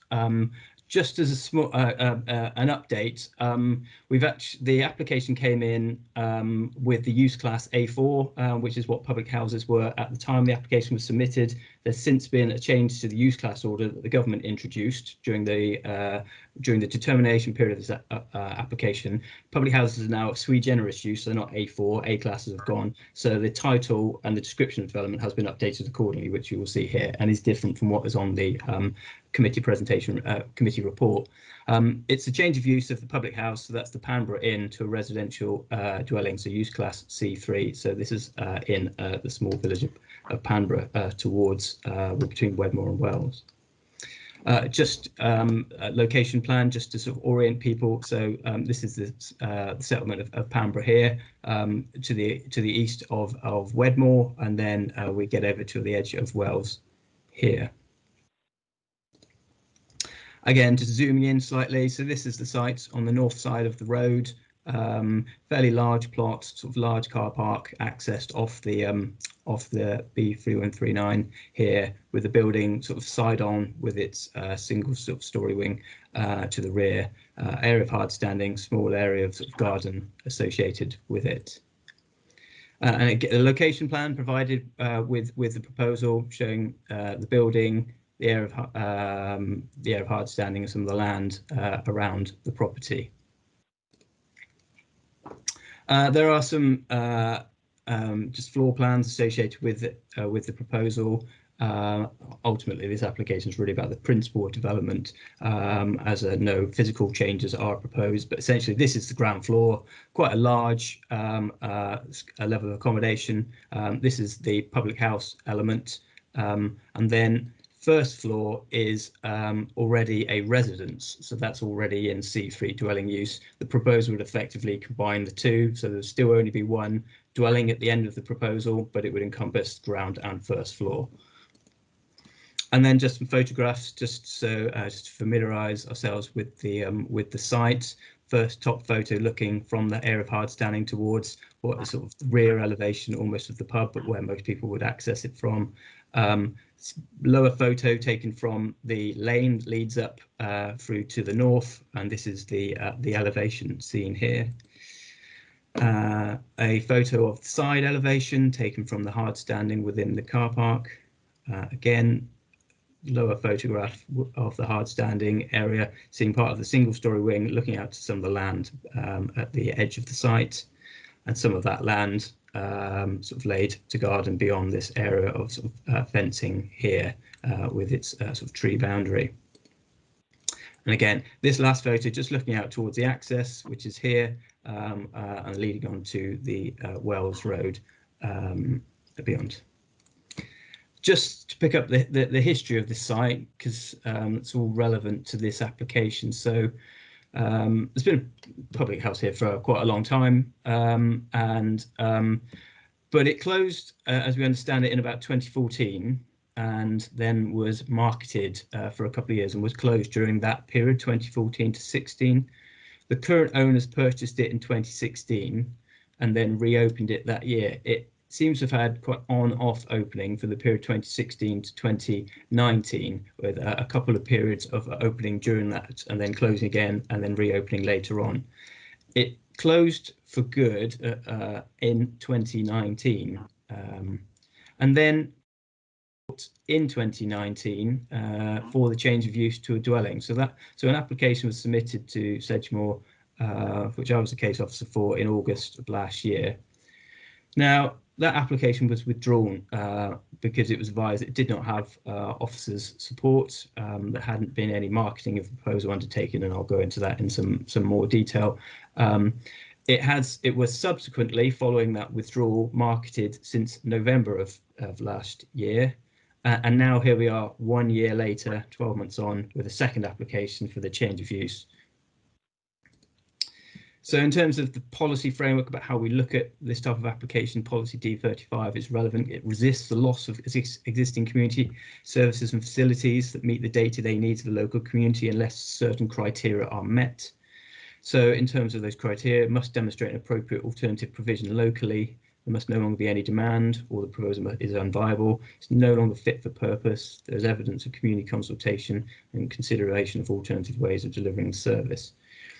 For a use not to be viable, it should have been appropriately marketed, and we would consider that to be use of 2 agents, independent valuation price, and on the market for a period of about 18 months. That's what the supporting text to the application talks about, an 18-month period. Wedmore Neighbourhood Plan also covers this area, and that has relevant policies within it. It has a policy that protects locally valued facilities. And the loss of those facilities is only allowed where there's no reasonable prospect of viable continued use, and that there's also no adverse natural or built environment impacts.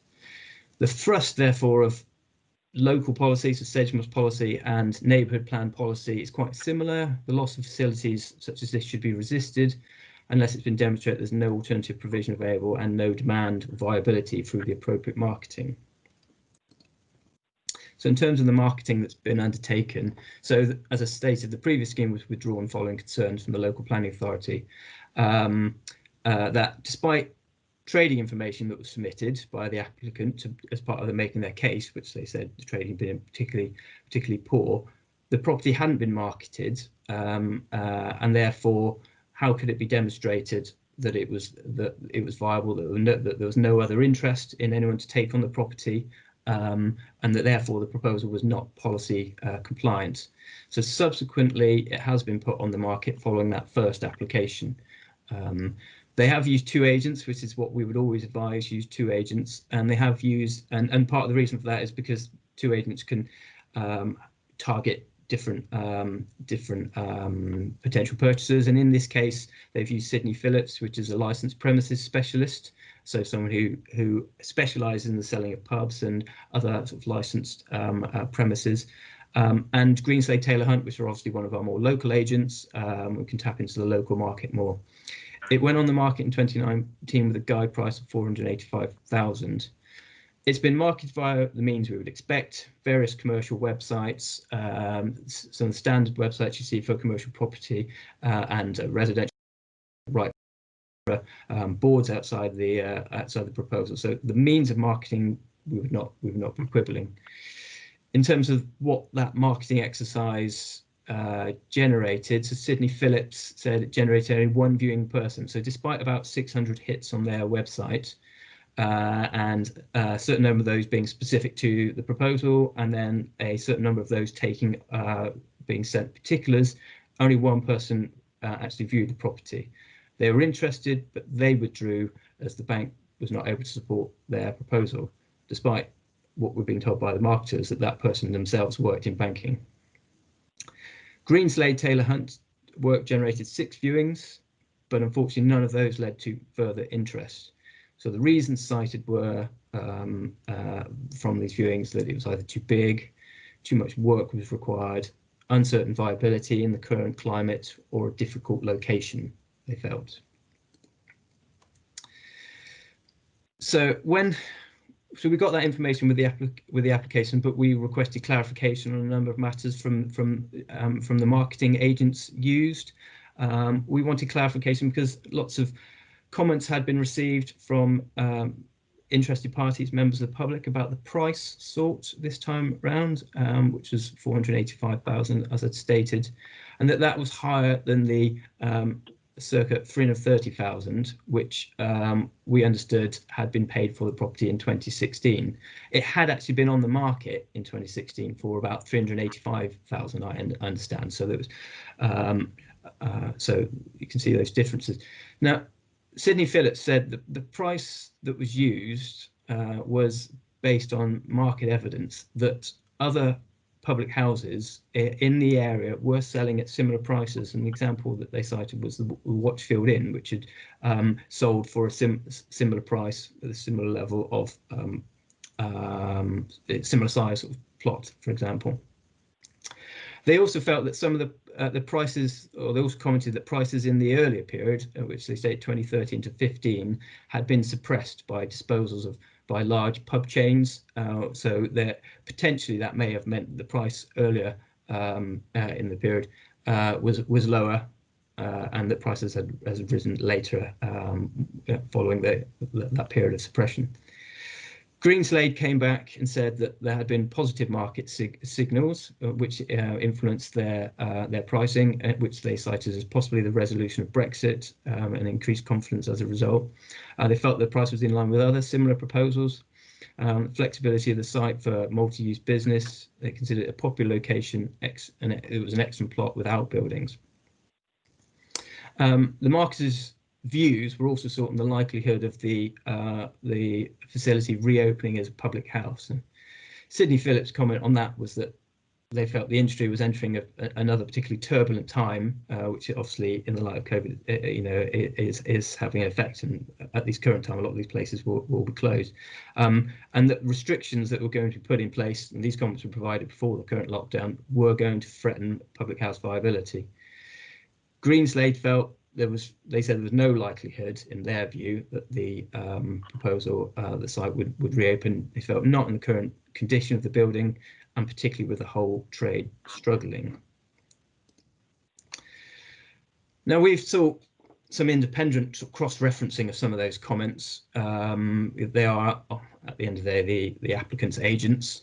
So some independent scrutiny of those comments from council's own officers. So in this case, the council's economic development officer, or one of the officers, and the council's district valuer, to bring their particular specialisms to it. Now, in terms of the economic development officer, she commented on the previous scheme, and had noted the applicant's statements about business viability as part of the previous application, but confirmed, as I've stated, that this was not backed up by any marketing to evidence that there was an absence of demand, in terms of making that point that actually, the proposal is no longer fit, that no one wants to take it on, no one sees it as a viable prospect.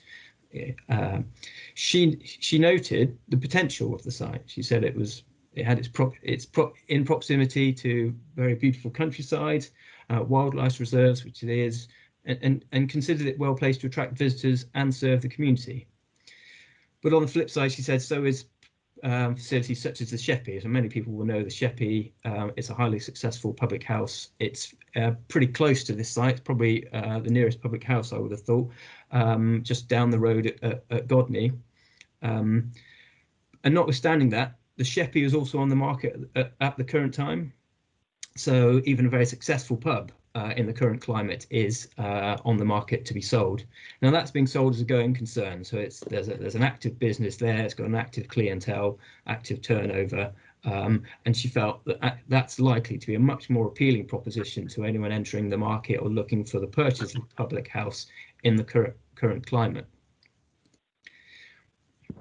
She also noticed that the outlook for public houses has changed dramatically since the previous application. Despite this, pre-COVID, she notes that public houses were closing at an alarming rate, and unfortunately, it is obviously a fairly long-standing trend of diminishment in the public house sector, and we would have seen many sort of changes over the last 10, 15, even 20-year period. She stated the viability is now highly uncertain, and she stated that ideally, longer marketing in an environment where an enterprising buyer might have come forward and could have seen the site would have been what they would like to see. So the policy talks about a marketing period of 18 months. Now we've only got 12 months here, so we are 6 months short of the ideal marketing period set out in the supporting text of the policy. But in her view, she felt that since COVID, she did not consider that to be a realistic possibility. She felt that pub was unlikely to be seen as a sound opportunity that any bank would support in terms of offering lending to generate a business, and noted that pubs obviously cannot indefinitely run at a loss, no matter how well appreciated they may be by the local community, and also consider that an empty public house was not a good advert for the local area. So her conclusion, whilst considering the loss to be highly regrettable, was that with other pubs in the area, it was not considered reasonable to market the proposal any further when there would be such little likelihood of success.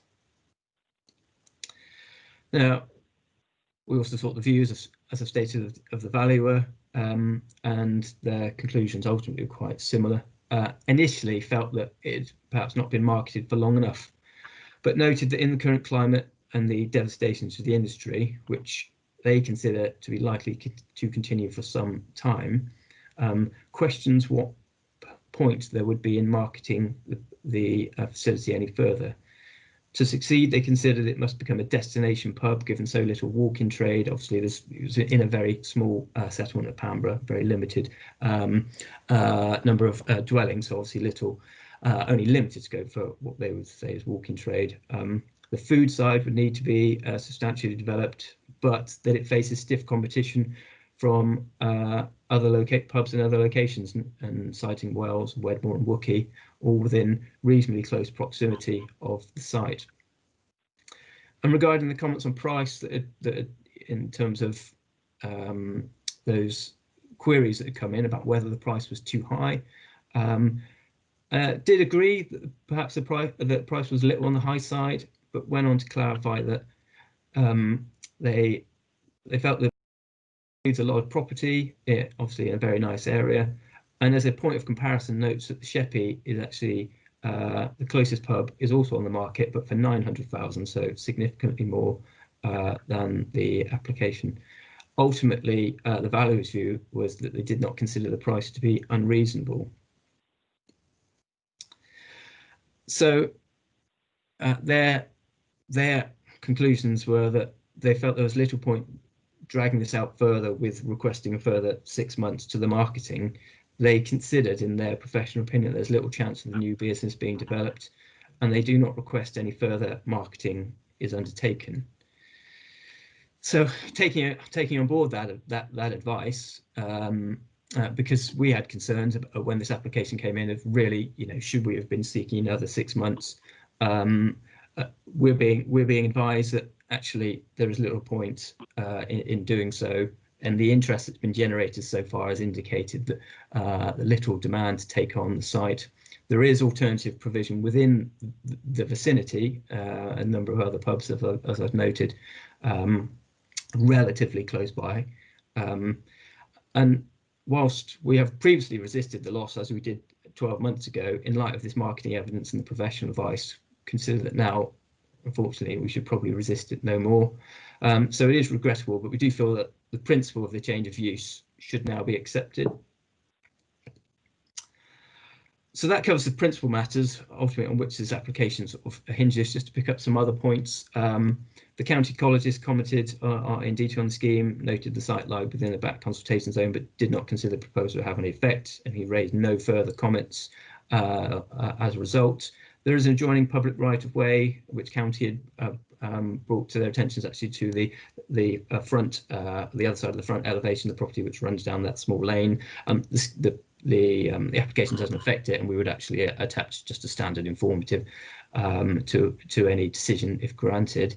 The Highway Authority provides standing advice on this application. The site has an existing access, it has a large parking area, so that's all. That's already there. So Some concern had been expressed locally about from representations received about visibility at the access, because there is quite a sort of sweeping sort of bend to the right hand side when pulling out, so heading back in the Wedmore direction. But the access is existing and lawful and has a trip generation associated with its use as a public house, which would always be taken into account when working out whether a new use resulted in additional traffic generation.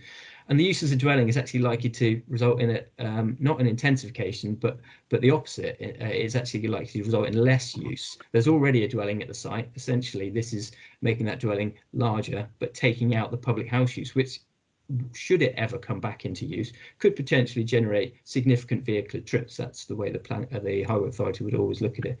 So therefore, the access is existing, it's lawful, and therefore considered acceptable. So ultimately, as I've stated, we are recommending that planning permission is granted. We do feel it's regrettable. It's not the kind of application we like to bring forward, but we resisted it 12 months ago. Our conclusion now is that unfortunately we do not feel we can resist it any further. Thank you. Thank you very much. We have a couple of speakers on this one, so if we could start with Councillor Costello. If you could turn on your mic.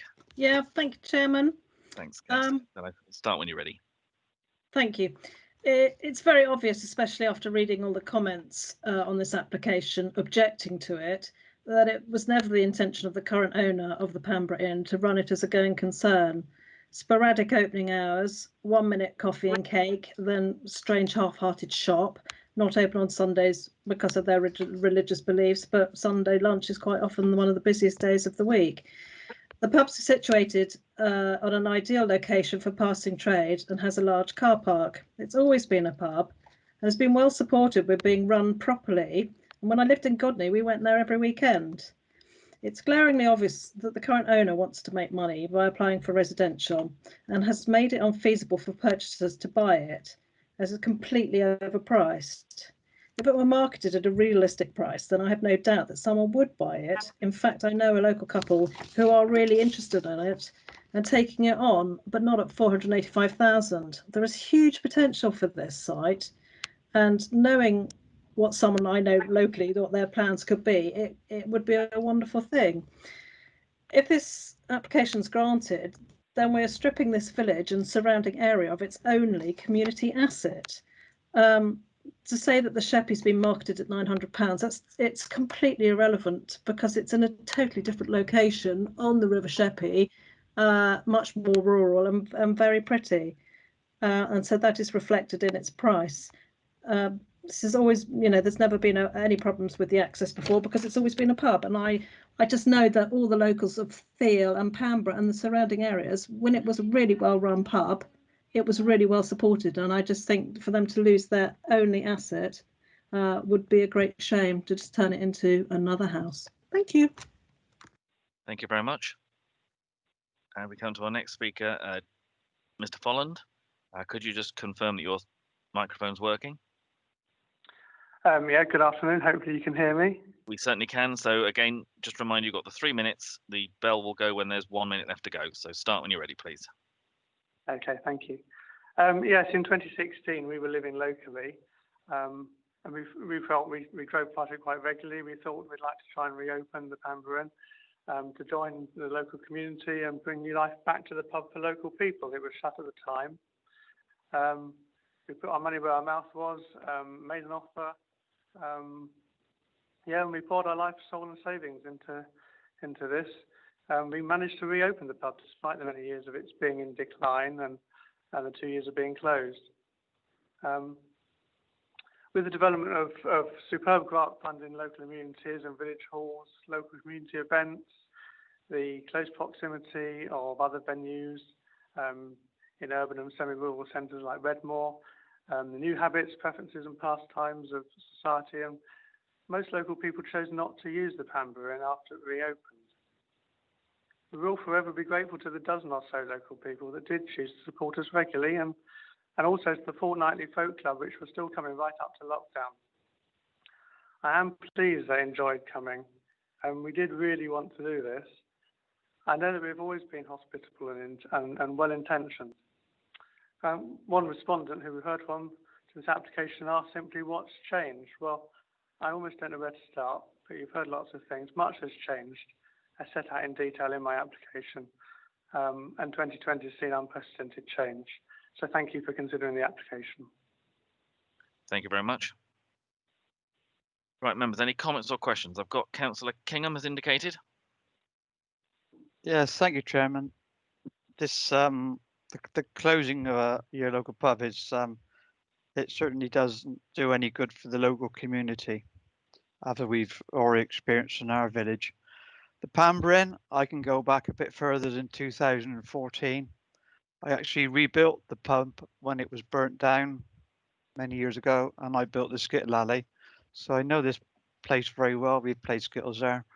But when you look at it, you go towards Wells, and you've got to go right through the Wookey to the Pheasant, which is always looks if it's going to close, but it stays open. You go into Wookey, you've got the Ring of Bells and the Burkitt Inn. So for local people, you've got to travel a long way if you want to sort of enjoy a time out in a pub. And to lose this facility, which is a nice building, and it is used to be very, very well supported by the community. And when I was working there, it was a community that kept it going and raised it from the ashes. And I'm sure it would be a big loss if it was to go this time. And I'm afraid I wouldn't be able to support the recommendation. Thank you. Thank you. Councillor Glassford.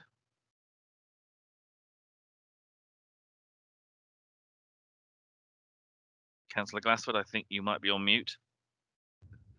Sorry. I personally don't like to see pubs closing that, but we've got to be realistic. We have been losing about 18 pubs a week for the last couple of years. And in the current terms now, only an utter idiot would buy a pub and try to reopen it again. I don't think it's reasonable to do so. And I would go for the recommendation. I prefer we go for the officer's recommendation. Thank you. Councillor Scott. Yes, Chairman, I would agree with the last speaker. I think we're in unprecedented times. Community pubs are really things of the past. People don't like to drive and drink, quite rightly so. And yeah, maybe if the Sheppey owners had bought it, they might have made a go of it, but that's not taking away from the present owner. Obviously, they tried and they feel it's the right time to convert. So I will support the officer's recommendation. Thank you. Thank you. I must admit, I find this one, as others have said, a very difficult one to look at, because I can understand the concerns of the local residents. Equally, you can understand where the applicant is coming from on this. The concern I have with the application as it stands at the moment, though, is the fact that we have encouraged applications of this nature to use an 18-month marketing as the benchmark for what is acceptable. And also, I think I'm right in saying on our report, our own independent valuer made a phrase along the lines of they felt that the price that was marketed originally was on the high side, I think was his comment. And so I do just wonder, in terms of this, whether we have given it the length of time and at the price that might actually see it move. Be interested to hear the rest of the debate, but I think it is very much on that balance as to, as members have said, once you've lost these facilities, they're certainly not going to return. So happy to see what other members have to say. Councillor Hendry's been waiting. Thank you, Councillor Hendry. Go ahead.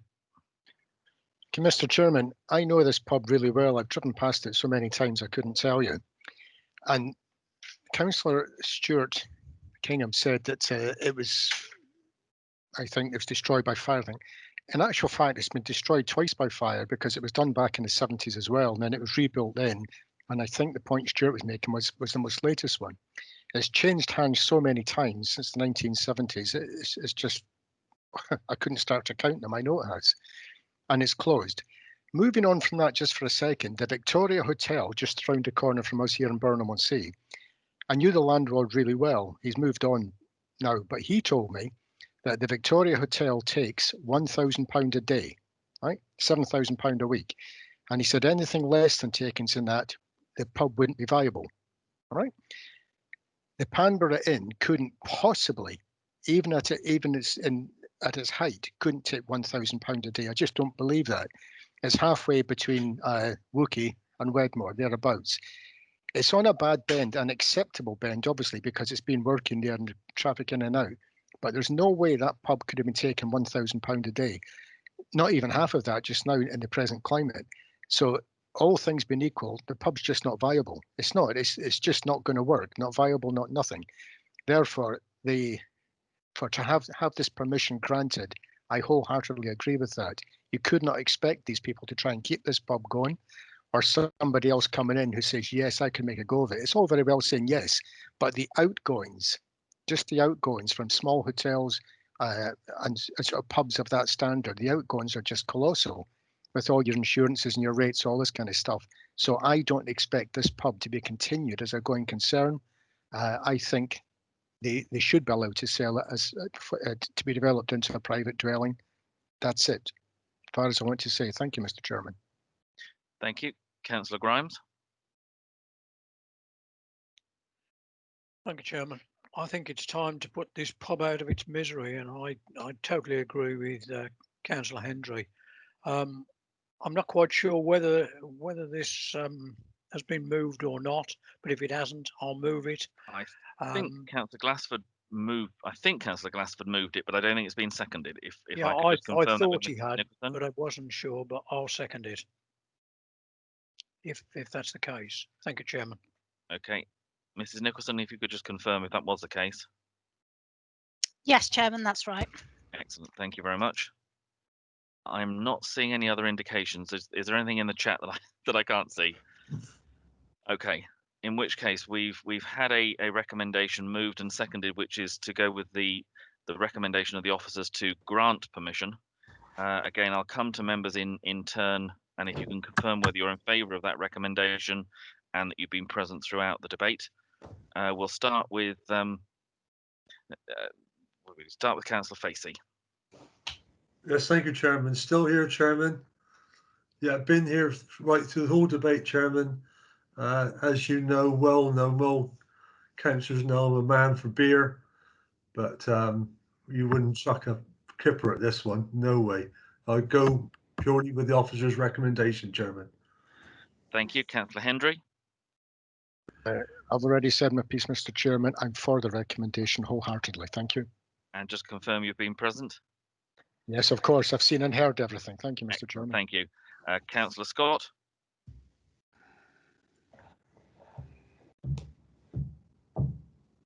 Sorry. Yes, I can confirm I've seen and heard the whole presentation, and I'm for the recommendation. Thank you. Thank you. Councillor Gibson. I've seen and heard, and I'm against the recommendation. Thank you. Councillor Pearce. Yep, I've seen and heard the whole presentation and for the officer's recommendation. Thank you. Councillor Glassford. Thank you, Chairman. I've seen and heard the whole presentation, and I'm for the officer's recommendation. Thank you. Councillor Granter. I think you're on mute, Councillor Granter.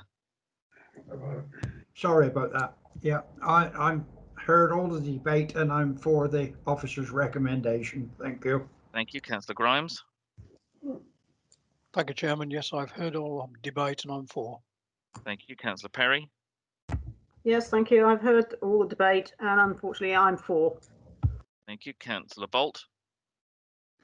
Yes, being present for the whole debate, and again, very unfortunately, but I am for. Thank you. Councillor Bradford. Thank you, Mr. Chairman. I've heard the whole debate and I'm for. Sometimes you've got to bite the bullet. We've had it happen to 2 hours locally. Thank you, Mr. Chairman. Thank you. Councillor Kingham.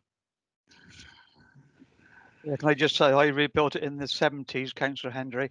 I've been present through the whole debate and I'm against. Thank you. Councillor Revens.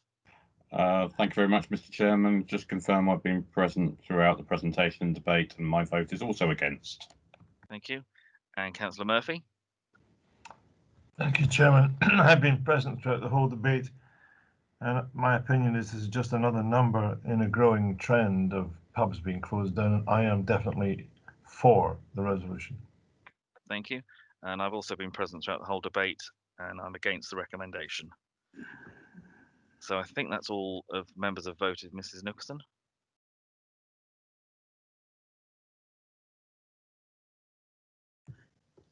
Sorry, I lost my mute as well then. Right, so we have 11 in support and 4 against, no abstention and no absent. Thank you very much for that. Bless you. That is clearly carried. So we will move on to the next application, where I think we don't have any speakers present as such, but that is the application on page 107 and Bridgewater. And again, Mr. Titchener. Yes, thank you, Chairman. Right, I'll just bring the presentation up.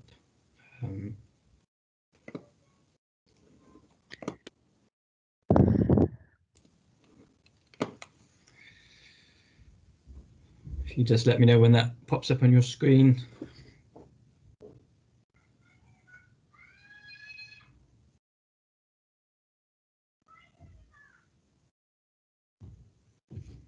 No, we're not seeing anything as yet. Right, hang on. Let's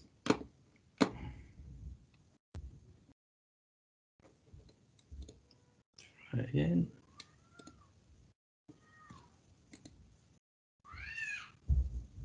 I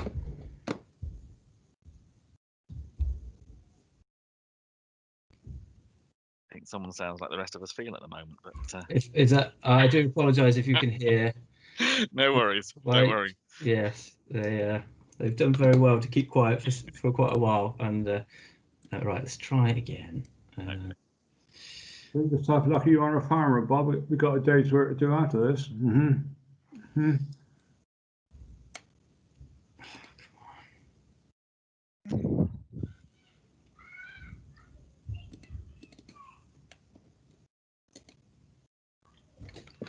you want me to try?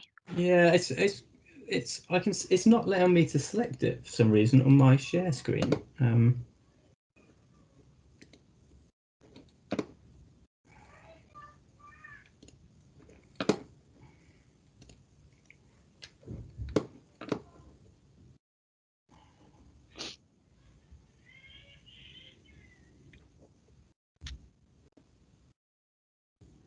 Let's try this. Oh. Something's happening. Yeah, that's. Yep, we've got the cover page. Right. Okay. Okay. Let's just. Okay. So it's an application for the change of use of a shop to a ground floor flat and the addition of a first floor re-extension to form office / place of refuge. So we're located at 19 St John Street in Bridgewater. So just to orient members, we're in Bridgewater here. This is St John Street leading down to the train station. We're at the sort of more the top end here. This is the proposed unit here, this sort of part of this terrace with this sort of rear yard area here. And just this is quite a small location plan, so I do sort of apologise. You can just make out the red outline here around the property. It's sort of yard and single-storey wing to the rear, and this area here is parking, and this is sort of a general yard here, which is accessed through a sort of covered access way onto St John Street here. So just plans of the existing. This is the front elevation as looks onto St John Street. This is the rear elevation, so stood out in the sort of at the rear of the property, almost in its little yard. It's got this little single-storey wing out the back, a staircase leading up to an existing first floor flat, and windows serving the ground floor currently. So what's proposed is that they are going to add a first floor extension over this single-storey wing here and block up this existing window here. And then this is what the extension will look like from the side, as if stood in the courtyard. And then there would be a door into the ground floor flat here in this elevation. windows would be obscured in this extension here, and then new windows put in the side to serve to provide internal light to the ground floor sort of living room and the upstairs room as part of the first floor flat. And then just to show the ground floor plans, just to show the split, because it is over 3 stories. So the ground floor flat will be comprised of the kitchen, lounge, and the 2 bedrooms at the front, access through the yard at the rear with the door here. The first floor is largely unchanged, save for 1 window is to be blocked up because the extension will be sat adjacent to it, and a new window put in the side. No changes to the second floor. And just photographs to show members. So this is taken from the yard area at the rear. Now it's this property here, which is the one that's part of the proposal. So that's the existing first floor flat up there, and then the extension will go over this part here. And then this is the window that will be blocked up as part of the extension, and a new window put on the end. Again, just looking from the internal courtyard that's at the rear where the access door is, looking towards the property, and then stood here looking away. These photos just show the top one. This is a historic photo of what the shop front, because the changes to the shop front elevation have already been done. So this shop front is how it looked about 18 months ago, and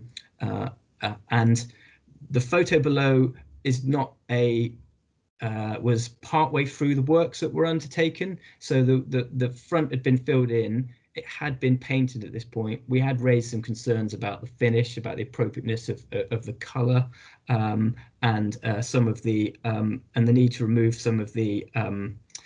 There's a flagpole. There's a little sort of alarm here, and some of it needed painting and certainly tidying up. Because of second lockdown, I wasn't able to go out and get a new photo of what it looks like now, although I have been passed previously and know that it looks considerably fresher.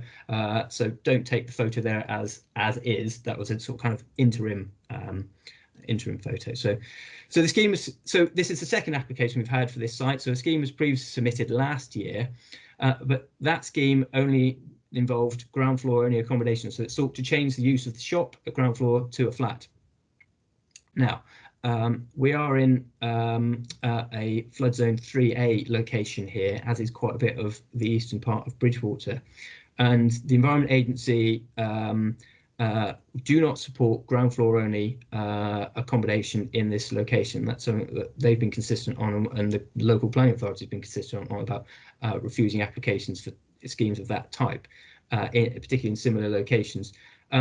So the applicant has tried to revise the scheme to provide a first floor place of refuge. Now, in principle, providing that can be appropriately provided, it overcomes EA objections, and they would not object. That would comply with Environment Agency standing advice, and that's how this scheme differs from the previous scheme that came in, that we could not support given the EA's concern. But we do just need to touch on some of the principal issues, because that was not the only issue that affected the application when it came in last time, though ultimately it was the only issue of concern at the time we made our decision. But the proposal does involve the loss of retail unit, and it is within an area designated as a neighbourhood centre, this part of St John Street, where day-to-day loss of facilities does need justification. And again, on this application, we sought the input of our sort of specialist economic development officers within the council, and their view was that retail is contracting even even pre-COVID, and they felt it was important to focus on a smaller core area. The site is on a sort of designation called the Celebration Mile, which is a designation with an objective of improving the experience of anyone moving from the train station to the town centre, and part of that is about improving the quality of the streetscape, improving the quality of the appearance of buildings, and they felt that swapping a rundown shop front, which is what had been there previously, and a shop that no one had really wanted to occupy for some time, for a residential unit would make a contribution towards that objective. So they didn't object to the change of use. nor was it considered that it's going to compromise the ability of local day-to-day community to meet their day-to-day needs. There are other retail units in the area and nearby on Eastover, and obviously the town centre is within a short walking distance. Policies require proposals to be of high quality design that positively responds to the character of the area. Now, the yard area at the rear strangely falls within the conservation area. The proposal at the front does not. Now, the proposal involves the addition of a first floor rear extension above the flat roof kitchen. It's a relatively modest proposal in scale. It doesn't have any impact on the street scene given its position. The changes to the elevation, notwithstanding obviously the interim photos I showed, do tidy up what was previously a rundown appearance to the shop front. So it's not considered by officers to have a detrimental appearance on the character of the conservation area, nor on the area in general, and we would consider it to be, for what's a relatively modest proposal, compliant on design grounds. But the big issue that was there at the previous application was flood risk. The previous application was ground floor only, and this scheme seeks to try and address those issues. So the first floor extension is proposed. It will have an internal connection to the room below, so you can go up from the ground floor to the room above, which would provide a safe place of refuge. In the event of a flood, there are windows in that elevation for which there could be means of escape. That's the purpose of providing this kind of place of refuge, a realistic place where people could go.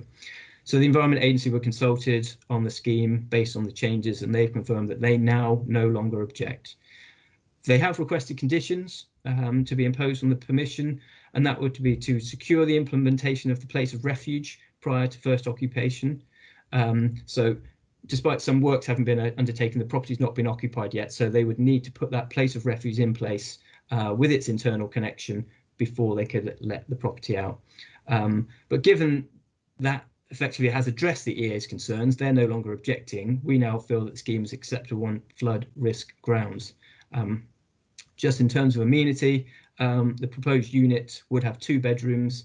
The internal space for the new flat actually exceeds national space standards, so it provides a reasonable level in internal space. They are putting new side elevation windows in to ensure natural light to all internal rooms.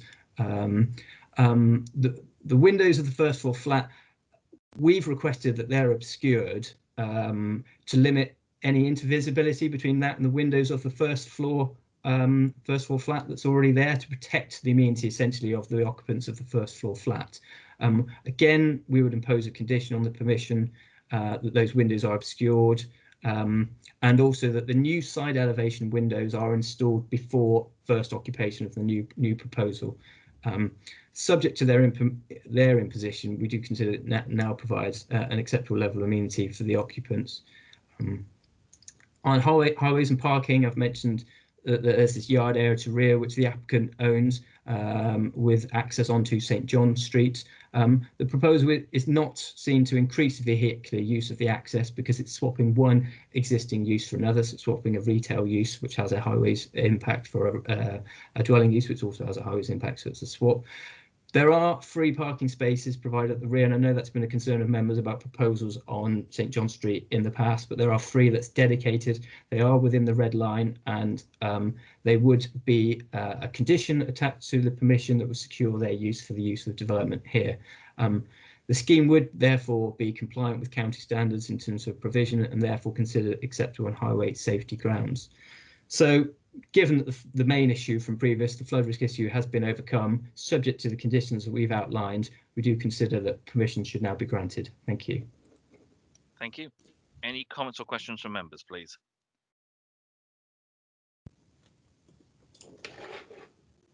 Councillor Gibson and then Councillor Bolt. Yeah, the windows, the side windows, is that, they look a bit like they've not got a lot of light going into them, the new windows that appear, and they're just going into the bathroom, is it, at the back? 'Cause the bathroom looks like it's tucked behind the kitchen. So I'd like to see those again because it looks all a bit squished into me.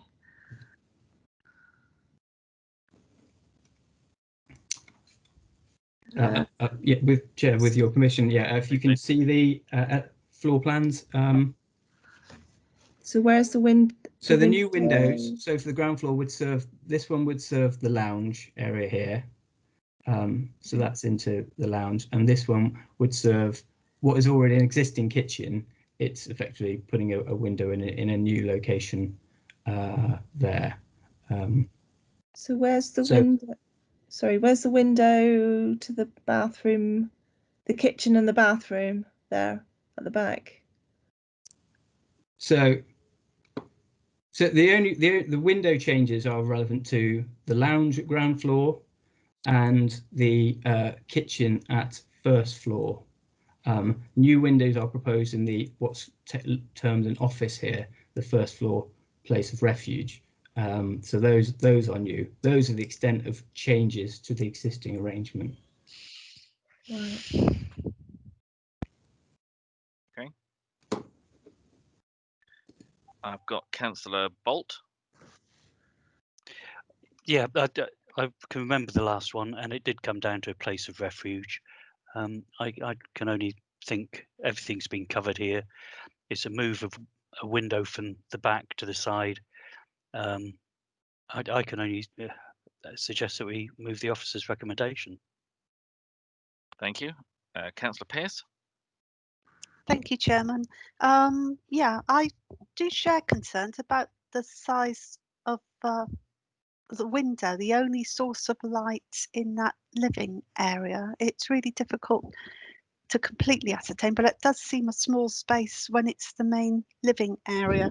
And I also notice that it's retrospective and this application is enforcement generated, which is rather disappointed when the applicant is a senior councillor with the council. Mm. Mr. Titchener, do you want to comment on the window and any of the other issues?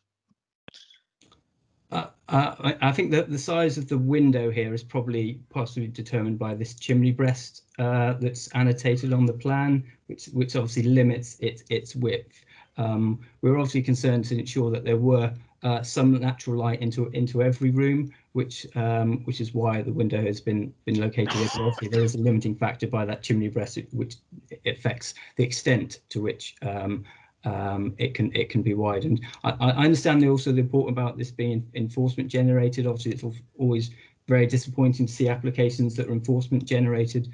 We do obviously have to treat them on their own merits as if they've been submitted otherwise. It certainly hasn't been used. No one's been occupied in it yet. So I think it got picked up whilst works were going on rather than someone having moved in, and it was unacceptable. So no one's actually residing in it yet at the moment. Thank you. I've got Mr. Noon and then Councillor Gibson. Mr. Noon. No, that's okay. Dean's very covered off the point about it being retrospective. It's unfortunate, but not fundamental to the planning considerations in this instance. Thank you. Okay, Councillor Gibson, then Councillor Grimes. Councillor Gibson. Yeah, I'm still sorry. At the back there, I can't see any window. I can see a window in the kitchen, but what is that going out to? Is that a hallway? It's not going out for natural light, is it? Not sunlight, not proper light. It's in the hallway, and there's no window in the back in the bathroom. There's no window in the kitchen, as I can see. There's a tiny window in the lounge, and then 2 windows on the street. And then there's a second floor. So that's a separate flat. That's just one flat. And then the first floor, there's another flat, but there's a refuge because it's going to be an office at the top. And on the second floor, there's going to be another flat. Is that right? There's another bedroom. So that's maybe one flat there. Yeah, so I'm just got problems with the light there and those windows going in, because I don't think there is a lot of light there on that side elevation at all.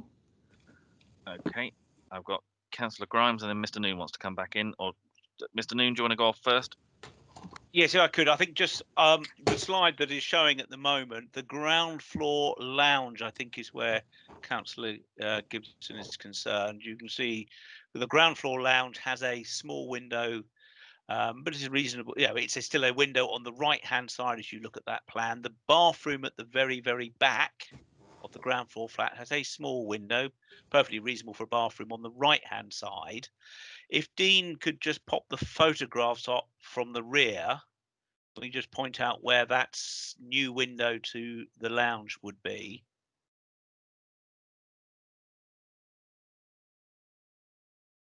Oh, no.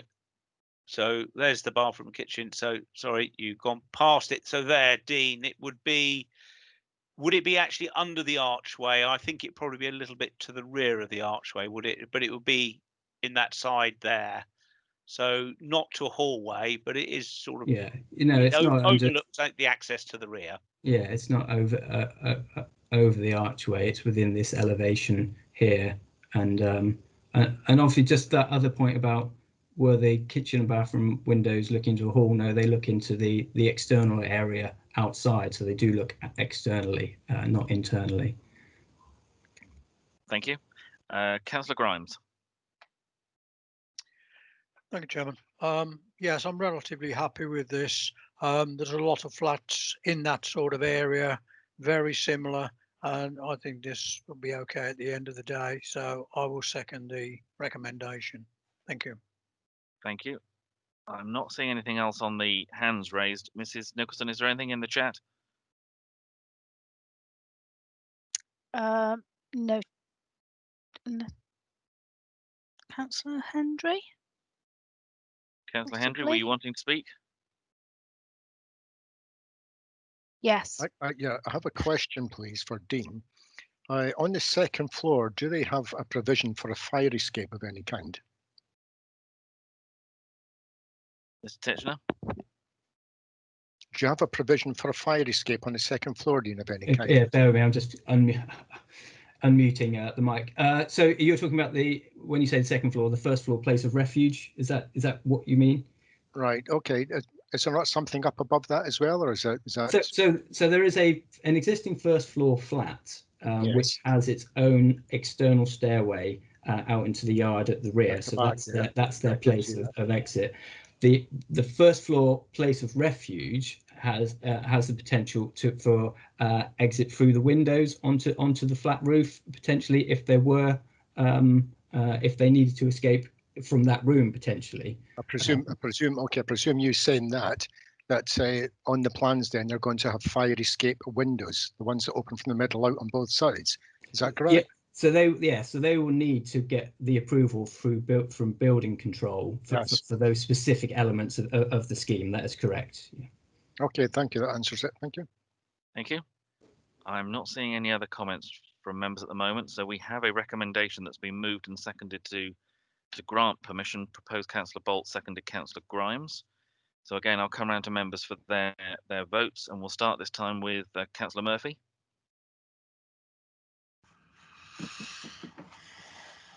Okay, Chair. Sorry, I was just switching my mic on. I'm for. I've been present to the whole discussion. I've seen and listened, and I'm for the resolution. Excellent. Thank you very much, Councillor Murphy. Councillor Evans. Thank you, Mr. Chairman. I've been present throughout the presentation and the debate, and my vote is in favour of the proposal. Thank you.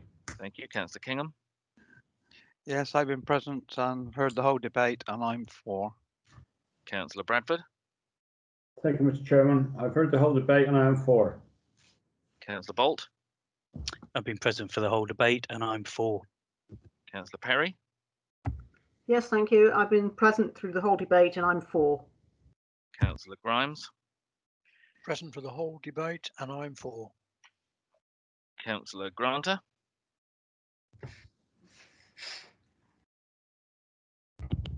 Councillor Granter there. You might be muted.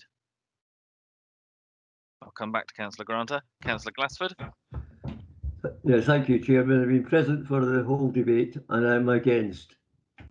Thank you. Councillor Pearce. Thank you. I've been present for the whole debate and I'm against. Thank you. Councillor Gibson. I've been present for the whole debate and I'm definitely against this one. Thank you. Thank you. Councillor Scott. Yes, I've been present throughout the whole debate and I'm for. Thank you. Councillor Hendry. Thank you, Mr. Chairman. I am for the resolution. However, I think it'd be good if the building regs, building control, put in place something to make sure that you have fire escape windows. But yes, I'm for. It's okay. Thank you. And yes, I have seen and heard everything. Thank you. Excellent. Councillor Facey. Yes, Chairman. Been present through the whole debate, Chairman, and I'm for. Thank you. And Councillor Granter. I think you might have left, Councillor. Okay, so we'll put Councillor Granter as absent. I've heard the whole debate and I'm also for. So I think that's all members voting that are present.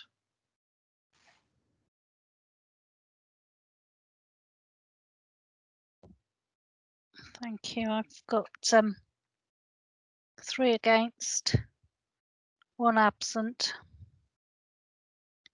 and therefore there must be 11 for. That's certainly what I've got. Mrs. Lehman, is that what you've got? Yep. Yes, Chairman. Sorry, I had a bit of a problem unmuting. Yes, Chairman. Okay, so if we move on to Compton Bishop, page 113, please. And Chairman, Councillor Bradford has left. okay. Chairman, I will leave now, I guess. Shall Thank you. Is there anything after this one, or is that? No, I don't know. Okay. Thank you, Liz. This is it. Good night, everyone. Thank you. Goodbye. So, Mr. Titchener, if you can present. Okay. If you can let me know when this pops up, hopefully it will be obedient this time.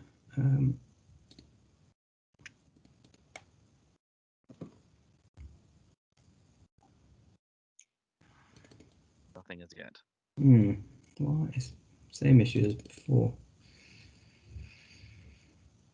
Right, let's just close it and try again.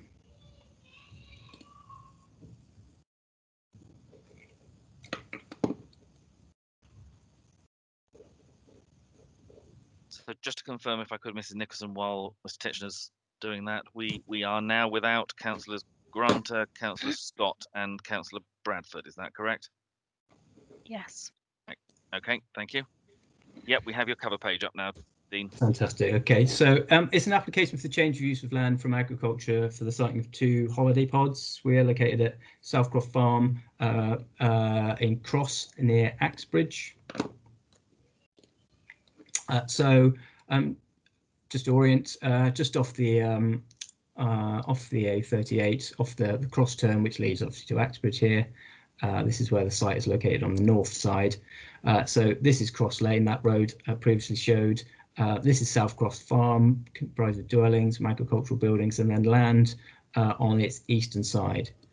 So the proposal is for this area here for the siting of the 2 pods within the red line to sort of the east side of the dwelling, with access coming in off their existing access here to which leads onto Cross Lane.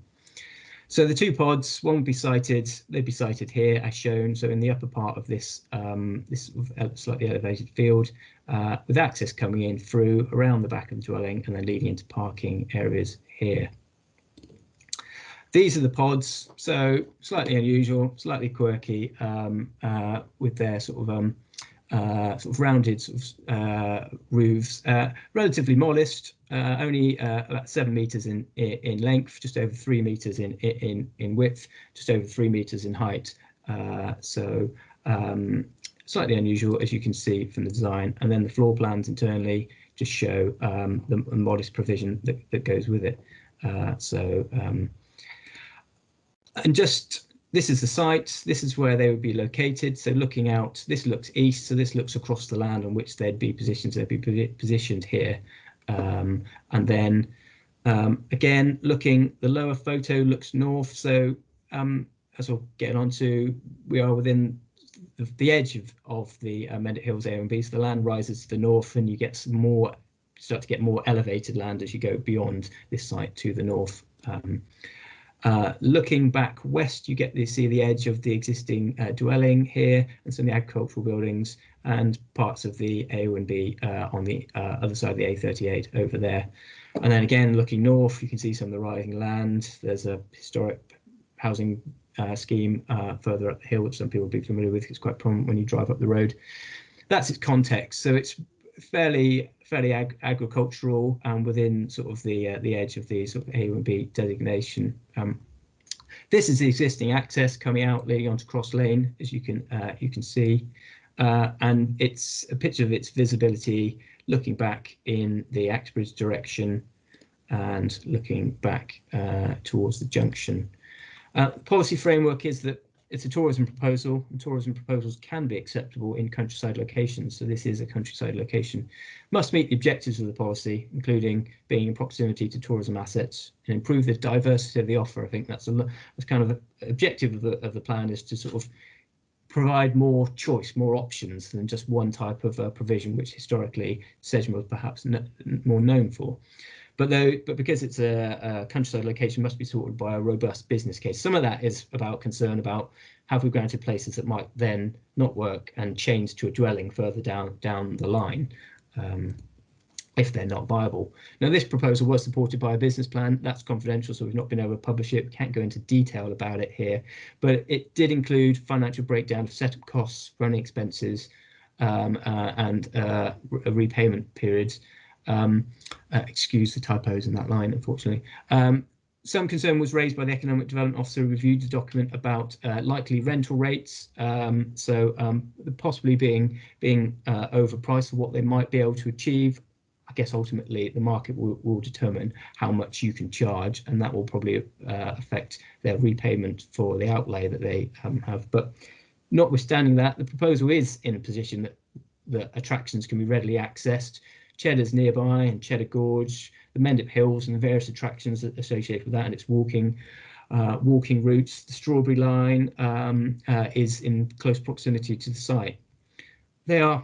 These pods, I said they are unusual, and because of that, they will diversify Sedgemoor's tourism offer. They kind of reflect that wider glamping trends that as we've seen for a number of years, where you get these sort of slightly unusual things that people are interested in staying in. It's different.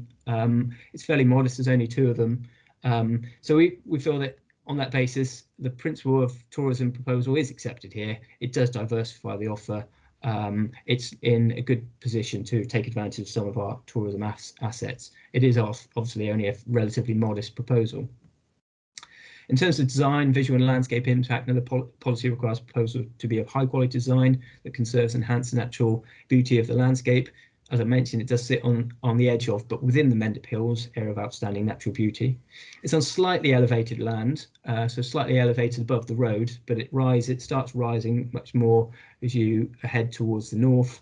As I stated, the pods are modest in scales in terms of what impact there might be. That's quite limited given their size. And the applicants are proposing new hedgerow to be proposed on the northern side of the pods. So that would be between them and the bulk of where the area of outstanding natural beauty is. So that will provide even further screening. To be honest, there are very few public vantage points into the site. It's not visible from the adjoining highway. You've seen the extent of the mature hedgerow that's on there. So there's limited places where they would be able to be seen from. There's limited public rights of way, for example, on the north side that would be give any kind of views. But that hedgerow is welcome. It will help sort of filter out and lessen any modest impact that there is. The site is within Compton Bishop Parish Council's area. They requested imposition of a condition to control the colour of the units to ensure they're appropriate to the AONB and countryside location. They're to be timber anyway, but we've no objection to that. We feel that's absolutely reasonable. We want to make sure it's right, nothing too garish, for example. The landscape planting we would also want to secure by condition to get its implementation. But subject to those conditions, for such a modest proposal, swell screen, we consider it's acceptable on visual impact grounds. In terms of amenity, it's quite separate from any third-party dwellings. In that first photo I showed, there was one property further to the east. They're a good 50 metres away from the proposal, so we don't consider any unacceptable amenity impacts would arise. The proposal will make use of the existing site access onto Cross Lane, which I've shown. The reason the application is here is because of an objection from the neighbouring council, so Axbridge Town Council in this case. So they raised concern about access onto the busy road and lack of pedestrian connectivity. We do note that there is a public right of way on on the southern side of the A371, which connects back into Axbridge. So there is scope for pedestrians to use that to get back into the settlement. The Strawberry Line's also not significantly far from the site, and that does provide, apart from its recreational use, to provide opportunities for connections to Winscombe in North Somerset and Axbridge in Cheddar. In terms of the Town Council's concerns about the impact of highway safety, this is an application where the Highway Authority commented in detail. They did a site visit. They noted that there are existing visibility splays of 120 metres in either direction, so quite significant splays. It's quite a straight section of road. They did note that at the time of the visit, hedgerows needed cutting back. I guess they visited it over a month ago now, so I guess some of that work potentially has been done because it's quite seasonal. They noted there's no record of collisions at the access in the last 5 years, and they didn't object provided conditions were imposed. Now, we would certainly want to impose that visibility splay condition to ensure that those hedgerows are maintained, to ensure that it stays as a safe access.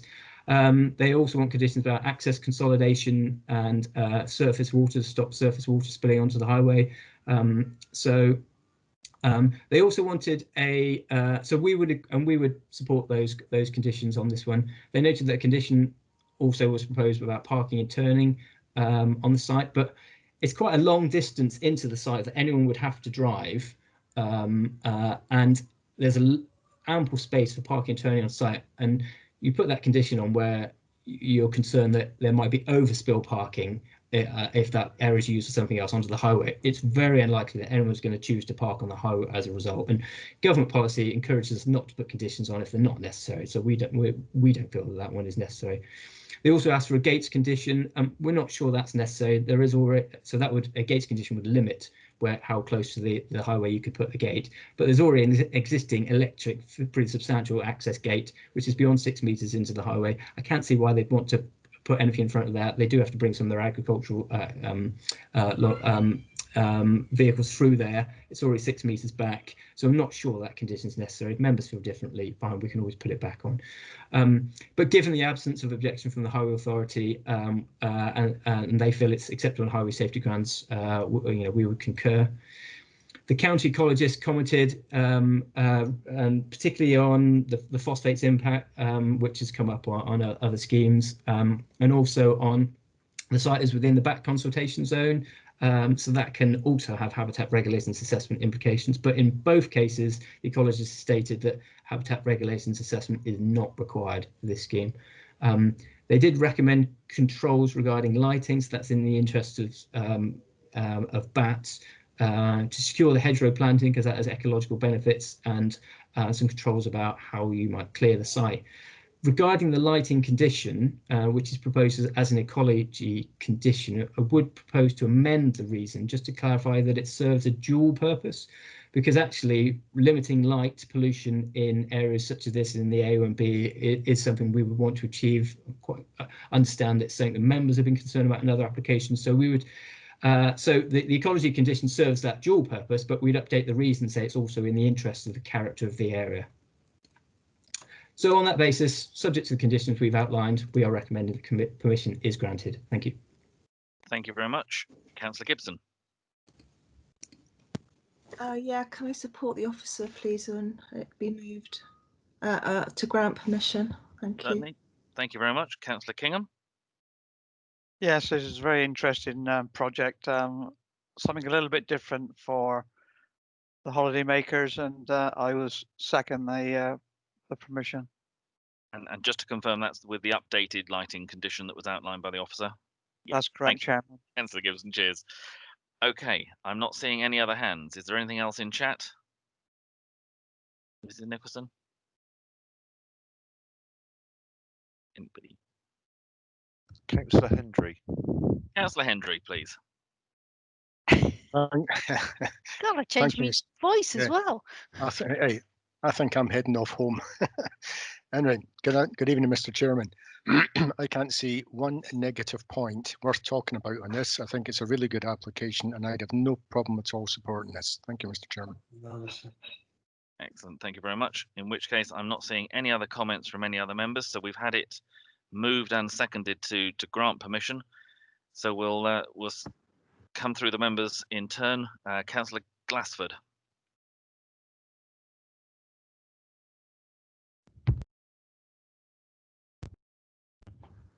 Sorry about that, Chairman. Unmute. Yes, I've seen and heard the presentation and for the officer's recommendation. Thank you. Councillor Pearce. Yep, thank you. I've seen and heard the presentation and I am for the recommendation. Thank you. Councillor Gibson. Yeah, I've seen and heard, and it almost got embarrassing, but I'm for the recommendation, please, to pass and grant. And Excellent. Councillor Hendry. Thank you, Mr. Chairman. Yes, I'm for the recommendation. No problem at all. Thank you. Thank you. Councillor Facey. Yes, Chairman. Been present throughout the presentation, Chairman, and I'm for the recommendation. Councillor Murphy. Yes, Chairman. I've been present, have seen and heard everything, and I'm delighted to support the recommendation. Councillor Evans. Thank you very much, Mr. Chairman. Just to confirm, I've been present throughout the presentation and debate, and I can confirm that I can support the resolution. Thank you. Thank you. Councillor Kingham. Yes, been present throughout the presentation, and I'm for. Councillor Bolt. Present throughout the whole presentation and debate, and for. Thank you. Councillor Perry. Yes, thank you. Yes, I've been present through the whole debate and I'm for. Councillor Grimes. Yes, Chairman. Seen and heard everything and I'm for. Thank you. I've also seen and heard the whole debate and I'm also for. Mrs. Nicholson, is that all members who are present? Can I interrupt again, Yes. Chairman? I'm very sorry. I didn't hear Councillor Hendry say he was present throughout the debate. I'm so sorry about that. That's twice I've done that for the whole day. I thoroughly apologise. Totally unprofessional. Yes, I've seen and heard everything. Thank you. Very much. Thank you very much. And Mrs. Nicholson? I think that's unanimous. As Sorry, far as can I say? Can I yeah, speak? please do. Please. Unanimous. Excellent.